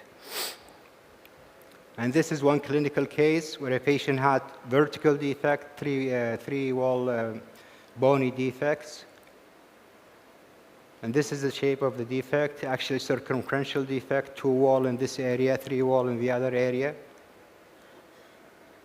And we did what we practice, where we go and cut the membrane to exactly fit the shape of the defect and then suture it. Healing time and before and after. So you can get very good results if you. Now, we wanted to extend this from GTR into GBR, and this is the part where Dr. Asrar will speak about. Thank you, Dr. Khalaf. Thank you. Thank you. Hello? Okay. Thank you, Dr. Khalaf. That was amazing. Now I'm going to continue about a new novel technique called the double ring membrane fixation suture. Okay. Can you hear me right now? Closer, Brad. Should Okay. Okay. Okay. I'm going to talk about a new novel technique called the double ring membrane fixation suture. This new novel technique, it minimizes the apical migration of the bone particles when we tighten the suture, and also the occlusal forces that happens after the procedure.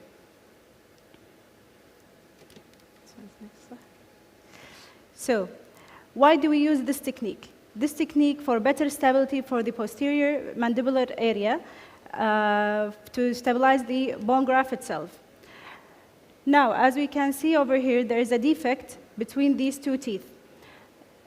And first of all, I'll go to step by step for this technique. We place the membrane. Of course, we adjust it to the defected area. We place the membrane and place the tacks. After that, we place the bone by doing the GBR itself. And now it's the trick.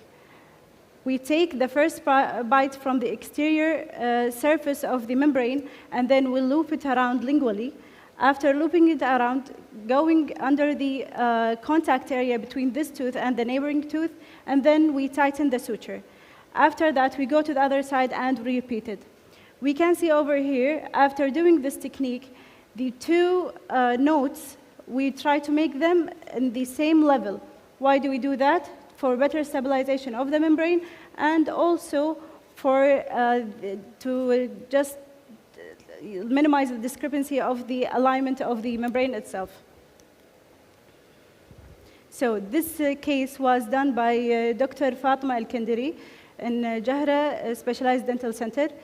A 60-year-old female came to our clinic, and she wanted to place an implant in the site of 3/6. As we can see, the CBCT analysis was done, and the bone is very thin. It's 2.09 millimeters, and the placement of the implant, it should be drivenly prosthetically, and it will be on the dot in the, as you can see, the blue dot over here, the first picture, and as you can see, it's out of the bone totally. So GBR procedure was done. We can appreciate now the amount of bone after 7 months. The patient came for implant placement. This is the implant. This is Straumann 4.1 by 10 millimeters. And it's totally contained in the bone itself. And in this case, there was like a small shadow, like a little shadow of the implant. So in the sake of the recontouring and the remodeling of the bone after placing the implant, Dr. Fatma placed xenograft on the buccal side. So what are the advantages of this technique? For sufficient stability, rather than the lingual flap in this area, because of the movement of the tongue, that it might affect the stability of this area. And then, as we can see, the minimal apical migration of the bone particles with this flap closure. We can see over here, it's created when you suture these two notes, it will be created here like a bump. This bump, it will allow you to repack the bone from both sides, and we can appreciate this in this area.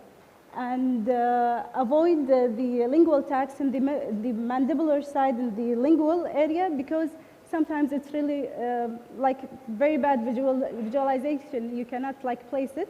You can avoid it by doing this technique. Okay, what are my limitations? This technique, you should have teeth around the defected area. So you can loop around the suture itself. The second thing, we need contact between the teeth so the loops won't slip out. But we can overcome this by placing a flowable composite, and we can just stabilize these rings.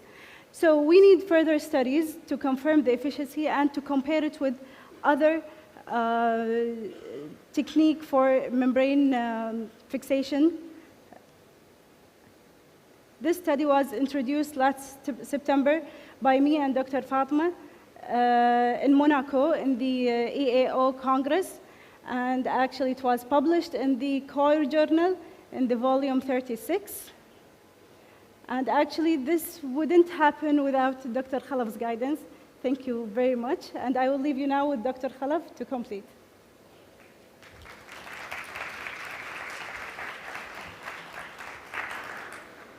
Thank you, Asrar. We're basically done. It's just a summary, you know.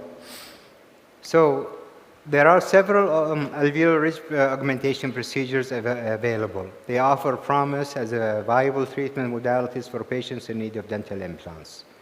Refinements of techniques and long-term evaluation of the outcomes are still necessary. We are in an area where there is a lot of competition, a lot of refinements, a lot of improvements. And if I compare, I've had the chance to be doing this for over 25 years.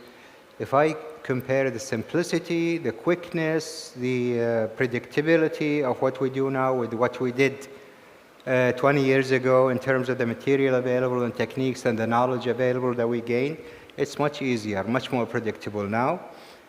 However, the key factors, patient and defect selection, are still the most important things to consider. You cannot use the same procedure for all patients. You cannot use the same procedure for all defects. Sometimes you have to combine different procedures to reach your desired outcome. I'm not going to talk about this, but this is a very recent review and a very good review in the Journal of Periodontal Research, just for your reference if you want to. And it just summarizes basically when to use which membrane for which technique and all. I'm not going to talk about it. I just wanted to make sure that you know you have it. Let me get you back to the title also.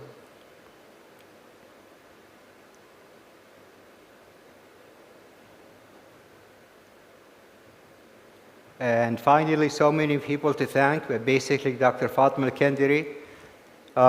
This was inspired by her work with Dr. Asrar, and they brought me out of retirement to give a lecture, so I appreciate that. Dr. Abdullah Rashidi for his cases, and Dr. Say for his cases. And my three beautiful helpers, Dr. Anju, Dr. Twinkle, and Dr. Vidya, that work with me in the clinic, and they spoil me. And to my, perio unit in Jahra, I'm really very fortunate to have a place like that. And I want to thank you all for your attention. Thank you so much, Dr. Khalaf and Dr. Asrar. We can open the floor now for any questions. Do we have any questions? Come on, periodontists always have questions. Nobody? Okay. I have a quick question just for you guys. In your personal experience, which one is more often you would see in the clinic, vertical or horizontal bony defect? Because you said, and you've mentioned that it's much more difficult to stabilize vertical. So which one do you usually see and how do you approach it? Fortunately, because it takes much longer to get a vertical defect than it does for a horizontal defect, most of what we see are horizontal defects. We came to the point where as soon as we examine the patient, we tell them the tooth was extracted, 2 years ago, 3 years ago? Within a reasonable degree of accuracy, we can guess. But in Kuwait, older people, the ones that haven't been told of the importance of replacing missing teeth, those who've been wearing dentures or partial dentures for a very, very long time, we do see quite a few also of vertical defects. Thank you so much. We would like to acknowledge and thank the doctors.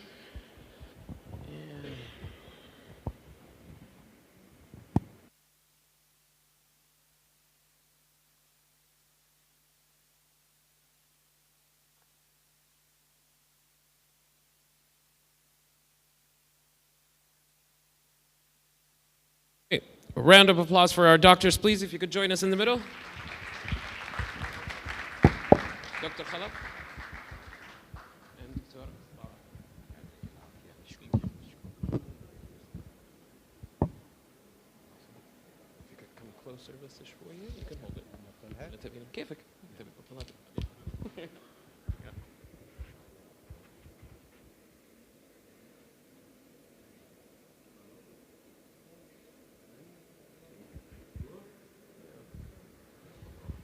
Thank you so much, Dr. So happy and feel lucky you're my chairperson. Yeah. This concludes our second segment for the lectures for today. We will start our lunch break right now. Lunch will extend for 45 minutes. It's going to be next door. We will start the next segment of lectures at 2:15 exactly. So if you could please join us before 2:15, we would love to have you again.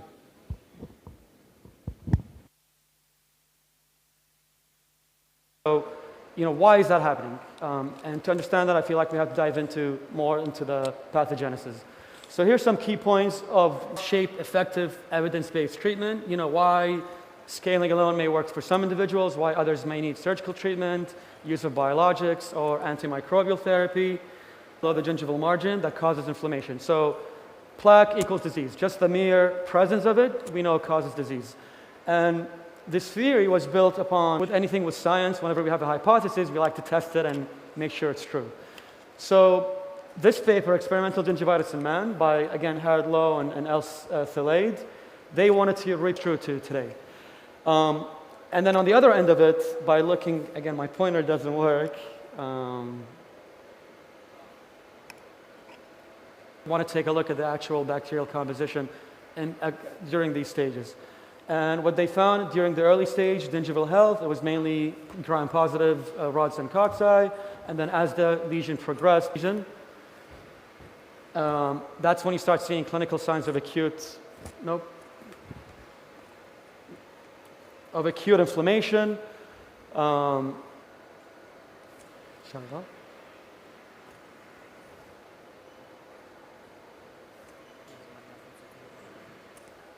That 2 to 3 week, the 21-day mark, we get the established lesion, which is what we clinically diagnose as gingivitis. Now, in order to progress to perio, it's the same cell composition with the plasma cells that are adaptive immunity result from the overgrowth of specific pathogenic bacteria. And the way they kind of got to that, there was, just as we move forward with science, there was advances in the ability to cultivate specific bacteria. The bacteria came back to the place, to its original composition, and the disease progressed. So they kind of updated the theory instead of saying by all plaque leads to gingivitis, but progression to perio. So I like this quote by Bas Becking, who's an ecologist and botanist, that says everything is everywhere, but the environment selects. So we know that the bacteria exists, but it's the environment that will shift into gram-negative pathogens that will cause and progress to disease. Now, you can't have a microbiological lecture on perio without group them into those 5 complexes. The red complex being kind of the most famous and most associated with disease, and that's through association with these clinical parameters and their this theory says that low abundance pathogens can orchestrate inflammatory disease by remodeling the normally homeostatic disease state into a dysbiotic one. So yes, we need the whole plaque, but there's specific species, being the keystone pathogens, that have specific virulence factors that help orchestrate and allow these other species to thrive. So subverts our defenses. It can impair the host defenses. It does a lot of work on our complement system, which is part of our innate immunity. More bone resorption, more progression of disease, and filling into that cascade, into that cycle of disease progression. And the diagram is just kind of reiterating that specific virulence factor of P. gingivalis, which is gingipain. So it's a type of enzyme that this bacteria produces that mimics the C5 complement system. What it does is it creates its own C5a, which binds to a receptor, stopping bacteria. So it's telling it, hey, I'm not there, you can't kill me, basically. And while it does that, it's actually initiating the inflammatory process. So it's doing 2 things at once. It's allowing itself to propagate, so continuing the inflammatory process and causing disease to continue.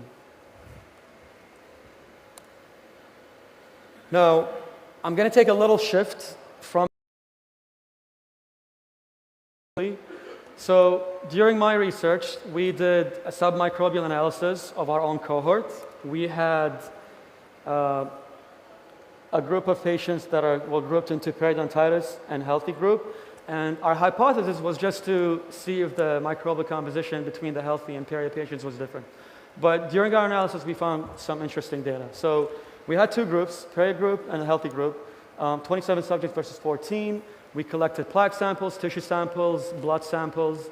But for the sake of my project, we looked specifically at the plaque samples. And these were collected during either osseous resective surgery and disease or crown lengthening procedures for the healthy individuals. And I'm going to bring your attention to this big chart. I don't expect you to understand all of it. But what we did here is, if you see on the right-hand side is the periodontitis samples, on the left is the healthy.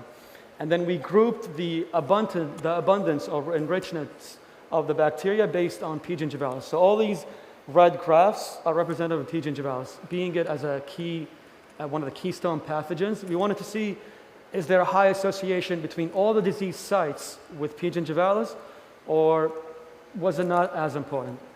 As you can see with our data, there's about half of our 27 samples that were P. gingivalis heavy, but then a good chunk right here almost equally with little to no representation for P. gingivalis. So this kind of brings out the fault, if you will, in the keystone pathogen theory. Because yes, there are some keystone species that are kind of the orchestrators, the masters of disease progression, but it's not always true. This is just a small cohort that we looked at in our clinic, but if you read the literature, it says some of the same things. As many theories as we have, as much as we think we know, there comes new data that shows us, hey, you might be wrong, there might be something else at play. So having said that, it brings us back to our latest theory, or not the most latest, but within that time, the early 2010s, which is our polymicrobial synergy and dysbiosis. So what this theory talks about is that a dysbiotic microbial community collaboratively interacts to promote inflammation and disease by subverting the host immune system. So it sounds kind of similar on the keystone, because the keystone ecological kind of work together to come up with this theory. But the model for this is that it's the bacteria that work together that initiate inflammation to propagate the disease. So our little diagram here shows we have a disordered, disorganized collection of organisms through different physiological signaling, compatibility, coadhesion. They start working together, work as a more dynamic community, allow room for these keystone pathogens to take place, propagate disease, and then cause a dysbiotic pathogenic community. Now, this theory held for about 10 years until most recently a more updated one came about, which I'm a big believer in, which is the inflammation-mediated polymicrobial emergence and dysbiotic exacerbation. I know it's a mouthful. We can call it IMPEDE for short. But basically, what this is telling us that instead of the microbes are the ones that are initiating disease, it's actually inflammation that is the main driver that's propagating disease. So in definition of this specific theory, it's inflammation that acts as the principal driver that modulates the plaque biofilm, leading to a self-perpetuating cycle of microbial dysbiosis and progressive periodontal tissue destruction. So we have the bacteria and we have the inflammation, but it's the inflammation through the presence of these bacteria that initiates the inflammation process is what further allows the organisms to thrive and cause disease. So we start with the inflammation that selects for pathogenic organisms. We get the polymicrobial synergistic community emerges, and then we have dysbiosis that intensifies inflammation, forming that self-reinforcing cycle. And what I like about this study and this theory is that they try to kind of link it with our periodontal diagnosis, our staging. Now, this doesn't fit exactly with our staging that we use in diagnostic disease, but it's a nice visual to help us understand this further. So you start with gingival health, gingival health. You get the overgrowth of these commensal local bacteria that we know exist and we can't get rid of, and we start that process of inflammation. So stage one is about gingivitis. You've got that initial inflammation that's starting off. Now, if you are healthy, sound, we have a sound immune system, no genetic predisposition, and no environmental factors, and instead of progressing to periodontitis, you go back to either stay in that gingivitis state or go back to gingival health. How do you have that genetic predisposition if you are prone, or that's why we don't know the entire process of how that happens, then you move to starting that initiation, that propagation of disease, then you fall into that stage 3, which is that inflammation-mediated dysbiosis, and you fall into the latter stages.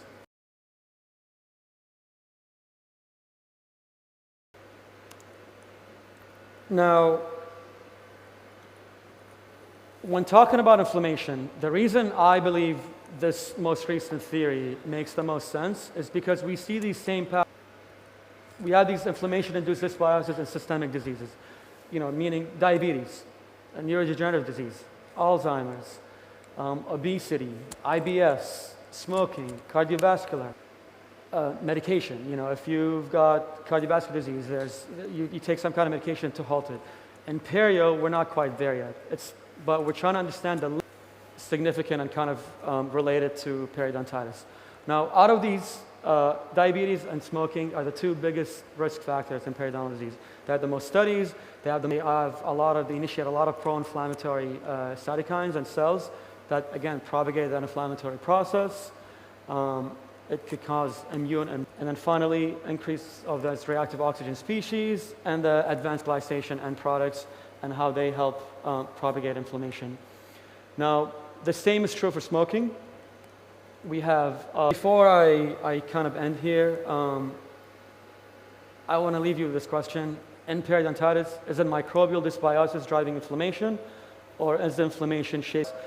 It seems that inflammation is the core driver that allows these microbial community to thrive, grow, allow for these keystone species to come in and do their work.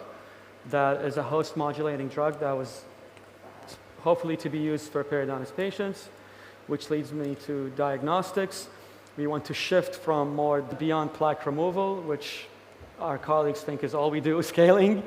But there is a whole field looking into how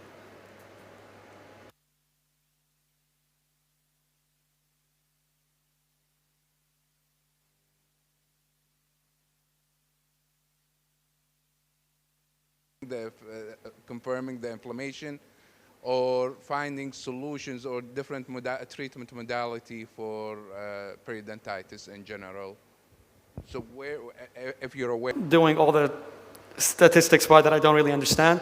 And if you fit that criteria, that model, then we can maybe predict that you are, and outside of periodontitis, we know that it's been used in implant dentistry and other aspects of periodontal. Appreciate it, thank you.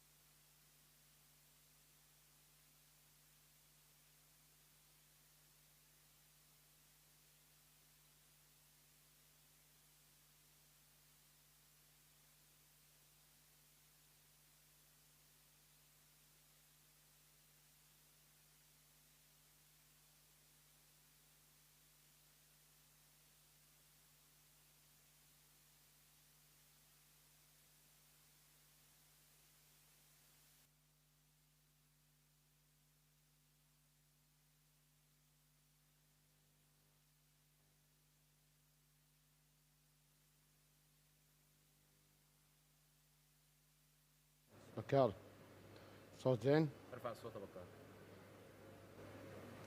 كلامك يا دكتور.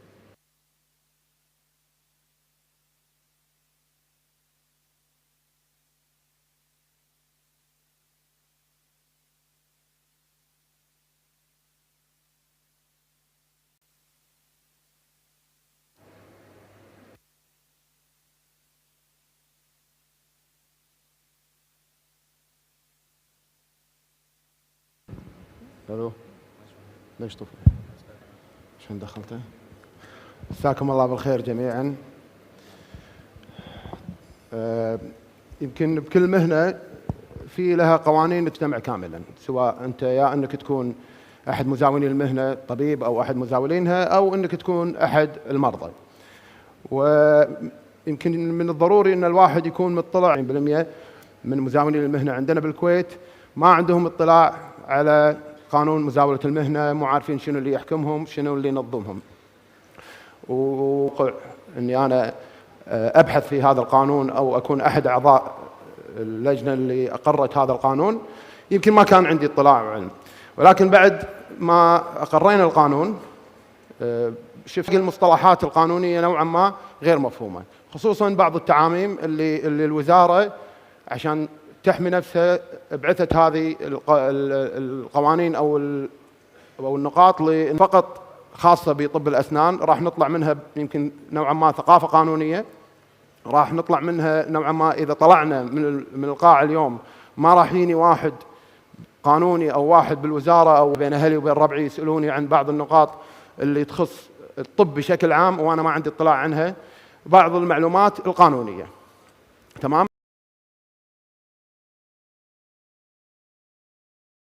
كان في سنة 81 يمكن أول ما انولدت قبل 44 سنة، من حساسية القانون خذ مدة طويلة 5 سنين وإحنا نحاول نصيغ القانون. اللجنة كانت معهد كويت اختصاصات طبية كمز، كان أيامها الدكتور إبراهيم هادي، الدكتور سلمان الصباح، الدكتور أحمد الثويني، والدكتور عادل أشكناني، وأنا كنت أحد أعضاء اللجنة. وطلعنا بالقانون عليها. قد تواجهنا بالممارسة اليومية، في أطباء يمكن قعدوا 15-20 سنة ما حاشا أي شيء، ولكن اليوم اللي تصير لك فيه المشكلة. هذا القانون فيه 87 مادة، ما راح ندش فيها واحدة واحدة، في بعضها راح نمشي فيها على السريع، عبارة عن 8 فصول. أي قانون بالدولة عبارة عن يبتدي بتعريفات، إذا المصطلح ذكر يوضحه بصياغة معينة يحطه بالتعريفات. في أشياء منطقية ما نحتاج نشرحها. بداية مادة 2 عرف من هو الطبيب تعريف عادي، عرف من هو عرف المهن المساعدة كتمريض ومختبرات وغيره، حدد محتوى الترخيص، شرط التأمين على مزاولي المهنة في القطاع الأهلي، وكذلك راح نشوف في مادة أن تم التأمين على جميع الأطباء اللي موجودين للطبيب الزائر، وهذا يفيد في تطوير المنظومة الصحية وتسهيل حضور بعض الخبرات كزوار إلى دولة الكويت. سمح ونظم بعملية التدريب. قبل احنا اليوم لما كنا بتدرب ما لك أي مجال غير أنك تتدرب بترخيص رسمي، وهذا يتم تنظيمه عن طريق كمز. آداب المهنة وأخلاقياتها المادة 9 أشياء منطقية. شنو الواجبات علي؟ تقديم العناية للمريض، شيء منطقي. خصوصية المريض لاحظها موجودة نوعا ما في القطاع الطبي. تلبية النداء في حالة الطوارئ والحرب والكوارث، انحطت هذه المادة خصوصا في حزة الكورونا، شفنا تقاعس من بعض مزاولي المهنة من بلشنا. كل محاضرة أسأل نفس السؤال ولاقي نفس الإجابة الخاطئة. ما ألوم الناس اللي قاعد غلط، ليش؟ لأن هذه مادة كل يوم أنا أسويها على كل مريض، لازم أنا أوقع على موافقة مستنيرة. مفروض أن الكل قراهم والأغلب ما قراهم، ما راح تفهم بالضبط شنو اللي يبونه. تمام؟ طيب الموافقة المستنيرة كلنا نعرفها اللي هي الكونسنت فورم. اوكي؟ ولازم اطلع موافقة مستنيرة عن كل اجراء بسويه، الا اذا انا كاتب التريتمنت بلان كلها كاملة مرة واحدة اوقعها، وهذا غالبا اللي حصل. ولكن طرى علي شيء جديد، لازم صوت بس. –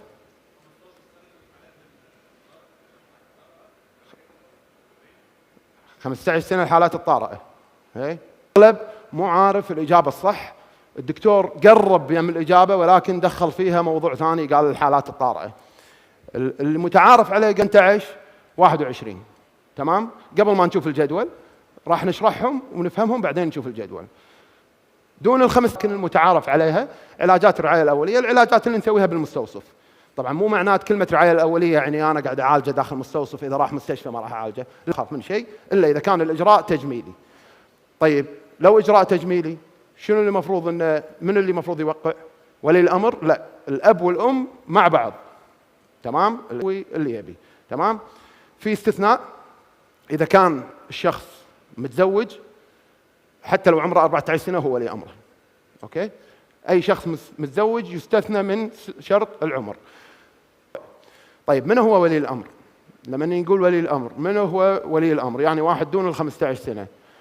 من ولي امره؟ حد عنده جواب؟ دكتور ما راح اسوي لك تنظيف، روح ناد ابوك عشان يوقع عشان اقدر اسوي لك تنظيف. فهذا كان يسبب شويه اعاقه للعلاجات. فتدنى العمر، وصل اذا انا اب مو موجود او ماني قادر اروح اقدر اخول احد يصير ممثل قانوني يوقع عني. هذا هو الكلام اللي موجود. طبعا في بعض الحالات الجانبيه اللي هي تخص وزاره الشؤون واللي حوالينا، عارفه هو منو ومنو انا. تمام؟ 2 اتاكد انه يعرف شنو المرض اللي هو جاي عشانه وشنو المضاعفات اللي راح تترتب عليه. الحصول على الموافقه المستنيره سواء كان من المريض او من اهله. اذا كانت حاله طارئه ما احتاج توقيعه ولا توقيع اهله، انا راح اعالجه دايركت بدون ما اخذ موافقه احد اذا كانت حاله طارئه. طيب ما كانت حاله طارئه بالعلاج حتى لو اهله رافضين. تمام؟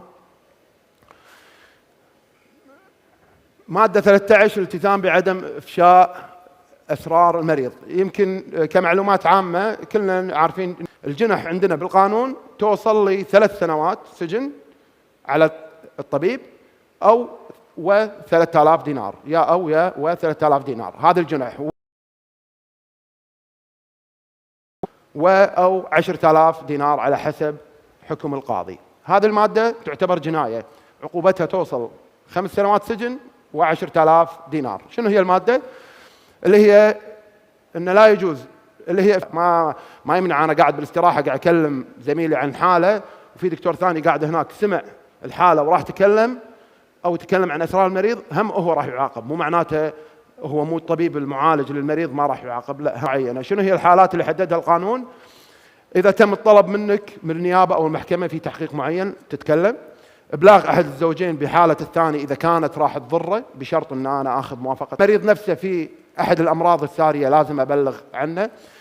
اذا احد ارتكب جريمه او راح يرتكب جريمه، بمعنى يعني واحد مطقوق وجهه شنو مشكلتك ايش صار؟ قال انا والله متهاوش بس انا اعلمهم ما راح اخليهم بعد شويه بطلع وبروح قال لي هالشيء، فهو رايح يرتكب جريمه، فهني انا لازم ابلغ عن راح تصير.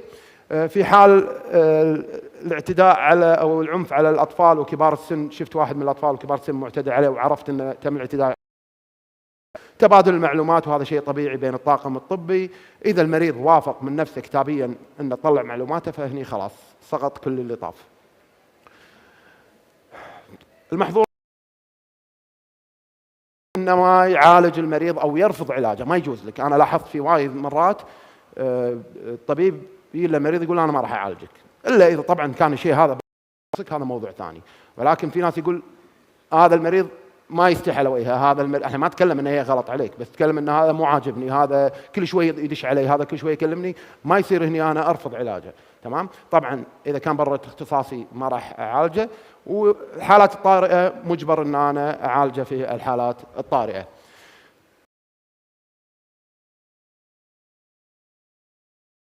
وهذه الماده فيها جنحه، تعتبر جنحه، توصل سجن 3 سنوات، مخالفه 3000 دينار. شو تقول الماده؟ يحظر الاعلان عن اسعار الخدمات والمنتجات والعلاجات. تمام؟ يحظر الاعلان عن اسعار الخدمات، وللاسف قاعد نشوفها. الادويه والخلطات والمستحضرات والمنشطات والاجهزه يصير تعلن عنهم، ولكن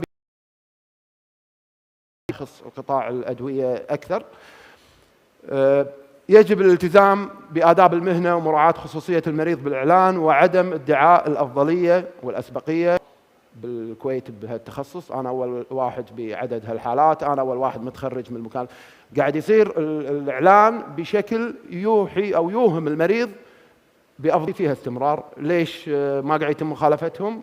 ما أدري. إحنا كجمعية إحنا مو جهة معنية في متابعة أو مراقبة هذا الشيء. غالبا إدارة التراخيص هي الجهة تقول خصم وعرض وغيره وادعاء الأفضلية. هذه المواد سريعة ما راح نتكلم عنها وايد كمعلومات عامة. تنظيم عملية، ولكن بعد ما تم أخذ الرأي الفتوى والتشريع رفضوا أنه يتم إنهاء الحياة المريض اللي يخلون. في بعض الناس اللي يولدون في أمراض نوعا ما في اختلال جنسي، ما أتكلم عن الأمور الدلع وهالأمور هذه، لا، في ناس معينة. مادة 20 اللي هي فيها عقوبة، اللي هو حظر عدم الإنجاب النهائي. ويمكن لما نشرحها حق المحاضرات بالقطاع البشري يقولون لنا بقى يعالجون، أو أنت كطبيب تدش شوفوا استراحتنا شلون وسخة، شوفوا الوزارة. ممنوع هالشيء هذا، مخالفة تعتبر. أوكي. مادة 22 المادة فيها عقوبة عبارة عن جنحة كتب الوقت إذا كانت الورقة مو إلكترونية. أنا شخصياً عمري ما كتبت الوقت إلا ببعض الحالات، لكن الحين أغلبية التقارير قاعد تطلع بالكمبيوتر خاصة بالوزارة فيها وقت فمحلت العملية. فننتبه جراحة الجهاز الهضمي يمكن وايد في عمليات تم تنظيمها على أكثر من تخصص. عندنا إحنا ما تم تنظيم التخصصات بشكل واضح. يعني يمكن أنا شخصياً حاولت أن نسوي تنظيم بطلب من جهاز إجراءات تخصصية وهو غير متخصص، ترى ساعتها وقت الخطأ جهاز المسؤولية راح يحاسبه بطريقة مختلفة عن إذا كان اختصاصي بالبرفوريشن. أنا هني راح أعتبر مخالف وراح أحاسب. ولكن لو أنا كنت اختصاصي وانكسر فايل عندي أو ياني فايل مكسور من جيبي وحاولت أطلعه وصار والتلقيح الصناعي، يمكن واحد يقول بس هذا موجود من زمان، التلقيح الصناعي صح موجود بس ما كان له تنظيم، الحين تم عملية تنظيمه. الطب التقليدي والتكميلي هم ما كان في ضوابط، ويمكن هذه واحدة من صارت هذه اللجنة وكنا موجودين باللجنة وطلعت أخلاقيات مزاولة المهنة، ومفروض أنه وزعت، وأتمنى من الكل الاطلاع عليها، وما أعتقد أن الكل اطلع عليها.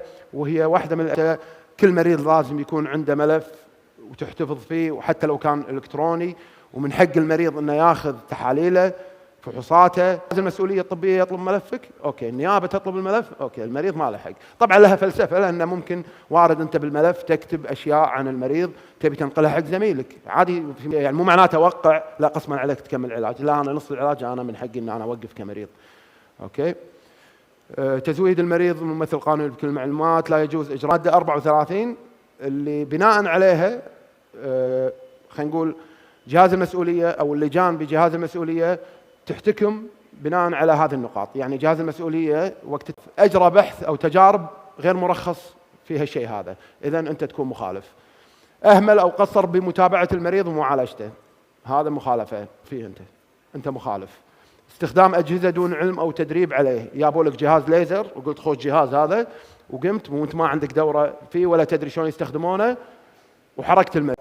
إذا صار في خطأ مرفقي أو خارجي وأنت شغال طفت الكهرباء، اخترب جهاز، صار أي شيء مو من صنع ايدك، فهذا نوعا ما يعفيك من الخطأ. مضاعفات طبية متعارف عليها، أنا راح أشلع ضرسك وراح ينقطع العصب ووقع إن أنا مالي شغل. لا، هو راح يوقع، وموجودة هالمضاعفات موجودة بالكونسنت وبمحلك وبمستواك العلمي وبتخصصك. مفروض إنه يسوي هالإجراء وأنت بذلت العناية اللازمة. نرجع على هالكلمة، القانون مخطئ، طلعت المخالفة لصاحب الشأن، خذاها راح المحكمة، القاضي حكم عليك ب 15 20,000 100,000 اللي يكون، وأنت فعلا مخطئ، ما راح تدفع شيء. الوزارة هي مختصين في نفس فحوى الشكوى نفسها، خصوصا خلينا نقول الطب الشرعي وهالأماكن هذه، وزارة الداخلية ما عندها مختصين بجميع تخصص، يقيس مدى الضرر المادي، وواحد قانوني يكون موجود معاهم في اللجنة، بل أعطى حقية في حال صدور القرار المخالفة، يحق لك أنك بعد ما أحاسبك، بعد ما يتم التحقيق معاك، أنا من حقي أصدر حكم عليك. وفي أحكام في عقوبات راح نذكرها الحين، شنو القطاع الطبي اللي بالبرايفت سيكتور، وفيها بعض النقاط تخص القطاع الحكومي، كل أشياء منطقية. العيادة لازم يكون فيها مؤمنة، وجوب الاشتراطات الصحية طول تكوين شركة. ضفنا نقطة موضوع البارت تايم، تشجيع للأطباء الكويتيين. ألزمنا أي مركز طبي يبي يفتح فرع جديد لازم يكون عنده طبيب صاغت بالقانون بطريقة معينة بحيث أنها تكون موجودة، هي شيء موجود أصلا بالقانون. لازم تكون الملفات موجودة في المنشأة، يجب وضع الترخيص مكان جسيمة. إذا تم إغلاق المنشأة أكثر من 6 أشهر، مو بكيفك تسكر تقول أنا مسكر، لا، لازم تبلغ أنك مسكر، راح تعتبر مخالفة. الوزارة تقوم بالتفتيش، شيء طبيعي. يجوز إخراج مادة 66، حالة الوفاة لازم أبلغ عنها، شيء طبيعي. التزامات مدير المنشأة، طيب أكيد وارد منا أن إحنا في بعضنا يكونون مدراء والمعاقين. توفير الدعم للطاقم وإبلاغه بالقرارات والتعاميم، هذه مسؤولية مدير أو مسؤول المنشأة، هو يبلغك بالتعاميم. وتجهيز الاحتياجات للأطباء من علاج المرضى خصوصا في حالات الطوارئ والكوارث. وعدم السماح بإجراء عمليات غير مسموحة، أشياء منطقية. طيب، العقوبات، احنا وصلنا تقريبا بالنهاية. تكلمنا عن كذا عقوبة واحنا بداية المحاضرة، وفي عقوبات ثانية لخصتها كلها بين جنايات وجنح. تمام؟ قلنا يعاقب ب5 سنوات سجن أو 10,000 دينار اللي هي تعتبر جناية، وزاوية المهنة تعتبر جناية. لا حد يستهين بهالشيء عقب القانون. أنا يمكن قاعد 15 سنة ما عندي ترخيص وأنا زاوية المهنة، ولكن عقب هالقانون يمكن مو أنا، أغلبية الموجودين كانوا ما حد يدري عن ترخيصه. بعد القانون تعتبر جناية. تزوير أو غش للحصول على الترخيص كذلك جناية. استخدم لقب أو أوهم الناس أنه هو طبيب تعتبر جناية. أخفى أو أتلف ملف أو جزء من محتوياته عمدا أو قطيته ولا هذا تعتبر جناية. أي شخص يتعدى على مزاول المهنة خلال تأدية عمله أو بسببها. طيب، هذه واحدة بعد من المواد اللي تعتبر حصاف أي هوشة، أي شغلة تصير بالشارع بين أي اثنين، غالبا تنتقل للأحكام الجزائية أو القانون. كبيرها عقوبتها شنو؟ يا تعهد، وعظم أو غلظ العقوبة الاعتداء عليه، فخلاها الاعتداء على مزاول المهنة بسبب العلاج، حتى لو برا أنت معالجة وياك برا، السب أو الاعتداء اللفظي. هم الاعتداء اللفظي بين أي شخص بالشارع ترى هم نفس الشيء، كبيرها 100 دينار. هني غلظ الاعتداء اللفظي على المزاول المهنة وخلاه يوصل إلى جنحة 3000 دينار أو 3 سنوات سجن. تمام؟ الإعلانات اللي ذكرناها. تمام؟ وإجراء عمليات عدم الإنجاب هم تعتبر جنحة نفس ما ذكرناها. وشغل عيادة منتهي ترخيصها أو منتهي صلاحيتها ورفض تجديدها جنحة. يجوز غلق المكان مؤقتا إذا شاف أن في خلينا نقول مخالفة جسيمة. هذه العقوبات اللي يوقعها جهاز المسؤولية. تمام، يعني جهاز المسؤولية بعد ما يحقق مؤقت يوصل لسنة أو سحب الترخيص. نفس العقوبات توقع على المنشأة، ولكن الغرامة توصل هني ل 5000، لا ينسى المهنة وممارستها صارت سنة. طبعا هذه العقوبات ما تغنيك عن المقاضاة في المحاكم، يعني بعد ما تعطيك العقوبة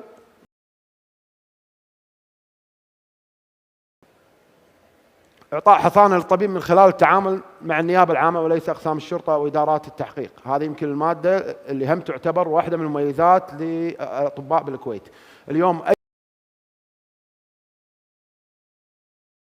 تسلسل القضائي عندنا بالكويت تبلش من مخفر، عقب المخفر يوديك إدارة التحقيقات، يا المحقق موجود هنا يا تروح إدارة التحقيقات، النيابة بعدها تروح إلى المحكمة في أي شكوى تخص. تمام. اليوم القانون قال الطبيب في أي شكوى، أرجع وأقول في أي شكوى، حتى لو واحد يطالبك فلوس، واحد سبك، واحد عنده مشكلة وياك، أي شيء، مو شرط شيء يخص المهنة، أنت اليوم كطبيب ما تدش المخفر. تمام، ما تدش المخفر، لو شنو تدش بشيء واحد فقط للمخالفات المرورية. وهذا نحط الشيء هذا تسهيلا للأطباء أو للمهنة، إن حادث مرور بتاخذ ورقة حادث ولا شيء ما له داعي أروح النيابة وقصة. أنت اليوم اللي يتناقش وياك واحد نوعا ما يعتبر شوية من خلينا نقول الدرجة الأعلى في التسلسل القضائي، اللي هو وكيل النيابة يتناقش وياك عقبها إلى القضاء. لا إدارة التحقيقات ولا المحكمة ولا المخفر له حق إنه يتكلم معك. تمام. نفس ما قلنا العقوبات التأديبية ما تغنيك عن الجزاءات المدنية إذا تطلب الأمر.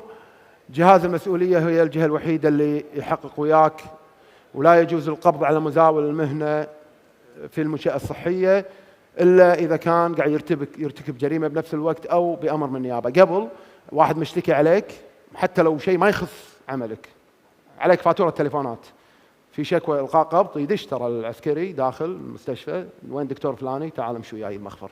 كذي كان يصير. الحين ممنوع هالشيء هذا، ما راح يصير الا اذا في حكم من النيابه او انت قاعد تسوي جريمه بنفس الوقت. تمام. ماده 80 هي الماده اللي يمكن طال الحوار فيها، اللي هو اعطاء صلاحيات ديوان الخدمه لوزاره الصحه، اللي مو فاهمها جميع موظفين الدوله يحكمهم ديوان الخدمة المدنية، هي الجهة الوحيدة اللي معنية بجميع موظفين الدولة ما عدا القطاع العسكري. تمام. فكنا بالسابق في حال مطالبة بأي زيادة مالية، في حال المطالبة بأي تعديل قرار وزاري، في حال طلب أي شيء، دائما الوزارة كانت تقول صح احنا معاكم، ولكن ديوان الخدمة المدنية رافض. تعال ناقش ديوان الخدمة المدنية، أصلا ديوان الخدمة المدنية ما يناقشك لأنه ما راح يرد عليك، وهو مو فاضي لك. عند كل موظفين الدولة فوق ال 15-20 جهة حكومية ما راح يلتفت لك. فصدر هذا القانون بهالمادة اللي هي 80، عطت صلاحية حق وزارة الصحة ان هي تقوم بهالشيء. يمكن شفنا بعض نتائجه. احنا الحين للحين متابعين حق ديوان الخدمة المدنية بصمة موجودة بسبب المادة هذه. يمكن ما قاعد يتم استخدامها بشكل مضبوط، مفروض انه يستخدم، ولكن بسبب بعض اشتراطات التعليم العالي وجهاز الاعتماد الأكاديمي تقول لك هذه الجامعة ما حققت الكرايتيريا اللي احنا طالبينها. طبعا الكرايتيريا مالتهم ما تنطبق على أهدافنا احنا.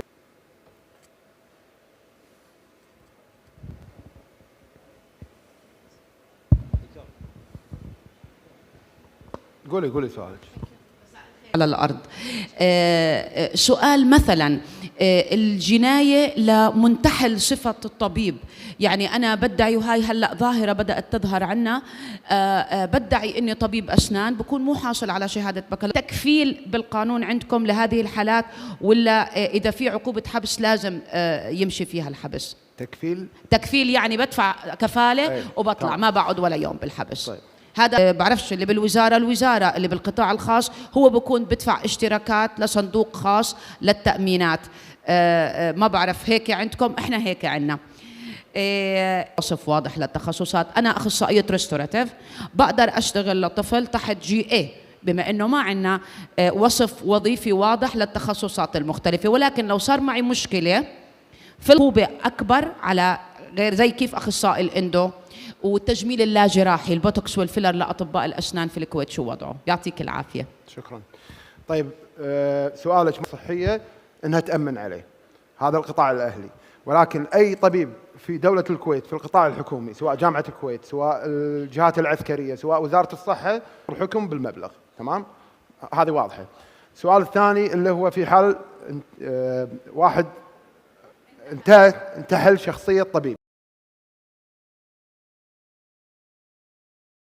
احنا نسميها التضمين او بالباطن، اوكي، ترخيص بالباطن، فهي جناية، وحل مكان طبيب فهو جناية. العقوبات في عقوبات توصل للسجن، في عندنا ممارسات صارت انه يطلع بكفالة، هذا شيء يرجع للقاضي، يعني راح يشوف مدى جسامة الحدث اللي حصل، هل هذا ترتب عليه اضرار للغير؟ هو بحد ذاته هو مخالفة قانونية، هل ترى جسامة العقوبة على جسامة الحدث؟ وغرامة توصل ل 10,000. حدد الحد الأقصى، ولكن ما يمنع أنه هو ممكن يقول له أنت تطلع بكفالة ب10 دنانير، القاضي حر، ولكن غالبا احنا السؤال الثالث كان أن في حال أحد اختصاص قام باختصاص وغير منظم هالشيء هذا، هل يتم محاسبته؟ اي نعم يتم محاسبته، لأن جهاز المسؤولية الطبية هم اخصائيين في نفس القضيه او الحادثه اللي صارت فيها المشكله، فغالبا عارفين الكونسبت بشكل عام، هو غير مكتوب ولكن في عرف، يعني جهاز المسؤوليه قاعد يقوم بورش عمل تم تنظيمها، حقن البوتوكس والفيلر تم تنظيمها لاخصائيين جراحه الوجه والفم والفكين فقط. الله يعطيك العافيه. عشان they want to start the preparation حق الاوبننج سيرموني. ف with that please show your appreciation حق دكتور محمد، ما قصر شرح وافي وكافي حق قانون وزارة المهنة الطبية.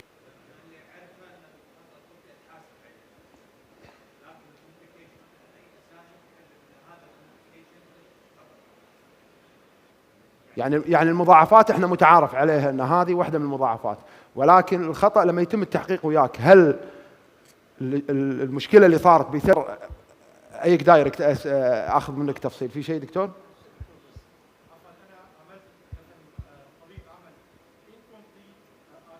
ايه 5 ل 10 دقائق بريك نذهب في القاء حق الاوبننج سيرموني ان شاء الله، وحياكم مره ثانيه.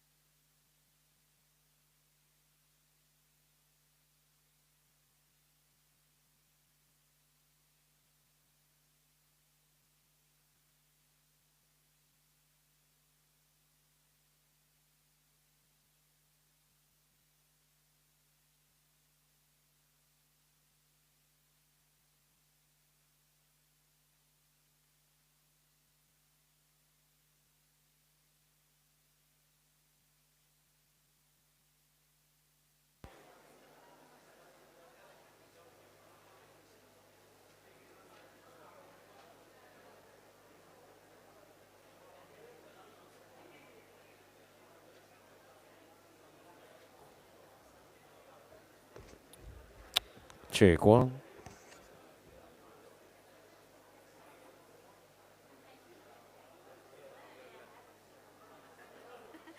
اهم حاجه فيه، اهم حاجه بس تجربه. انا مش شايف في اشياء هنا احط فيها اغراضي زين بس عشان اعرف الصوت.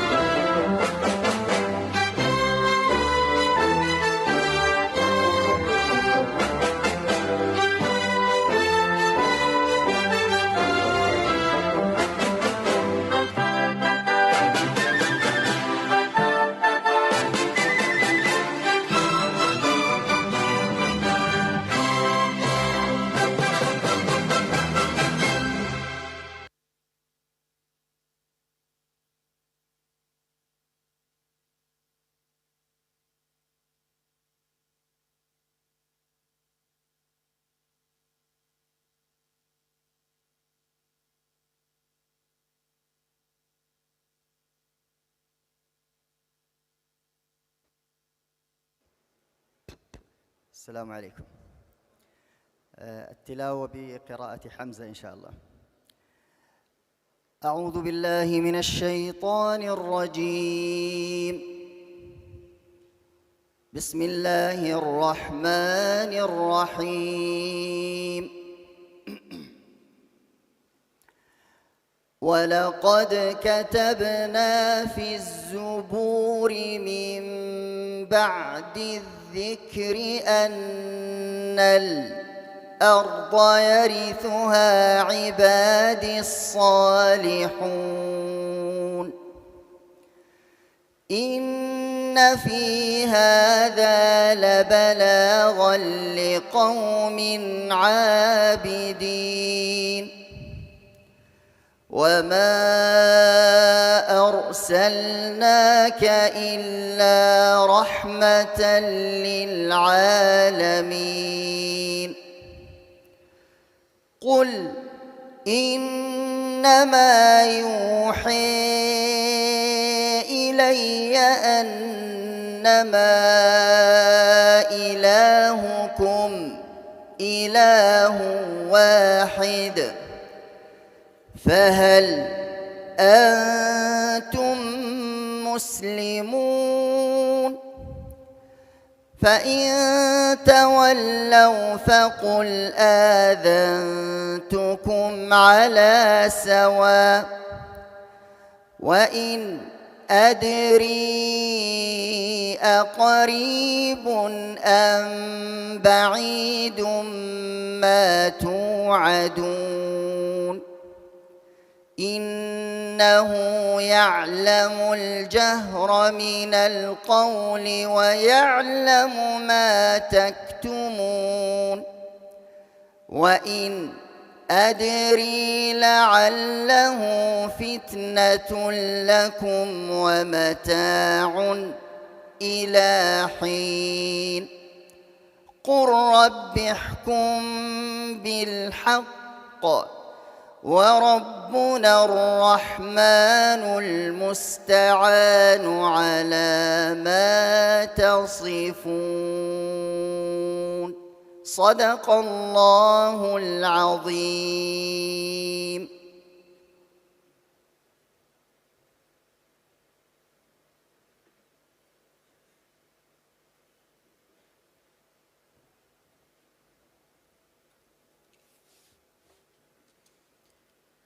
بسم الله الرحمن الرحيم، والصلاة والسلام على أشرف الخلق والمرسلين سيدنا محمد وعلى آله وصحبه أجمعين.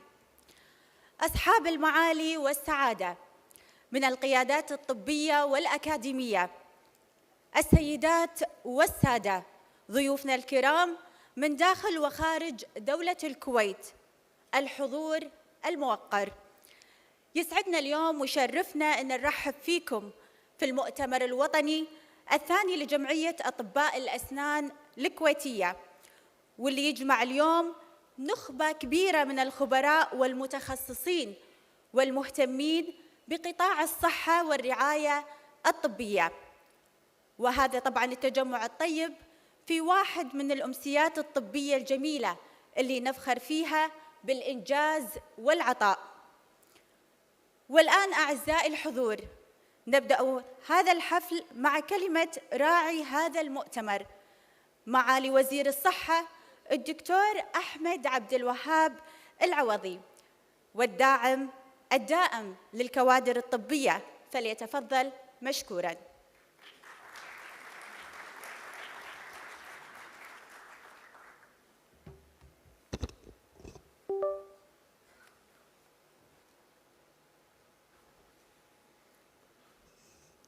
بسم الله الرحمن الرحيم. نمسي عليكم بالخير ونرحب فيكم. ما شاء الله القاعة يعني ممتلئة. بداية أهني الجمعية الطبية صراحة أن يابت وكيل وزير الصحة في مؤتمر واحد. العادة احنا نتبادل الأدوار ويمكن ندل على شيء فيدل على أهمية هذا القطاع وأهمية زملائنا في قطاع طب الأسنان اللي نوليه أهمية خاصة، وأنا أقول في الكثير من المؤتمرات يكاد يكون وزارة بتخصصه بوحده يعني. فيعني لكم كل الشكر والثناء والتقدير، خصوصا امتد يعني التخصص هذا في تخصصات فرعية كثيرة وتخصصات سب سبيشاليتي، ناهيك عن التوسع في خدمات ذوي الاحتياجات الخاصة والمعاقين والأطفال، سواء نوعيا أو حتى مكانيا وحتى امتداد ساعات العمل. فيعني جزاكم الله خير، وخير دليل يعني ما شاء الله مثل ما قلت هذا اهتمام وزارة الصحة واهتمام الإخوان القائمين على هذا المؤتمر، هو امتلاء القاعة ووجود ما شاء الله في هذا الوقت، مع أنه يوم خميس والعصر، لكن حرص زملائي وزميلاتي الأطباء وكذلك الفنيين على وجودهم، وإحنا كذلك ندعمكم. فنتمنى لكم ولإخواننا وأخواتنا الأطباء الأسنان من دول مجلس التعاون ومن الدول العربية، ونرحب فيهم في بلدهم الثاني الكويت، ونتمنى لهم طيب الإقامة. ونتمنى كذلك كوزارة الصحة في انتظار التوصيات عن هذه المؤتمر وأساس أن نقدر نطبقها. فأهلا وسهلا بالجميع. بسم الله الرحمن الرحيم. الحمد لله رب العالمين، والصلاة والسلام على أشرف الأنبياء والمرسلين سيدنا محمد وعلى آله وصحبه أجمعين. الأخ الدكتور سعد الشمري رئيس اللجنة المنظمة للمؤتمر المحترم، الإخوة والأخوات الحضور الكريم، السلام عليكم ورحمة الله وبركاته. يسعدني أن أرحب بكم جميعا في هذا المحفل العلمي لنشهد معا افتتاح المؤتمر الثاني لجمعية أطباء الأسنان الكويتية، ويسرنا أن نسجل انطلاق هذا المؤتمر الذي يعكس التزام مؤسساتنا الصحية والعلمية برسالتها السامية، ويجسد توجه الدولة نحو تعزيز مكانة الكويت كمركز متقدم في مجال طب الأسنان علما وبحثا، ممارسة وتطويرا. السادة الحضور، إن وزارة الصحة تنظر إلى جمعية أطباء الأسنان الكويتية والقطاع الطبي الأهلي كشركاء أساسيين في التنمية الصحية، ولا تتوانى عن دعم جهودهم ومساعيهم في سبيل الارتقاء بمستوى الخدمات الصحية والوقوف على أحدث المستجدات العلمية والتقنية بمجال طب الأسنان. شهد قطاع طب الأسنان في السنوات الأخيرة تطوراً ملحوظاً على مستوى خدماته الوقائية والعلاجية وما يصاحبها من برامج تدريبية ومهنية موجهة لرفع كفاءة الكوادر الوطنية. وفي هذا الإطار عملت الوزارة على تعزيز البنية التحتية لعيادات ومراكز طب الأسنان في مختلف المناطق، وتحديث تجهيزاتها الطبية، وتطوير أنظمة الجودة والاعتماد، وتوسيع نطاق الزمالات والبرامج التخصصية بما يضمن صناعة جيل مهني قادر على مواكبة أحدث المستجدات العلمية والتقنية في هذا المجال الحيوي. الحضور الكريم، إن تحقيق تطلعات ملتقى ومتلقي خدمات الأسنان وتلبية احتياجاتهم والارتقاء بجودة الخدمة المقدمة لأفضل المستويات العالمية هو هدف أساسي نسعى إليه بالتخطيط والعمل والتطوير وتضافر الجهود، والذي ظهر جليا من خلال ما تم تحقيقه من إنجازات في الفترة الأخيرة، ومنها على سبيل المثال لا الحصر نقل تقديم خدمات البرامج المدرسية لصحة الفم والأسنان ليصبح من خلال وزارة الصحة مباشرة كمشروع وطني، استحداث صيدليات بجميع مراكز طب الأسنان التخصصية وربطهم بالصيدليات المركزية بالمستشفيات العامة حسب المحافظة، استحداث مركز الجهراء التخصصي لعلاج أسنان الأطفال بطاقة 52 عيادة والمخصص لتقديم خدمات طب الأسنان الشاملة للأطفال منذ الولادة إلى عمر 16 سنة، والذي يعتبر نقلة نوعية في خدمات طب الأسنان للأطفال. أعمال تجهيز القائمة حاليا استعدادا لافتتاح وتشغيل مركز ناصر السعيد التخصصي لعلاج أسنان الأطفال بطاقة 48 عيادة أسنان في محافظة العاصمة. افتتاح عدد 13 قسم طب أسنان متكامل جديد بمراكز الرعاية الصحية الأولية بجميع محافظات الكويت. افتتاح عدد 5 أقسام طب أسنان متكاملة جديدة في المستشفيات العامة والتخصصية. افتتاح عيادات أسنان لعلاج ذوي الاحتياجات الخاصة بجميع مراكز الأسنان التخصصية. التوسع بخدمة عيادات طوارئ طب الأسنان الخفارة والتي تعمل خلال أيام العطل والإجازات الرسمية للفترتين الصباحية والمسائية، وذلك من خلال 13 عيادة جديدة موزعة على جميع المحافظات. ما خليتوا لنا شيء ما شاء الله، احنا الطب البشري، لكن مجبور اقول لكم الدكتور احمد شو اسوي؟ يعني والله اهنيكم صراحه، هذه النقله النوعيه يعني تستحقونها والله، ويستحقها جميع وكل طبيب اسنان. افتتاح عدد 3 عيادات طوارئ طب اسنان الاطفال كخفاره تعمل خلال ايام العطل والاجازات الرسميه للفترتين الصباحيه والمسائيه. افتتاح عدد 4 عيادات طوارئ ليلية لأسنان الأطفال طوال أيام الأسبوع، وهي خدمة نوعية في مجال خدمات طب أسنان الأطفال. تمديد فترات العمل بعدد 6 أقسام أسنان ببعض مراكز الرعاية الصحية الأولية لتصبح 24 ساعة طوال أيام الأسبوع، والتي تقدم من خلالها خدمات علاجية كاملة وليست طوارئ فقط. صراحة تستحقون الإشادة والله. الحضور الكريم، إن انعقاد هذا المؤتمر في نسخته الثانية يشكل منصة علمية متقدمة وفرصة لتبادل الخبرات والاطلاع على أحدث التقنيات والأبحاث وترسيخ التعاون بين المؤسسات المهنية والعلمية، بما يسهم في استمرار تطوير قطاع طب الأسنان في دولة الكويت. وفي الختام نسأل الله تعالى أن يكلل جهودكم بالتوفيق، وأن تسهم مخرجات هذا المؤتمر في تعزيز مكانة دولة الكويت في ميادين طب الأسنان علما وممارسة وتميزا.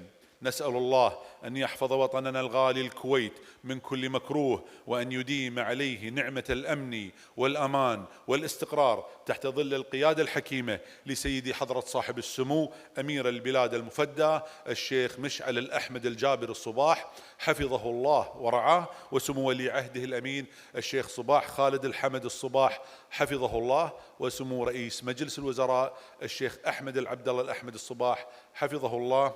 والسلام عليكم ورحمة الله وبركاته.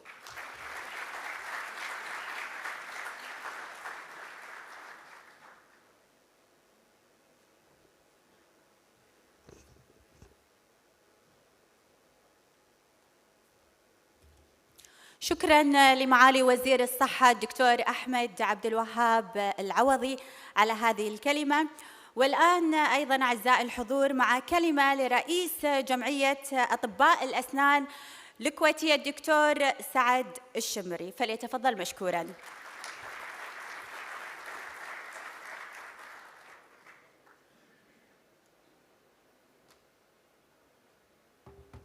بسم الله والصلاة والسلام على أشرف خلق الله نبينا محمد وعلى آله وصحبه أجمعين. في البداية أحب أشكر معالي وزير الصحة راعي حفلنا هذا ومؤتمرنا على حضوره الكريم، وكذلك أحب أشكر الدكتور عبد الرحمن المطيري وكيل وزارة الصحة على حضوره كذلك الكريم، والدكتور أحمد أسد الوكيل مساعد شؤون طب الأسنان، وأشكر جميع قياديين وزارة الصحة. وكذلك أحب أشكر وأخص بالشكر لجميع رؤساء الجمعيات والنقابات وأخواني وأخواتي زملائنا وزميلاتنا الذين تكبدوا عناء السفر وحرصوا على الحضور هذا المؤتمر، فنقول لهم أهلا وسهلا فيكم وشرفتونا ووطأتم أهلا وحللتم أهلا بإذن الله إن شاء الله. حضورنا الكريم من أولويات جمعية أطباء الأسنان الكويتية دعم وإبراز كوادرها الوطنية، ومن هذا المنطلق جاءت فكرة إقامة مؤتمر وطني الأول لجمعية أطباء الأسنان الكويتية، والذي أقيم في سنة 2019. ولله الحمد، ولله الحمد، أخذ صيت واسع داخل الكويت وخارج الكويت. والحين احنا وياكم في افتتاح المؤتمر الثاني لجمعية أطباء الأسنان الكويتية المميز والوطني، الذي يحمل كوكبة من أصحاب الخبرة الوطنية يحملون رؤية متجددة في مجال طب الأسنان. فنأمل أن يتكلل هذا المؤتمر بالنجاح بسبب حضوركم اللي ما شاء الله تبارك الرحمن. نشوف القاعة متروسة، وبإذن الله نلتقي معاكم في مؤتمر جمعية أطباء الأسنان الكويتية في العام القادم. السلام عليكم ورحمة الله وبركاته.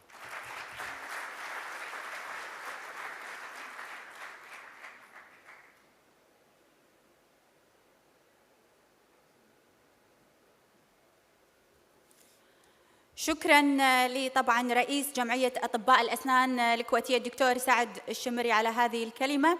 وأيضا الآن مع كلمة لرئيس المؤتمر الدكتور محمد دشتي، فليتفضل مشكورا.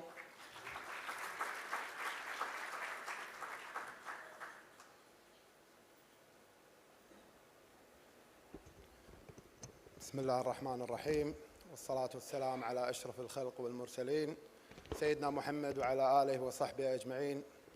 مساكم الله بالخير جميعا. بداية نرحب براعي الحفل معالي وزير الصحة الدكتور أحمد عبد الوهاب العوضي، الدائم للمنظومة الصحية في الكويت. كذلك أشكر الدكتور وكيل وزارة الصحة الدكتور عبد الرحمن المطيري على تواجده معنا اليوم، وشكر خاص للداعم الدائم والحريص على قطاعنا الوكيل المساعد لشؤون طب الأسنان الدكتور أحمد أسد، قواك الله يا أبو حكيم. وأرحب بجميع زملائي وزميلاتي أطباء الأسنان وجميع العاملين على تطوير المنظومة الصحية في بلدنا العزيز.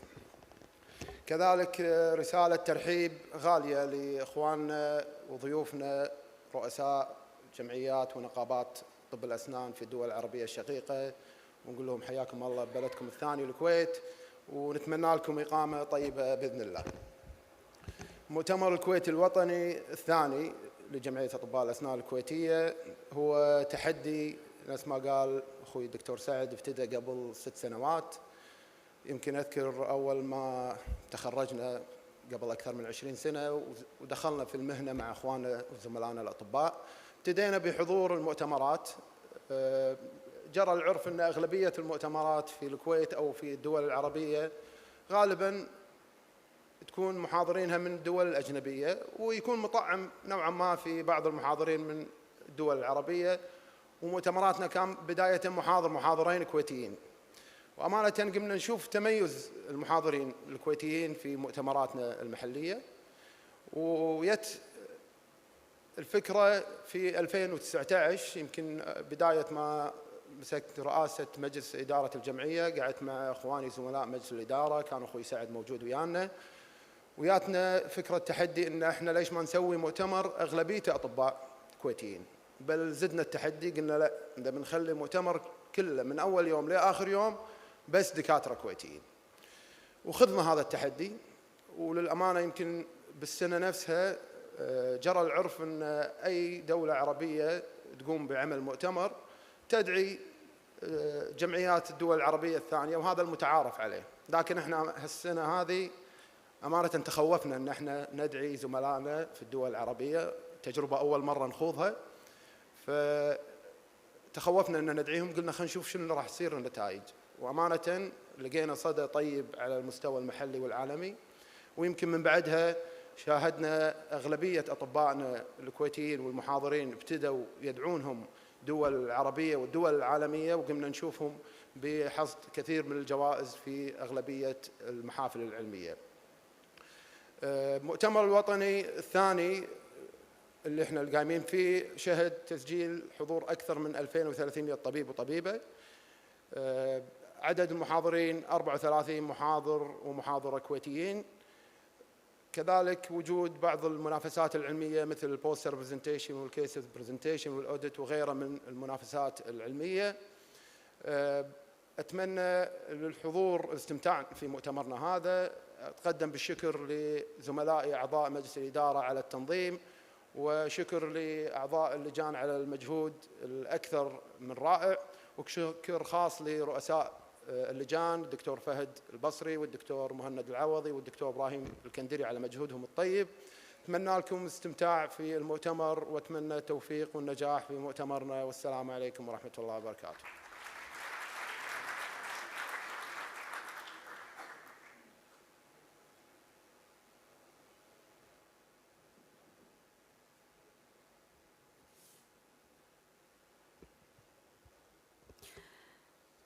كل الشكر طبعا لرئيس المؤتمر الدكتور محمد دشتي على هذه الكلمة.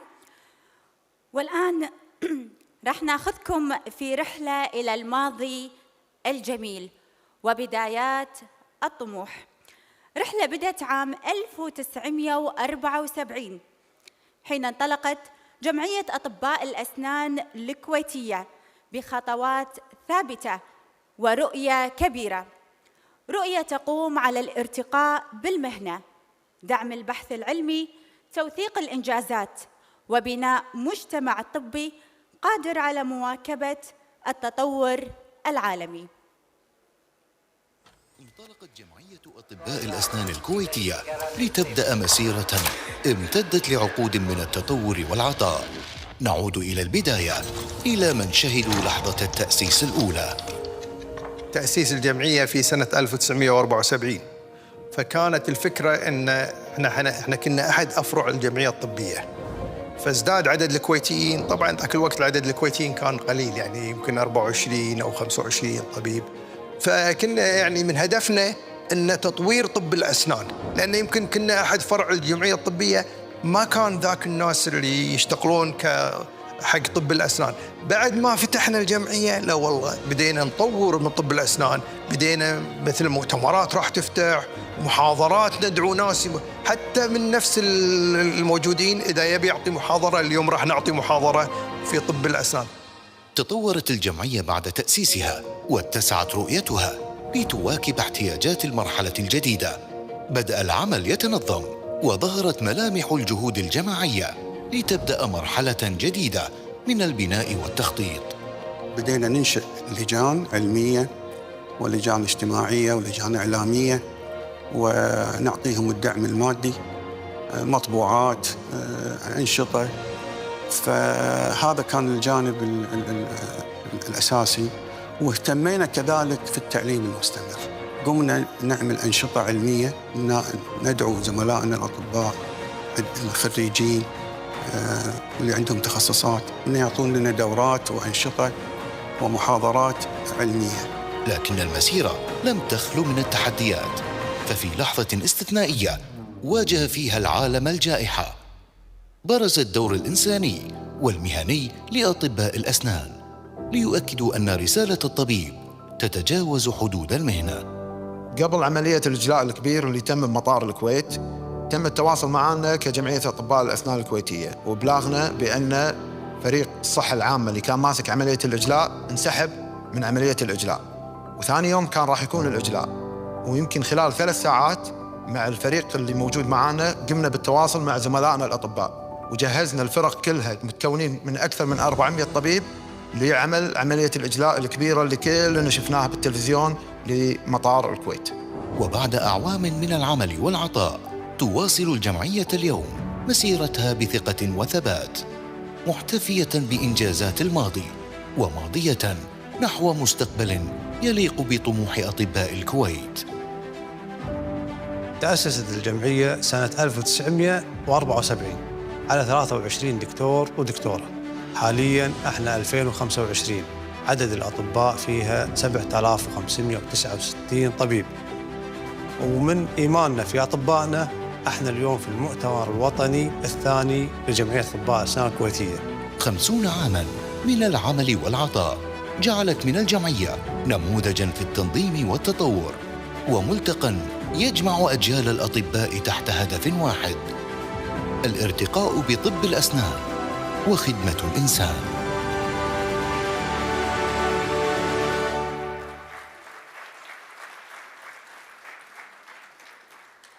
طبعا بعد هذه الرحلة الملهمة يسعدنا اليوم أن نعلن عن انطلاق المجلة العلمية المتخصصة، وهي منصة بحثية مختصة بنشر الابتكارات والأبحاث الدراسية في مجال طب الأسنان، وتعد إنجازاً علمياً جديداً يضاف لإرث الجمعية.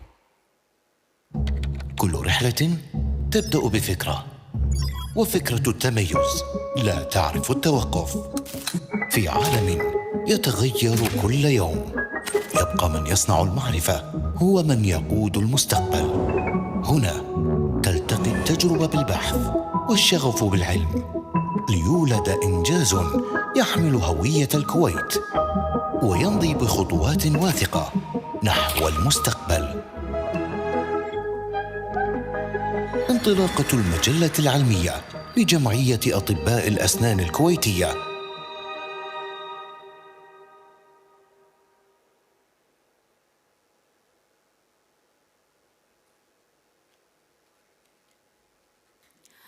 هذه المجلة ليست مجرد إصدار، إنها خطوة جديدة في طريق دعم البحث العلمي وتعزيز دور أطبائنا الكويتيين في الإبداع والمساهمة في المعرفة الطبية عالمياً. والآن أعزائي الحضور، نصل إلى لحظة الوفاء والتقدير. فليتفضل دكتور سعد الشمري رئيس جمعية أطباء الأسنان الكويتية، والدكتور محمد دشتي رئيس المؤتمر للصعود للمسرح.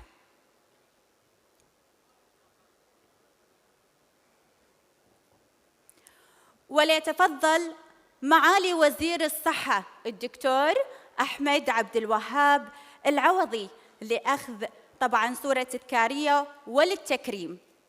فليتفضل معالي مشكوراً.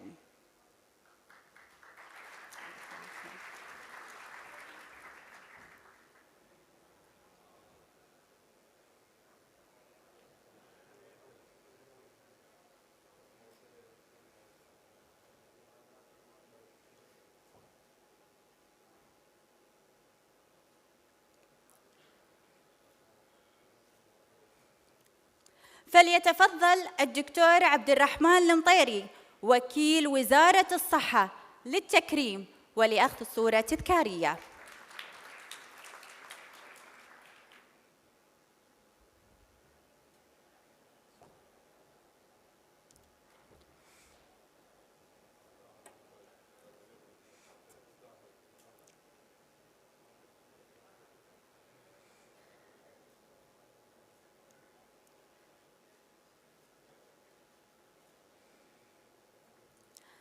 فليتفضل الدكتور أحمد أسد الوكيل المساعد لشؤون طب الأسنان للتكريم ولأخذ صورة تذكارية.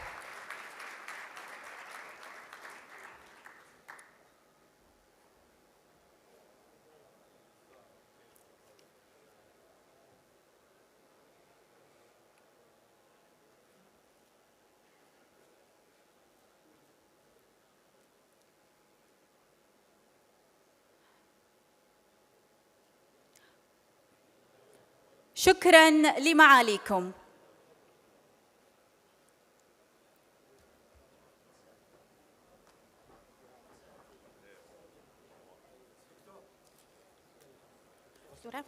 طبعاً دكتور أحمد تفضل. تبغى صورة جماعية؟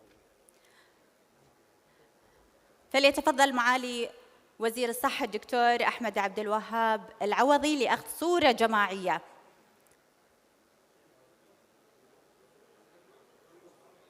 ومع ضيوفنا الكرام من خارج دولة الكويت، حياكم الله لأخذ صورة تذكارية مع وزير الصحة. طبعاً هذه لحظة التكريم هي تعبير رمزي عن الامتنان لجهود وزارة الصحة في دعم القطاع الطبي واهتمامهم الواضح لتطوير منظومة طب الأسنان في دولة الكويت. أيها السادة الحضور، نصل وإياكم إلى ختام حفل افتتاح مؤتمر الكويت الوطني الثاني لجمعية أطباء الأسنان الكويتية. شكراً لحضوركم ومع أطيب الأمنيات بنجاح هذا المؤتمر.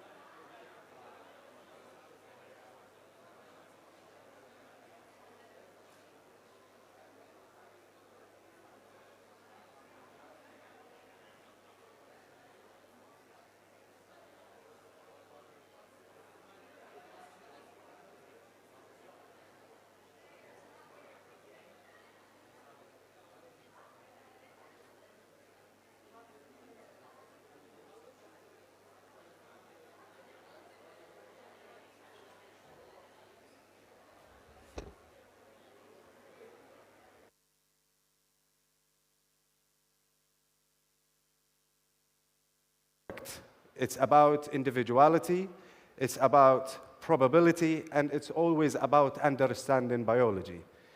And in this case, what we can see is a single artificial crown. And if you look closely, you can probably tell it's the maxillary left central incisor. Now, it's easy to say, why did the prosthodontist didn't do a good job in closing that black triangle through adjusting that mesial marginal ridge? Someone also might ask why the periodontist didn't take his time in order to produce a better adaptation from the crown to the gingival margin. You see, all of these probabilities or judgments are valid. But before we actually jump into conclusion,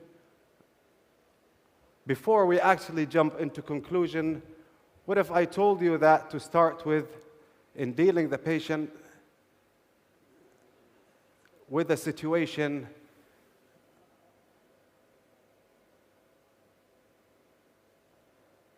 like that?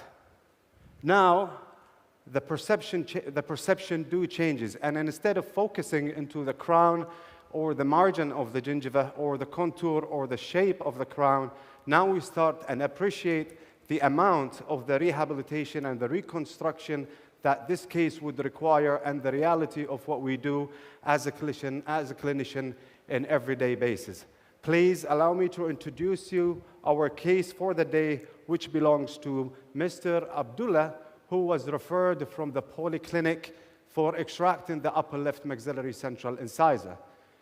So Mr. Abdullah, by the time I saw him, he was at the age of 30 years old, and he was a student. He did not report any habits of smoking or drinking. He reported continuous and regular pattern of cleaning, including brushing 1 to 2 times a day, as well as scaling annually with at his polyclinic. He otherwise expressed mobility of the tooth number 2, one that is maxillary upper left central incisors, and that was 2 years ago. And with regard to his medical history, he reported otherwise being fit and well. Now, whoever is looking at the image, whoever is looking at this image will realize and understand the amount of the social and the psychological impact that losing a central incisor tooth could do to an individual who at the age of 30. Now, a serious or a wide range of social and psychological negative impact have been reported into the cross-sectional observational studies. And what they have found that individuals who are at risk of losing the upper left or upper central incisor tooth would exhibit a range of social and psychological negative impact that is extending from emotional distress and anxiety uphill the pyramid into the self-esteem decline, with a potential of impacting the quality of life of the patient. So this is the initial intraoral examination of the patient when I remember at 2018. And what we can see that the patient has a relatively stable posterior occlusal relationship, as we can see by the molar class 1 relationship. However, the situation gets further complicated as we move anteriorly with the class 2 division 1 incisor relationship that is further complicated with the increased overjet, the maxillary arch spacing, and the extrusion and the proclination of that upper left central incisor tooth. Now, the reason of that migration of the upper left central incisor tooth is due to the phenomena known as the pathological migration. And this phenomena of the pathological migration resulted in the teeth to become drifted and shifted from its normal functional zone, and the situation to become further complicated with the presence of the pathological or the secondary occlusal trauma, resulted in a clinical attachment loss and mobility as depicted in the picture. Also, an evidence of pathological migration signifying the severity and the aggressiveness of the underlying periodontal disease can be observed in tooth number 2-4. All of these teeth do signify the presence of underlying periodontal disease that is aggressive in nature. Now, this is the first orthopantomogram that has been taken for the patient, and it was in 2018. And what we can see is the presence of multiple various severe suprabony defects that are well evident in tooth number 4-6, tooth number 1-4 and 1-5, as we shall see later on with the more detailed images in the radiographs, tooth number 2-1, tooth number 1-4, tooth number 3-6 and 3-7, 3-4 and 3-5, all show evidence of suprabony infrabony defects corresponding with an aggressive nature of a periodontal disease.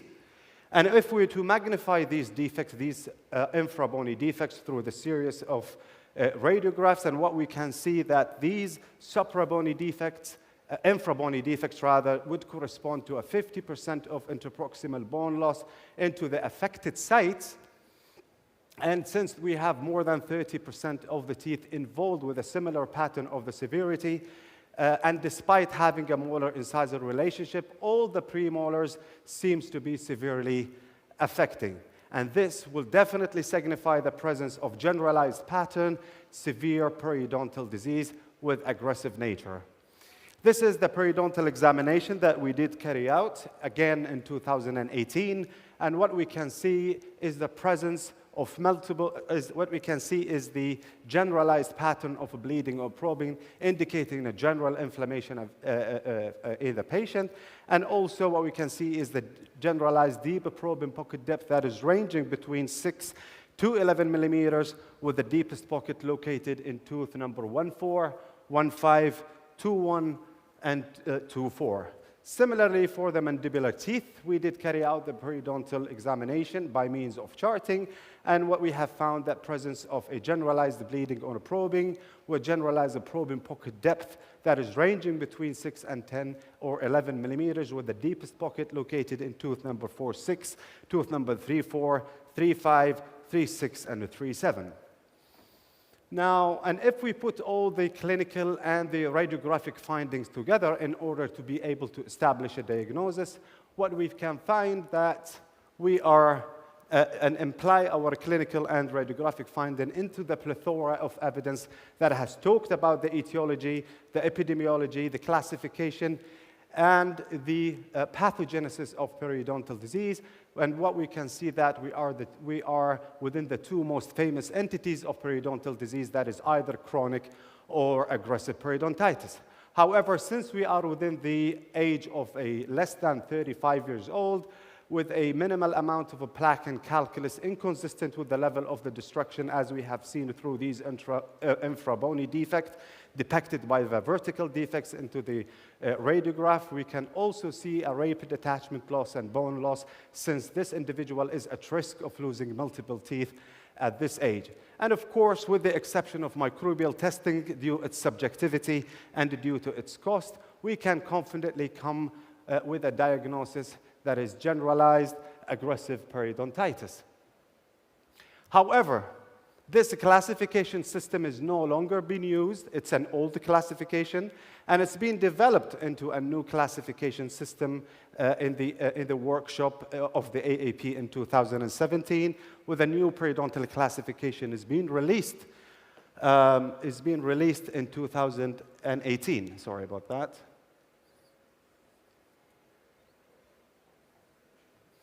So the new classification system actually comprises or further classified the periodontal disease based on the grading system and staging system.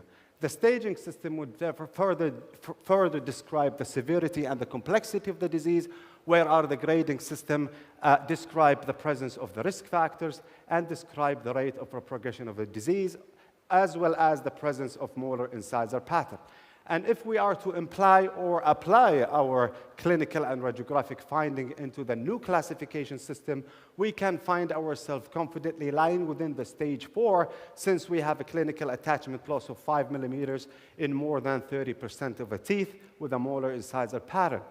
Tooth or severe tooth mobility, pathological migration, secondary occlusal trauma were all evident in our case, and that signified the need of a major rehabilitation and the reconstruction of the defective site. So we are within the stage 4 confidently with the first part. The second part is the grading system, and the grading system describes the presence of the risk factors or presence of systemic disease as well as the rate of a progression of the disease. And since we have an individual who is at the age of 30 with the risk of losing that central incisor, then we have a rapid attachment loss and bone loss. So in this case, we can confidently describe and give the diagnosis as a stage 4 grade C molar incisor generalized pattern.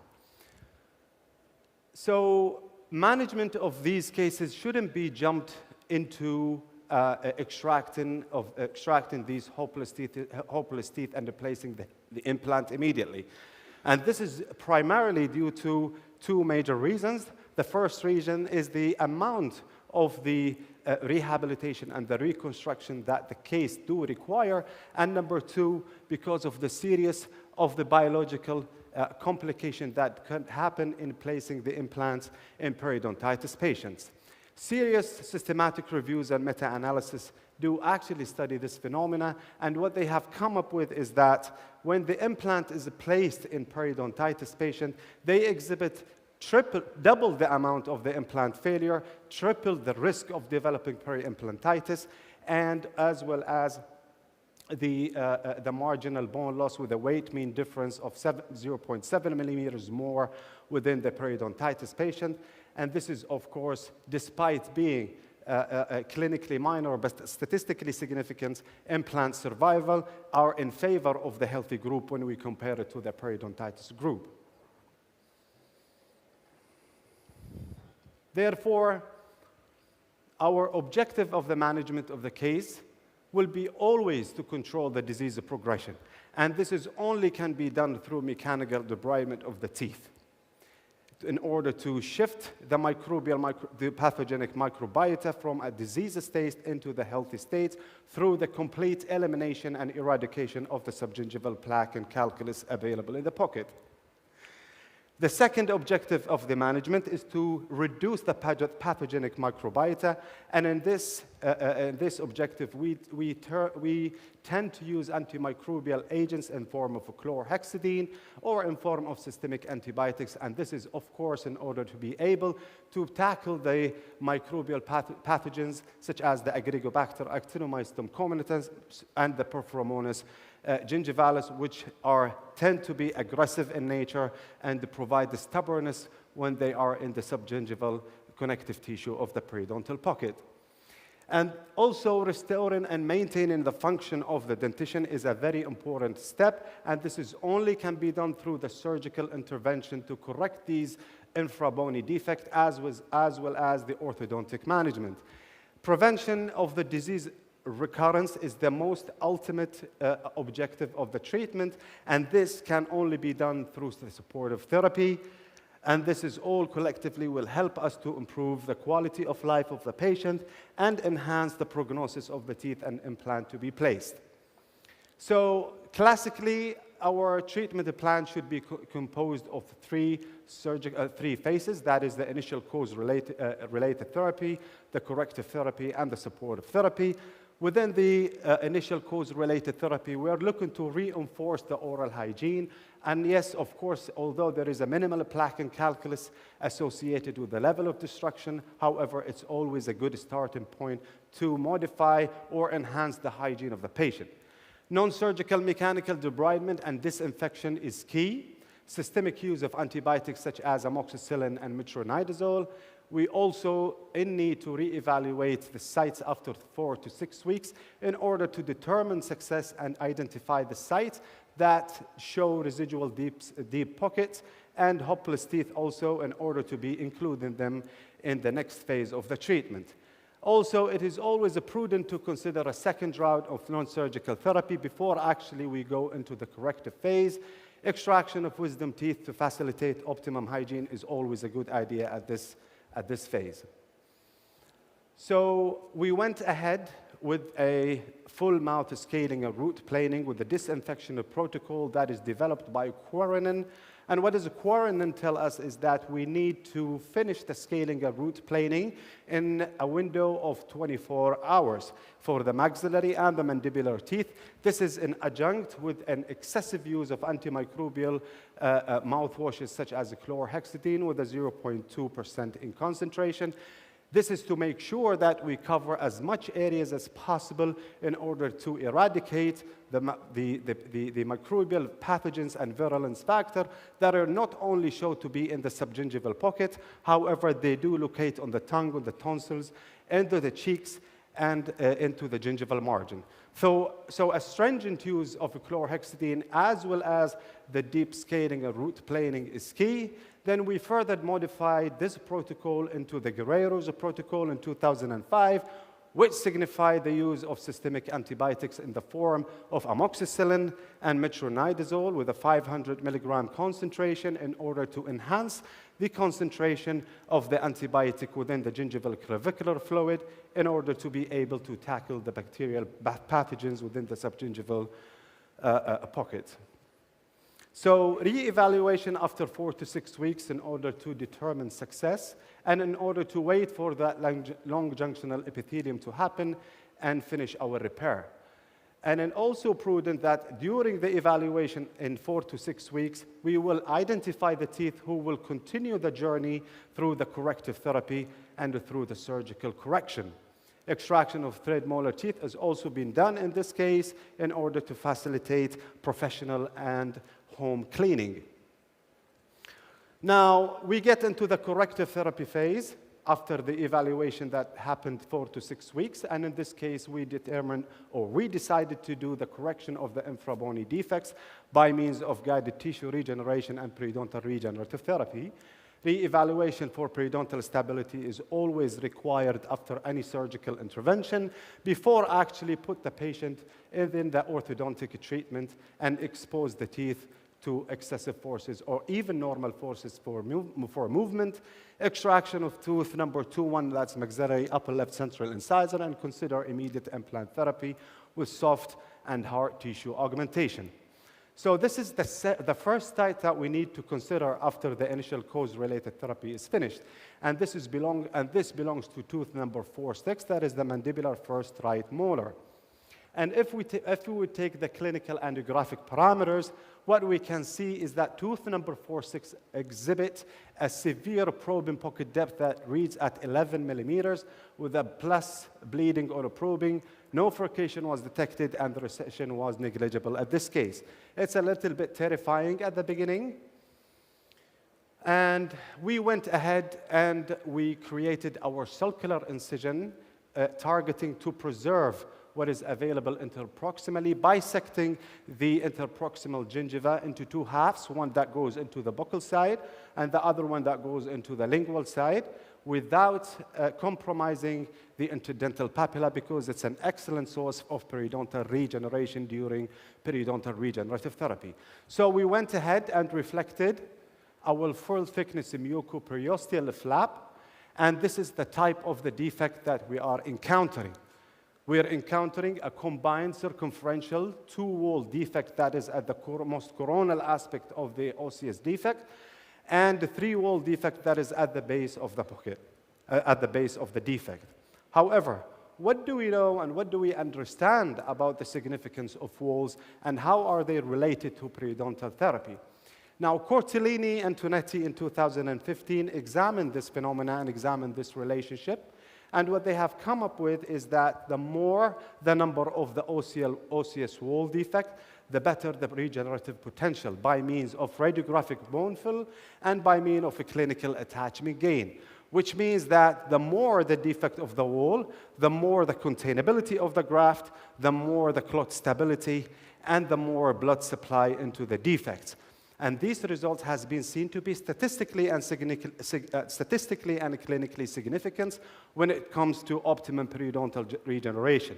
Statistical and clinical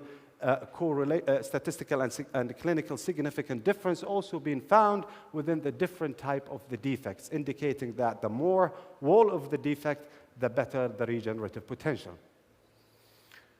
Now, what sorts of biomaterials do we use is always remain a question of interest. Shall we use a resorbable or non-resorbable barrier membrane, or shall we use the connective tissue graft as a barrier membrane? Shall we use autogenous bone graft, or shall we use synthetic bone graft in terms of xenograft or allograft or even beta TCPs? Does the use of surface modification actually enhance the treatment of periodontal regenerative therapy, or does the use of PRF in forms of LPRF or IPRF actually enhance the soft tissue during healing and contribute to the successful outcome of the periodontal regenerative therapy? Different systematic reviews and meta-analysis have looked into the concept, and they have come up with that regardless to the biomaterials or the biologic that are used in the guided tissue regeneration procedure, a mean clinical attachment loss and a probing pocket depth of 4.2 and 4.6 millimeters were observed amongst the literature that have talked about the guided tissue regeneration and periodontal regenerative therapy, regardless to the type of the biomaterial used. However, what we can see from the pie chart that the best performing protocol is the guided tissue regeneration by means of resorbable barrier membrane, collagen membrane, bone graft material regardless to the type of the bone graft material, and the use of enamel matrix derivative as a source of root surface modification, whereas the least amount of probing pocket depth and clinical attachment gain was observed when resorbable barrier membranes were used alone.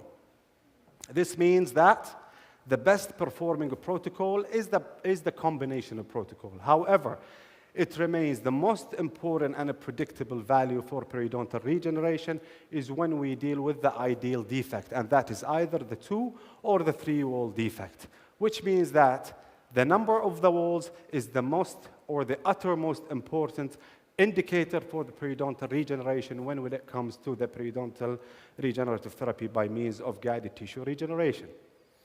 So we go back to our clinical scenario, and after we achieve a thorough scaling of root planing, degranulation of the infected connective tissue, we did manage to mix an autogenous bone graft that is harvested from the mandible, mix it with the allograft, and in this case we used the Puros from Zimmer.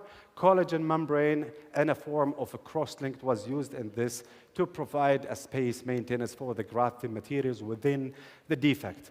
And then we went ahead. We placed our grafting materials into the defect. We inserted our membrane in this manner to make sure that we contain the defect both from the buccal side and from the lingual side for better clot stability. And then we went ahead. We coronally advanced our flap, making sure that the edges and the connective tissue are brought to each other to provide a maximum blood supply to the grafted material.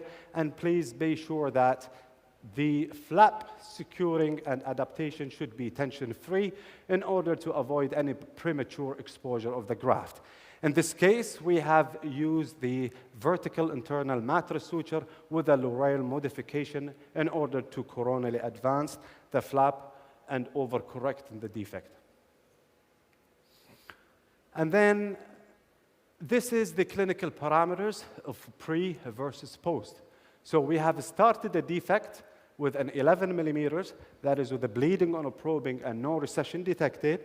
The final probing after at 2025 during the supportive therapy is 3 millimeters and no bleeding or probing. Recession, however, was recorded, but it's a consequences of health, and that will lead to a clinical attachment gain of 7 millimeters, and we were successfully be able to transfer the patient from a guarded prognosis into a good prognosis. Similarly, when we are to use the second most reliable indicator for periodontal regeneration, which is the radiographic bone fill. And what we can see in this case that over the period of 6 years, we have almost more than 90% of complete resolution of the defect. However, please bear in mind that these radiographs does not tell you if what is in there is actually true bone, true cementum, or true periodontal ligament. And then the only way to decide that is a true bone or a true periodontal ligament or a true cementum is to take histological slides, and that is not acceptable or possible in this case. Therefore, radiographic bone fill only tell us the remineralization that happens and the remineralization that did take place for the newly formed bone and the maturation into the lamellar bone, which is expected to be after 12 months. However, these cases or this situation, they result for up to 6 years. And then this, in turn, will take us to the next set of group of teeth that will be also joining the journey of periodontal regeneration. That is tooth number 1, 5, and number 4, which show a residual probing pocket depth of 9 millimeters, positive signs of bleeding on probing, and no recession was detected. So similarly, we went and elevated the full thickness mucoperiosteal flap, and we have removed the degranulated all the infected connective tissue from the defect. And then the reality is that once we finish with the scaling and root planing and the degranulation, we find ourselves within the 2-wall type of the defect where the level of the regeneration is kind of acceptable. So we decided at this phase to keep it simple, and then we decided to keep it simple, and we went ahead and we used synthetic bone grafting materials by form of allograft with the use of a FlexiGuard membrane that is a cross-linked collagen membrane, adapting the membrane around the defect in this shape, and then coronally advance the flaps into this manner. This is the clinical parameters when we compare the pre versus the post results. We have started a probe with a residual probing pocket depth after initial cause-related therapy with 9 millimeters. And then at the end of the treatment, post-GTR, during the supportive therapy, we ended up with having a final probing depth of 3 millimeters, reduction of the bleeding on probing, no recession, and therefore we have a clinical attachment gain of 6 millimeters, consistent with the report, and safely to take this tooth into the orthodontic journey during the treatment. And then this is the radiographic bone fill into that site, and what we can see here is an almost complete resolution of the defect of what is known or what is looked like a new bone, new periodontal ligament, and new cementums, and that's correspondent and correlated with the periodontal chart that we did earlier. And this is going to take us to the last site. I know there is one site is missing, but it's no point of being repetitive. So we will stick to the site 2-4, being the last site that we're going to show during this periodontal regenerative therapy journey. With the tooth number 2-4, we have started with a residual probing pocket depth of 11 millimeters, positive signs of bleeding or probing, and recession to start with, that's accounting for 2 millimeters. So again, a full thickness mucoperiosteal flap reflected to identify and expose the whole topography and the morphology of the defect. And what we can see here is that we are within an entity of a 1-wall osseous defect that is, according to the literature, providing the least periodontal regenerative potential due to many issues. We went ahead in this time almost copying the previous procedure. However, in this time, we wanted to maximize the regenerative potential throughout the use of a Emdogain, that is a surface modification, in order to enhance the attachment of periodontal ligament sharp piece fiber into the cementum. And then we combined that with the use of autogenous bone, Puros or allograft, and resorbable collagen barrier membrane, coronally advanced or adapting the membrane in this manner and coronally advance the tissue, as we see here, through internal vertical mattress suture, modified by Laurel. And then these are the clinical parameters for the pre versus post, and what we can see that we have started with an initial probing pocket depth of 11 millimeters, with a bleeding on probing and a recession of 3 millimeters. Now, we have a final probing of 5 millimeters, probing pocket, no bleeding on probing, and a recession of 4 millimeters, and that will give us a clinical attachment gain of about 5 millimeters, indicating periodontal success and improving the prognosis of the tooth from guarded into good prognosis. And these are the radiographic bone fill. We can appreciate the amount of the resolution of the defect, and it's almost 100% complete resolution of the defect with the formation of the lamellar bone indicating the maturity of the bone. And this is key, periodontal stability now. So before we actually jump on and put the patient into orthodontic treatment or orthodontic forces, it is very important to make sure that at the end of the surgical corrective phase, we have achieved periodontal stability represented by these physiological probe in pocket depth that reads around 3 millimeters. And what is really important, that not only just the pocket reduction, is that we did manage to get to the patient into an inflammation-free state, indicating periodontal stability. So we went ahead and we have started our orthodontic treatment after 1 year. And this is very important to highlight because we cannot put forces on bone while it is still premature or immature. And the time that takes for the complete maturation of the bone is between 6 to 12 months. So in order to be on the safe side, we have delayed the orthodontic treatment for not only to the 6 months, but we've given it an extra 4 months of a window. Thus, we have started after 1 year. In this case, we decided not to include the upper left central incisor into the treatment because we were trying to include it. However, if we are to include or to put forces into this type of tooth, then it will be extracted. So we accepted that the tooth has a hopeless prognosis and cannot continue the journey of the treatment and then therefore scheduled for extraction. However, the decision of extraction was delayed for after the completion of the orthodontic treatment. So during the orthodontic treatment, we're looking to stabilize and maintain that posterior occlusal relationship.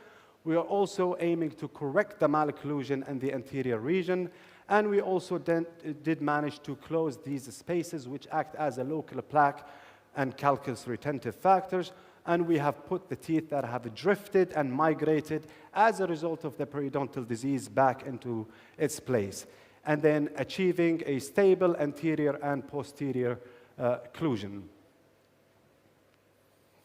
And this is the patient, how it looks at the end of the orthodontic treatment. And now it is the time for that upper left central incisor tooth to go. It's the time for the extraction. So indeed, we went ahead and extracted that upper left central incisor tooth. Now we do find ourselves in a dilemma because of the position of the gingival margin and the position of the bone level. And then this is the CT scan. And what we can extrapolate from the CT scan is that after the extraction, we will be able to immediately place our implant since we have sufficient thickness and height of the residual alveolar crest.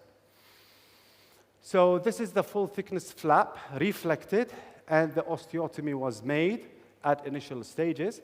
And what we can find that if we place an implant at this depth, meaning an implant at the depth of 7 millimeters, then this implant will be biologically wrong. We need to come up with an idea not to place an implant at the supracrestal level.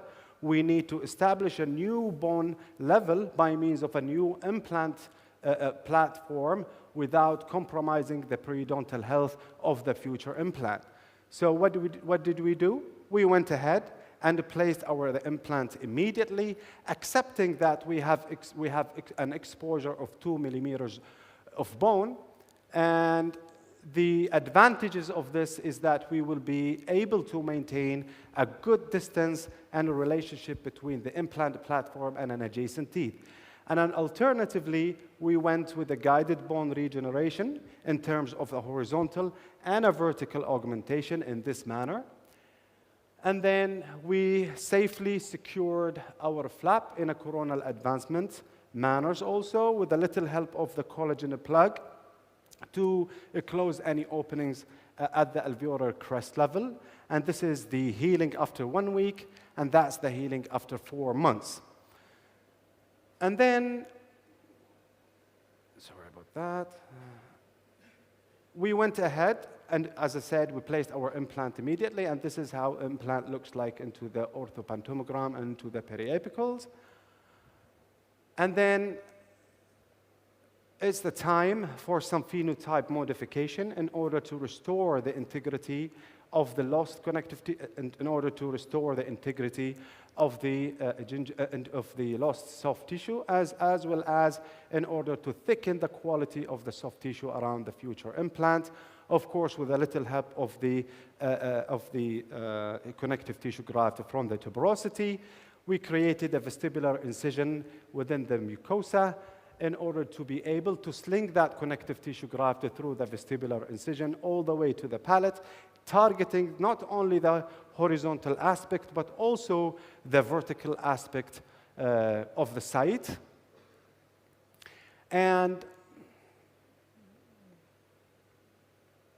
this is the site at suturing the vestibular incision and suturing and securing the graft. And we have waited for the healing for up to 2 months until we uncover that implant. We picked it up and provisionalized the implant, and we let the patient to stay with it for 2 months. And here what we can see that we have almost restored the integrity of the lost connective tissue with sufficient amount of expression of keratinization underneath. And of course, this is at the end of the treatment, and what we can appreciate is that the life has come back to the site with a sufficient amount of keratinization sufficient amount of keratinization underneath. We can see a revitalization of the site once again. And this is, of course, followed with a regular periodontal and a prosthetic maintenance every 4 months for periodontal stability. And of course, this is how we started the procedure in 2018, and this is how we ended with the procedure in 2025 while the patient on a supportive therapy.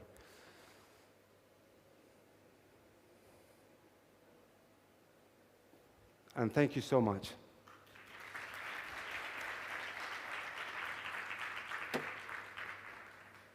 Dr. Isa, thank you so much. Such a nice presentation, challenging case, well executed.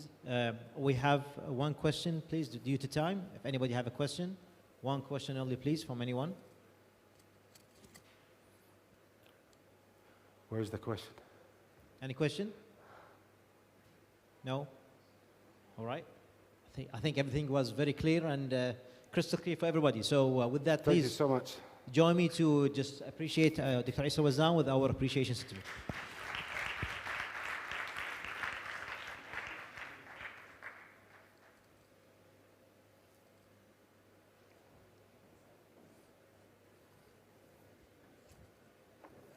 Shukran. Did you like it?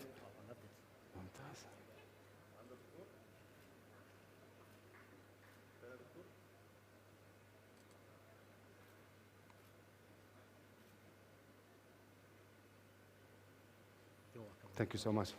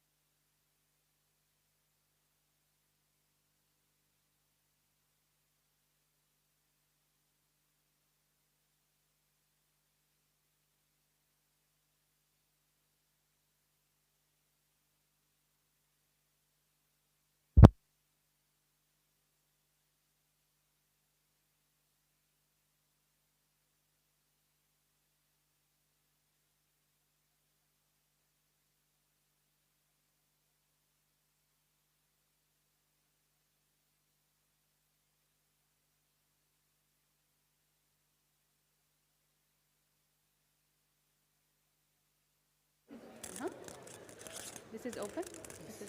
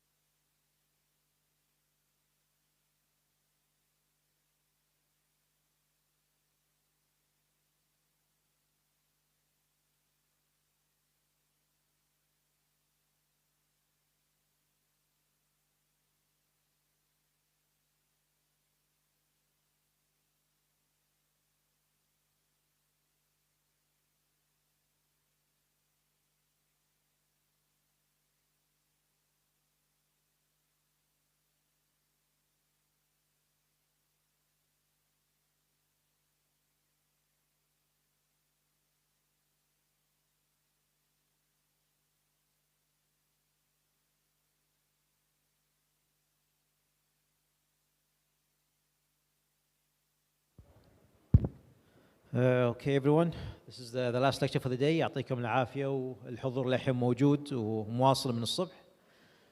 We have our next two presenters. Dr. Maryam Sindi is a Kuwaiti periodontist and a diplomat of the American Board of Periodontology. She obtained her Bachelor of Medical Sciences and a Bachelor of Dental Medicine from Kuwait University in 2011. She then completed her residency training through the Kuwaiti Board, R1 and R2, and later specialized in periodontology at Boston University, where she earned her CAGS and master's degree in 2020 and became board certified in 2022. She currently works at Amiri Dental Center and also serves as a part-time lecturer for the Kuwaiti board. And our next speaker, the second speaker, we have Dr. Fatma Sultan, is a Kuwaiti prosthodontist who graduated from the Kuwait University 2011. She completed her residency training through the Kuwait board before pursuing advanced training at the University of Florida, where she earned a master's degree in prosthodontics in 2023. Sorry, I said Fatma Satlan, yes. She has been practicing at the Amir Dental Center, where she combines clinical expertise with a passion for excellence in patient care. With that, please join me to welcome Dr. Maryam Sindi Fes.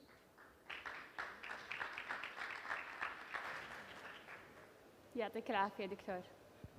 السلام عليكم ورحمة الله وبركاته.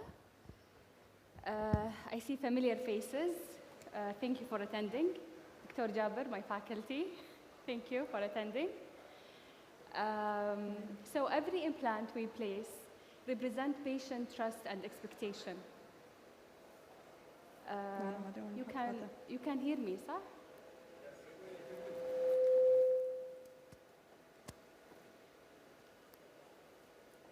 الحين تمام? Okay. So every patient represents every implant we treat. حس في شيء غلط. Okay. Every implant we treat represents patient trust and expectation. So we strive as much as we can to use the digital background knowledge that we and Dr. Fatma Satlan had in our residency training to bring for our patient a private level service to the government sector.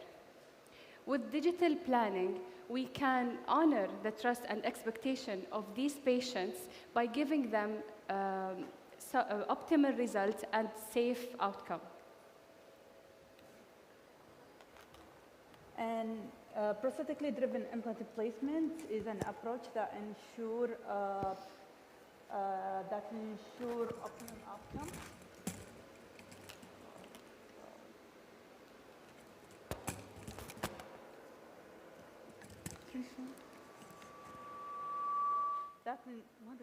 Just hold it. Hold it? Yeah, better.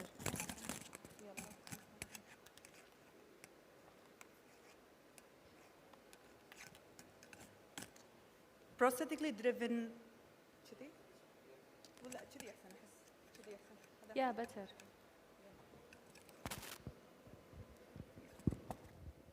أحسن.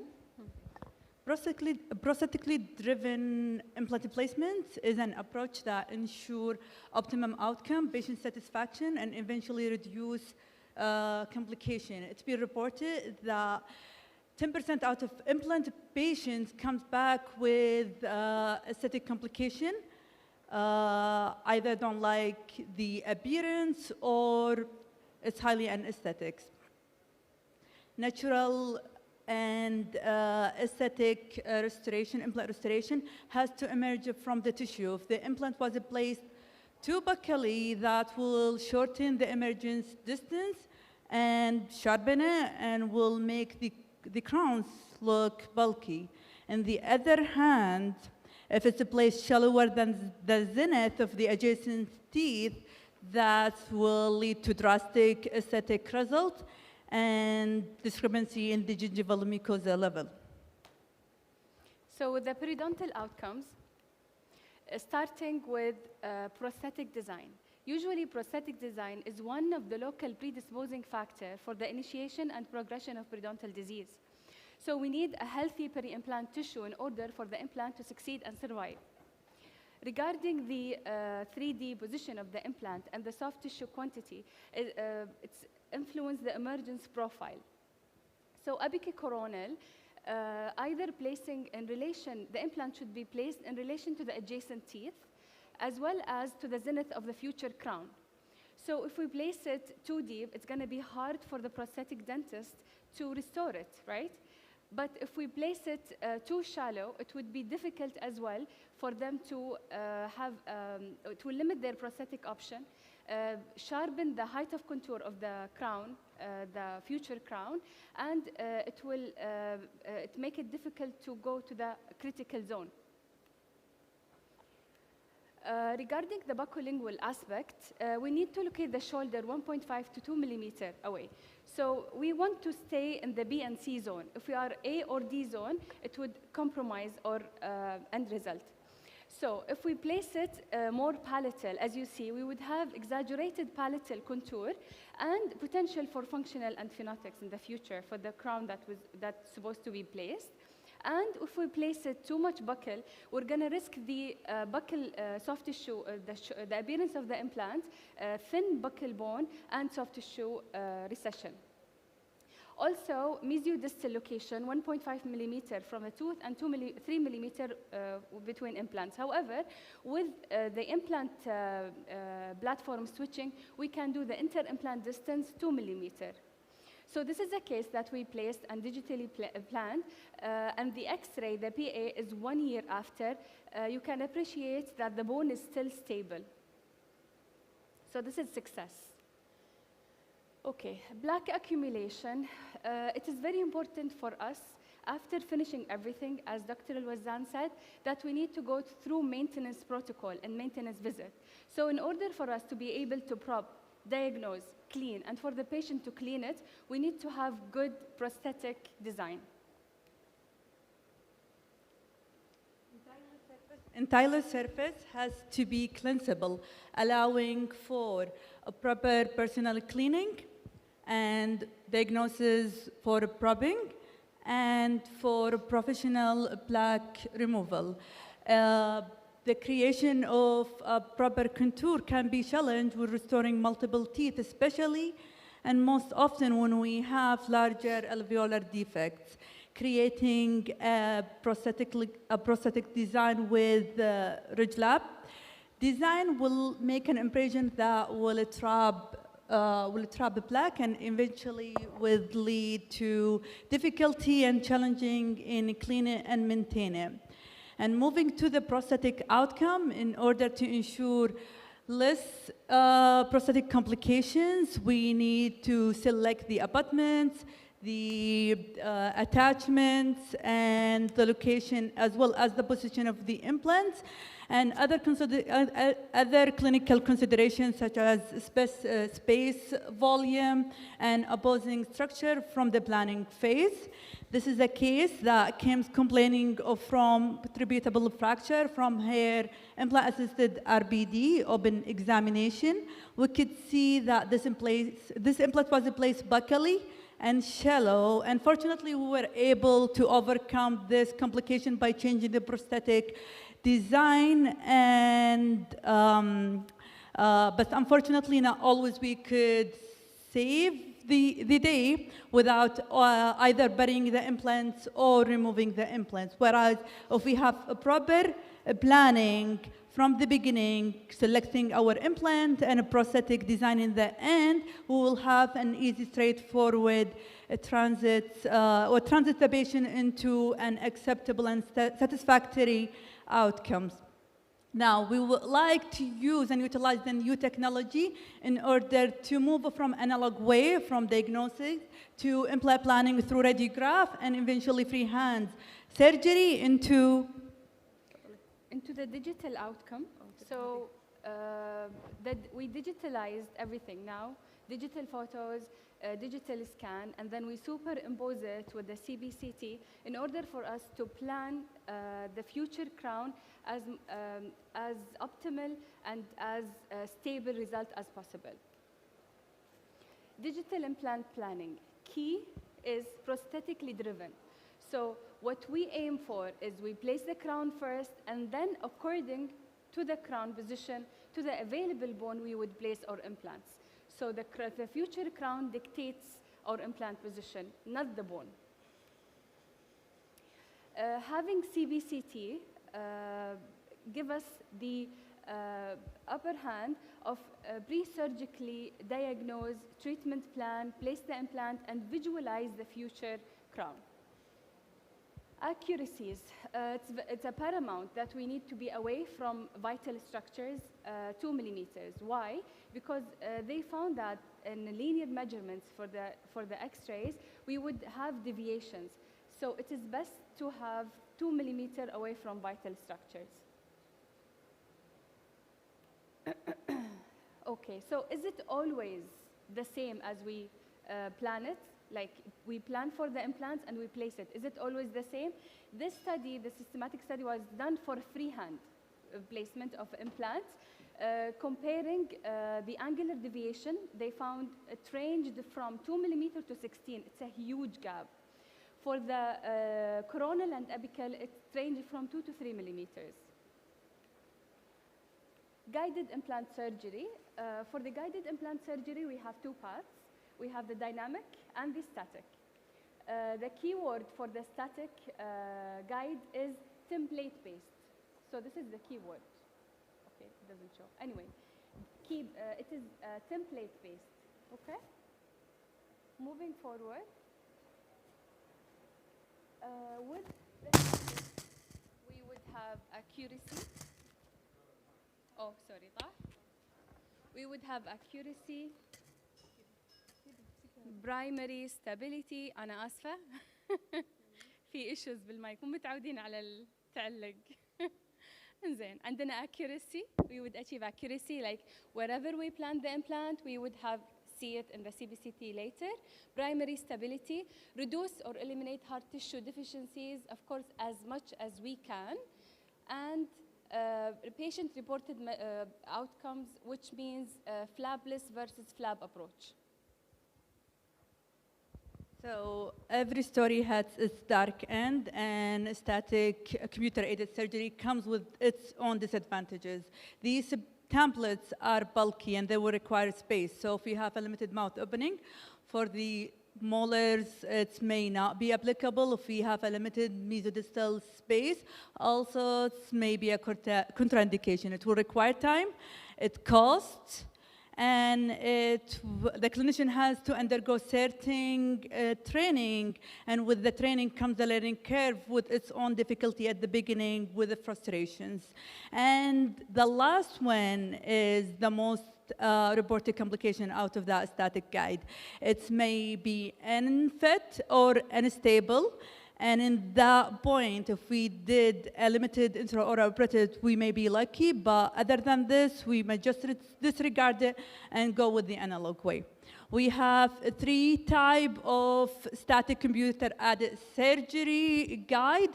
These are based on the tissue that they use for support. It could be either tooth-supported for partially edentulous cases or immediate cases, or mucosa support for completely edentulous cases, and board support. Going with the workflow for the first type will go with data acquisition, digital photo, intraoral scans, and digitized CAS, and taking a CBCT, merging all the data in an implant planning software.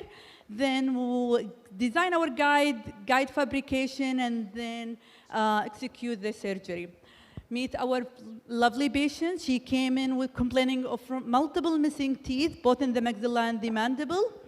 And based on clinical examination and data collected, we decided to go with a digital workflow for her. So we started with taking an intraoral scan using an advanced intraoral scan that allow accurate virtual 3D dimensional model using a data set as standard installation language. Then acquiring a CBCT.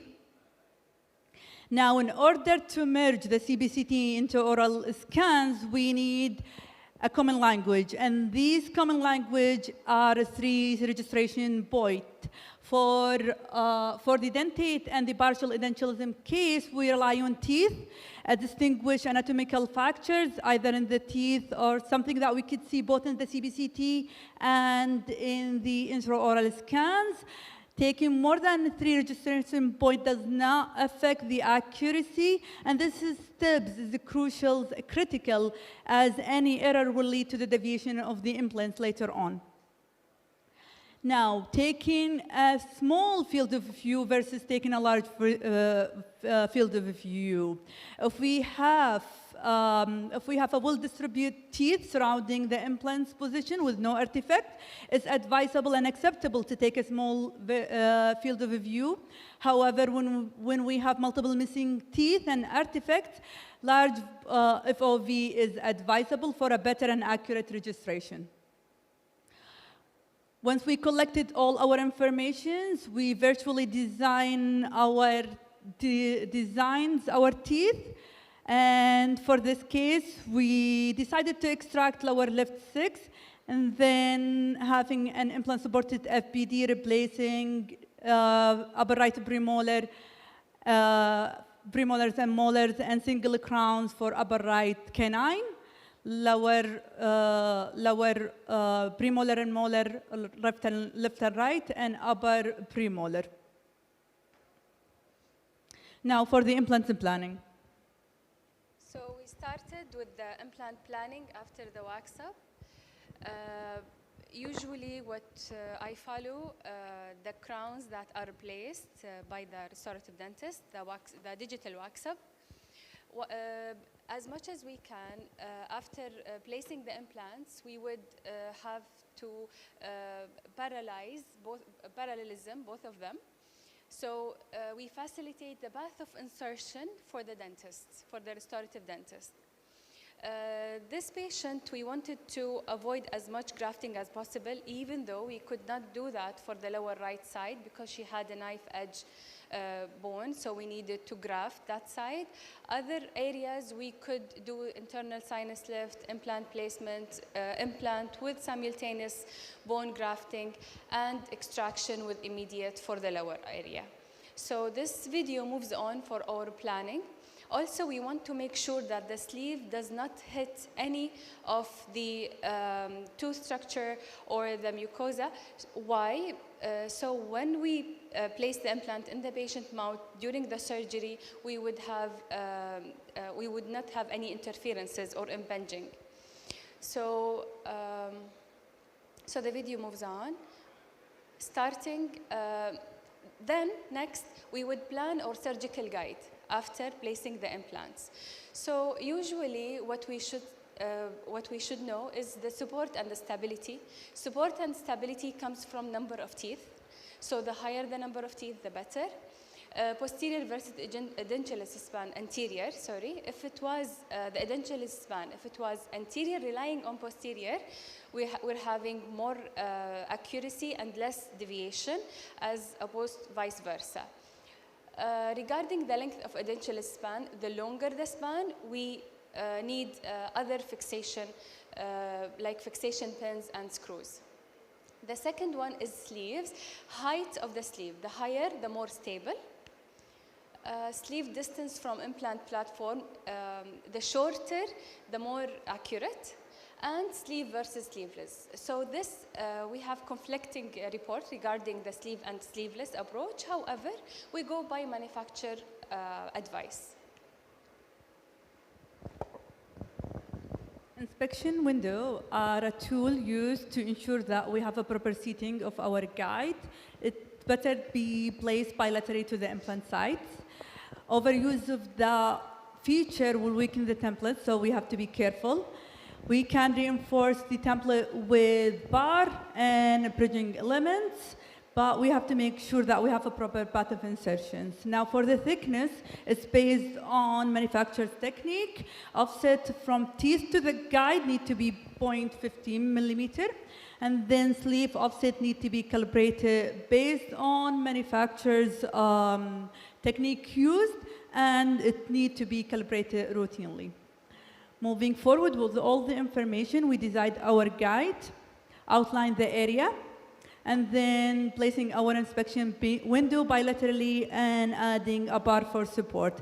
For the lower, as we cannot place a bar over there, we extended it beyond the midline, added the window, and there we're ready. Now for the fabrications. In order to transfer this information for the surgeon, we need to manufacture our design using either subtractive manufacturer's technique or additive. So the subtractive are milling and additive are 3D printer. For the accuracy, we started having superior accuracy with milling, but now with the new evolution of 3D printers, we have a great result with BLB scan printer. For the cost, milling are costlier than printing. Time is in the favor of 3D printer, and we can print multiple guides in the same time, the same platforms, but it will need post-processing. So starting the surgical phase, all of this work, this is the nitty-gritty. Here we know if we're doing whatever we did before, had glitches, had inaccuracies or not. First, we would place our guide, making sure that it fits by checking the inspection windows. I'm letting my assistant as well to use the bar for added support. And then I start the drilling sequence that is proposed by the surgical guide that is printed, the surgical protocol. So for example, if we're placing 4.8 implants, stromal implant, we would stop by the green and etc. Placing implants, usually the implant pickups also, it has lines, H2, H4, H6, which is the level of implant that we should place. So this patient, as we said before, she's going to receive upper FPDs with single crown, on the right side, on the left side, single implant, and the lower, the immediate one, 2 implants, replacing single crowns. Yes, on the right side we couldn't do yet. It's under construction. And then, so the video will move forward for the lower implant as well. It's basically the same sequence and same implant placement. Okay. So patient came back. These are her OBG after placing temporary restorations. She's still in the temporary phase. She's still waiting the lower right implant placement. So regarding there is a systematic review regarding the angular deviation, as I discussed before, where we found that freehand, bi-lead drill guide, and fully guided, they compare it, and they found the angular deviation is most with the freehand. هذا ما ليش ما قاعد يشتغل بس إنه أوكي المهم إنه هني the most يبين صح؟ So the freehand has highest angular deviation. Okay. الكليم إن we don't do the static or we don't do the guide. Why? Because of the irrigation. The irrigation won't come to the implant. We would have implant failure due to lack of irrigation because of the heat. So these studies, they compared the success and survival rates of freehand, guided, and pilot, and they found it's comparable. So this claim is defeated. However, the angular deviation, it is the worst for the freehand, not for the fully guided and the pilot. For me.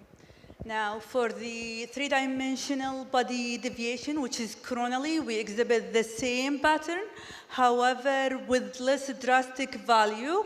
Another an observation was found that there is a significant difference between edentulous, fully edentulous, and partially edentulous cases, where the partially edentulous has more accuracy compared to the fully edentulous.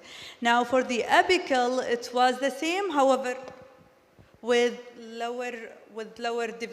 higher deviation than the coronal part, with the same observation that fully edentulism having higher deviation than partially edentulism. Now, so for the selected cases, and sometimes we do want to do that guide with using inclined implants. So this is our patient. She presented to our clinic with a chief complaint that when I bite down, I feel like I'm biting on rubber. So basically, her upper dentition had pocket depth ranged from 3 to 8 millimeters with grade 2 mobility and aesthetic issues. With further, I diagnosed her as class 3 stage B. So her upper teeth are hopeless and extraction is a must. We obtained our digital photos as usual, and we scanned the upper and lower dentition. Go ahead. Now, with all of this collected, we were able to do a digital setup for the patients following our data acquisitions, and we planned the patients for an FP3 prosthesis with 5 implants, 4 tilted, corrected by SRA multi-unit abutments, and 1 axial implants.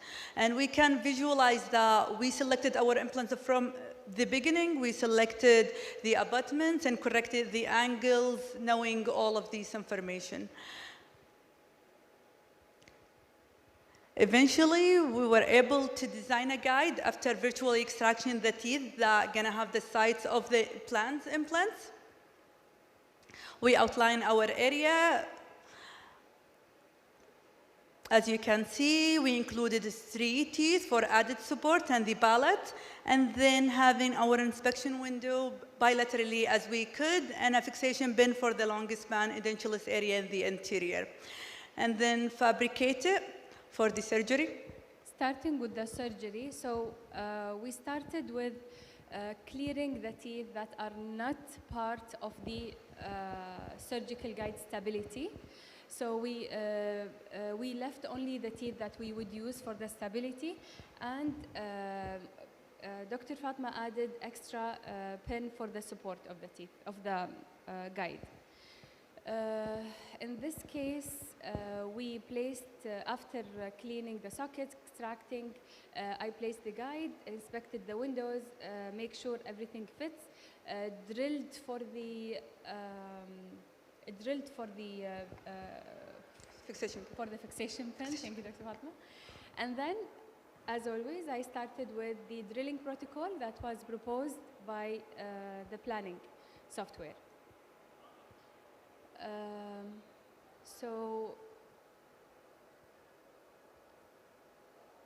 So usually this is an immediate, semi-immediate implant placement. So usually for the last drill, I would go 1 millimeter short to make sure that we would have stability. Placing the implants, also the implant pickup burr in which we place either H2, H4, H6 level. So also it's very important, I can't emphasize this enough, we need to make sure that the guide fits. For this surgery, I checked the guide fitting once, and then Dr. Fatma came, she checked it, and then I checked it 3 times. So it's very important. It's not the fault. If anything happens during the surgery, it's not the fault of the planning. It's either the execution or we had some errors during the planning, but it's never the case. Okay. So after Dr. Mariam placed her implants, I came placing multi-unit abutments, making sure that we have them as we planned them, and then having a temporary cylinder on top of them, as you can see shortly. Then we prepared the denture for the pickup the old-fashioned way. It was not digital. Here we place the rubber dam, make sure that we coated our TEMS with monomer for a better pickup.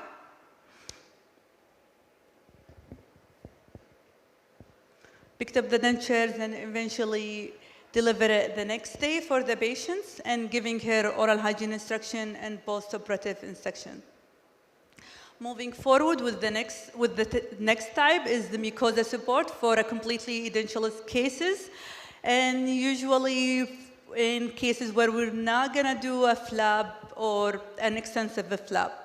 Now for the protocol, we will follow the same pattern of digital photo and acquisition. In this case, we will evaluate our prosthesis and do something called edentulous aesthetic risk assessments for a proper treatment planning.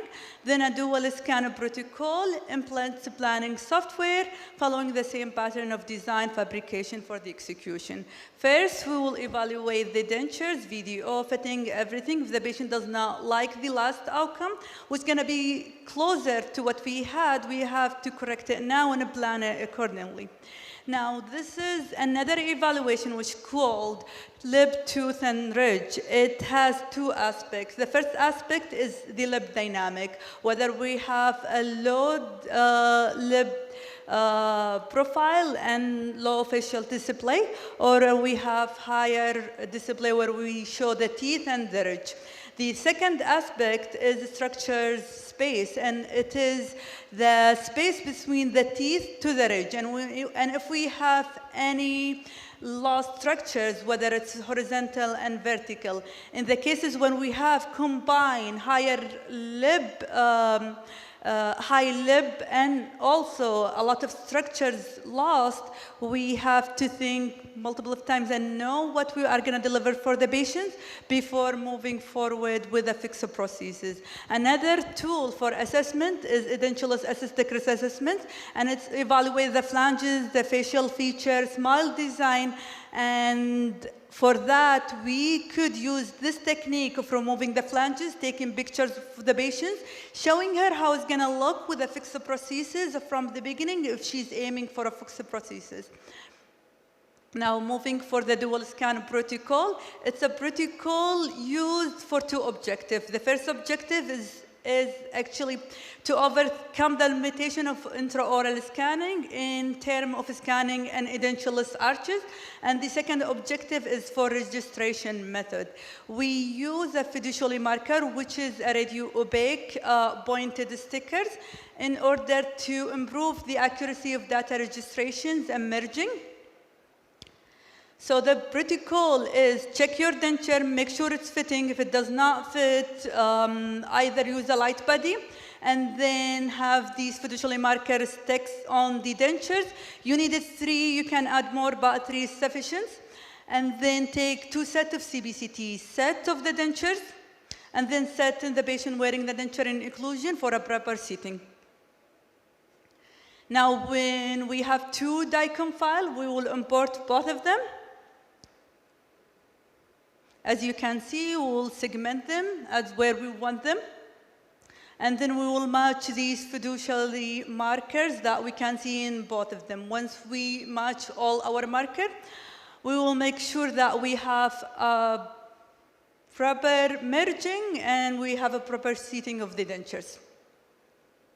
Now, moving on into an implant software and planning, we need to make sure that we are planning our implant based on locations, number, and prosthetic volume. And prosthetic volume is the space required for the choosing material, making sure that we have a functional, anatomical, durable, and aesthetic restorations. For this, we have to incorporate it in the treatment plan phase. And if any adjustive treatment need to be done for the adjacent, for the opposing arch that need to be done in the planning phase, whether it's going to be an orthodontics, bone reductions, or jaw surgery, as well as restoration of the opposing arch. Now, moving forward with our patient, she came wanting an implant prosthesis to relieve her palate. Over examination and putting everything together, the patient opted for an overdentures because she needed facial support. We took a dual scan, merged it together, and then plan and design our surgical guide. As you can see, we'll stabilize the guide, have the fixation pin placed in. This is a mucosa support, so it's gonna rest on the mucosa. For that part, we had the fixation pin, then removed did our flap, placed the implants as the guide parallel, and eventually had like a proper outcomes with a nice path of insertion of prosthesis. Now, as we stated before, mucosa supported surgical guide have some sort of considerable deviation in compared with tooth supported. And that could be to many factors like bone density, mucosal thickness, as it could be compressive, surgical technique, smoking habit, and implant length. Moving to the last part, which is bone supported, which mainly used for cases of completely edentulosum and when we need the flap, extensive flap, or in cases where we need a bone reduction as a stackable guide. Now the workflow follow the same pattern of digital photo, IOS, digital skies, evaluation, the denture, and if needed, edentulous aesthetic risk assessment, taking the CBCT or dual scan, and then planning the case, and then guide and design. For this case, after putting all the data acquisition, we needed a bone reduction, so we had the help from Alpha Medical to fabricate a guide using their co-diagnostic software. We fabricate a bone reduction guide and then an implant guide to place of 7 implants for an FP1 restoration. You can see the implant positions in the report, and we were able to print the guide and get it ready for the surgery. So starting with the surgery,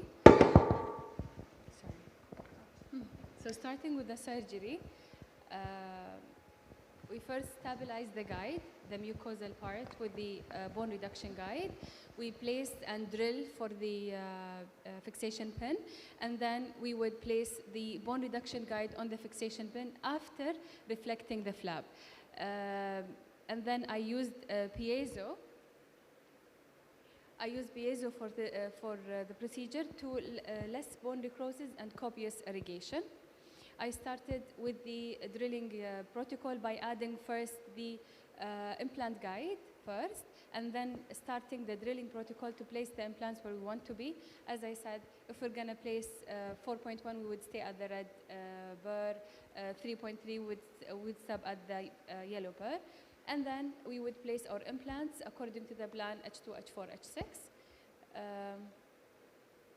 Okay, so this is the patient, her denture, and the OBG after placement. Okay, so we finished with the static guide. The dynamic guide, as when I started the presentation, I said implant dentistry is evolving, right? So digital dentistry is not the future anymore. It is the present. Now we're doing the digital, but now we're moving forward toward robotics. So the keyword for the dynamic, we said the static, it's template-based. For the dynamic, it's navigation system. So usually it's like navigation system, and where we navigate during our procedure, we can see the surgery live while drilling the bone. I'll show you next. So before meeting, okay, so it is challenged by intraoral access, visibility, bone density, and limitation of the human hands. And it is opportunity to embrace an efficient digital workflow, secure physical guidance, option for flapless or same-day surgery, and the opportunity to provide leadership in a new level of care. Now it's not everyday practice for everyone, but if we were the first one to use it, then we would gain the leadership. So this is like an idea for you, Dr. Jaber. إنزين. Meet Yumi. Before meeting Yumi, so I graduated 2020 from Boston University, where we had Yumi in our residency training. However, it is FDA approved 2016. Now there is the Straumann, they had the Falcon, which is the same system. They're using the dynamic navigation for implant placement. And it's a much smaller device. Yumi's was very huge, like it took a quarter of the implant room. So let's meet Yumi. Here is the planning laptop for designing virtual dental implant. You can see like we superimpose everything and then we start the planning, okay? Implant placement, we do the wax up, we place the implant. We know where's the vital structure and 2 millimeter away. We can all of this on chair side. Okay, the other one is the monitor, this one, which while we're doing the implant surgery, we can see if we're doing it correctly. Like this is live. You do the implant placement and then you see the monitor. Okay? Okay, guidance arm. It provides haptic physical guidance to surgeon based on virtual plan. I'll explain what is haptic. And the handpiece. So the handpiece, it's the same as the implant handpiece. However, it is, we can manipulate it by the haptic guidance. Okay. And last is the patient tracker. So whenever the patient moves, because this is an added error in the surgery, whenever the patient moves, the machine moves to correct the inaccuracy. So this is the tracker. Haptic guidance is the ability of a robotics to guide the human hand to the surgical part. يعني, I grab the handpiece and then while watching the monitor, I can see if I'm at the correct location. We'll show next. Patient came to your clinic, you want to do the implant same day. So you start with patient registration. You use the split. You place it on the opposite side of the working area. You see it's very bulky, so we need to make it away from the area that we want to do the surgery. And then we would take the patient to CBCT. You can see the fiduciary array. So he placed this, and this is the magnet, right? So here are the fiduciary markers that Dr. Fatma said before about the static, that we need to superimpose it with the CBCT. It's with the STL file, so it's the same thing, but basically it's live. Okay, this is the fiduciary beads on the X-ray, as you notice. And then we start with virtual planning. So we take the CBCT now, it's already submerged, the patient is there. We start planning, placing the crown, checking the nerve, placing the implant to the area of the crown level. We can do the wax up while the patient, now the patient he has the split and then he's on the chair. So we plan it, okay? Next, we attach the patient tracker. You can see the round. This is the patient tracker. So whenever we attach it to the splint. So whenever the patient moves, the handpiece and the machine will adjust automatically to the place. Okay? Accuracy verification. So I want you to check here, interoperatively, when we do it, here. So while we place the handpiece, we place it, like the machine said, go up, down, mesial, distal, whatever, and then it locks. So whenever it locks, you can't move your hand, خلاص. You go bumping motion, up and down, because it locked the area. So this is accuracy verification. Whatever we planned is there in the patient's mouth. You can see it move buccal, move lingual, and then lock. Okay?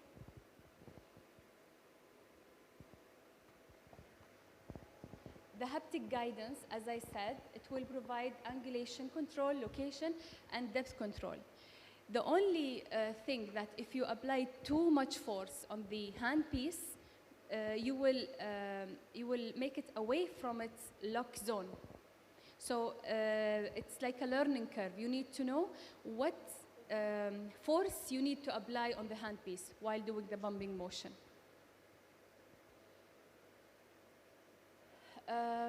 During working, you're not sure of the implant position, you don't like what you see, you can change it. Stop the procedure, go back to the planning computer, plan, change the angulation, whatever angulation you want, and then you place the implant. So this is a huge plus, as opposed to the static. You can't change anything once you are in the surgery.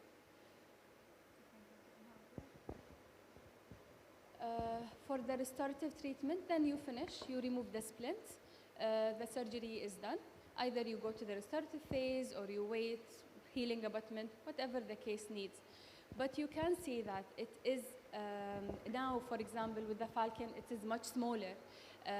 China, my friend Dr. Al-Adoub went there recently, and she found a lot of robotics and a lot of companies are going through the dynamic.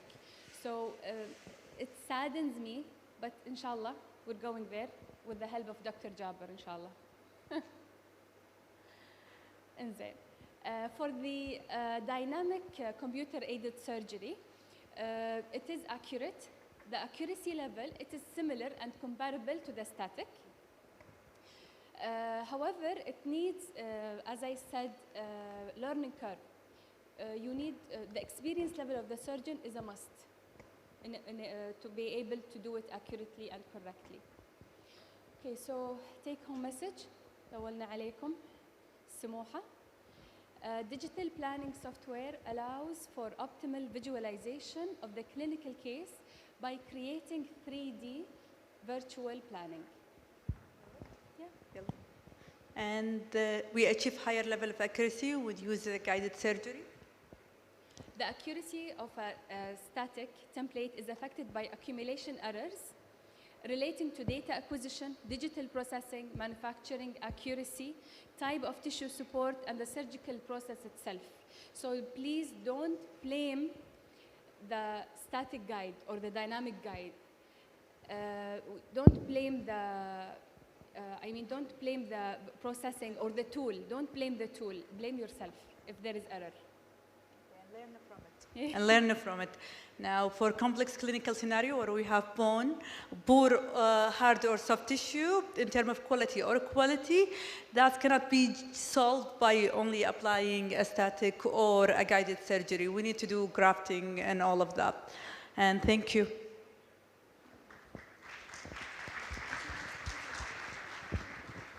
Any question?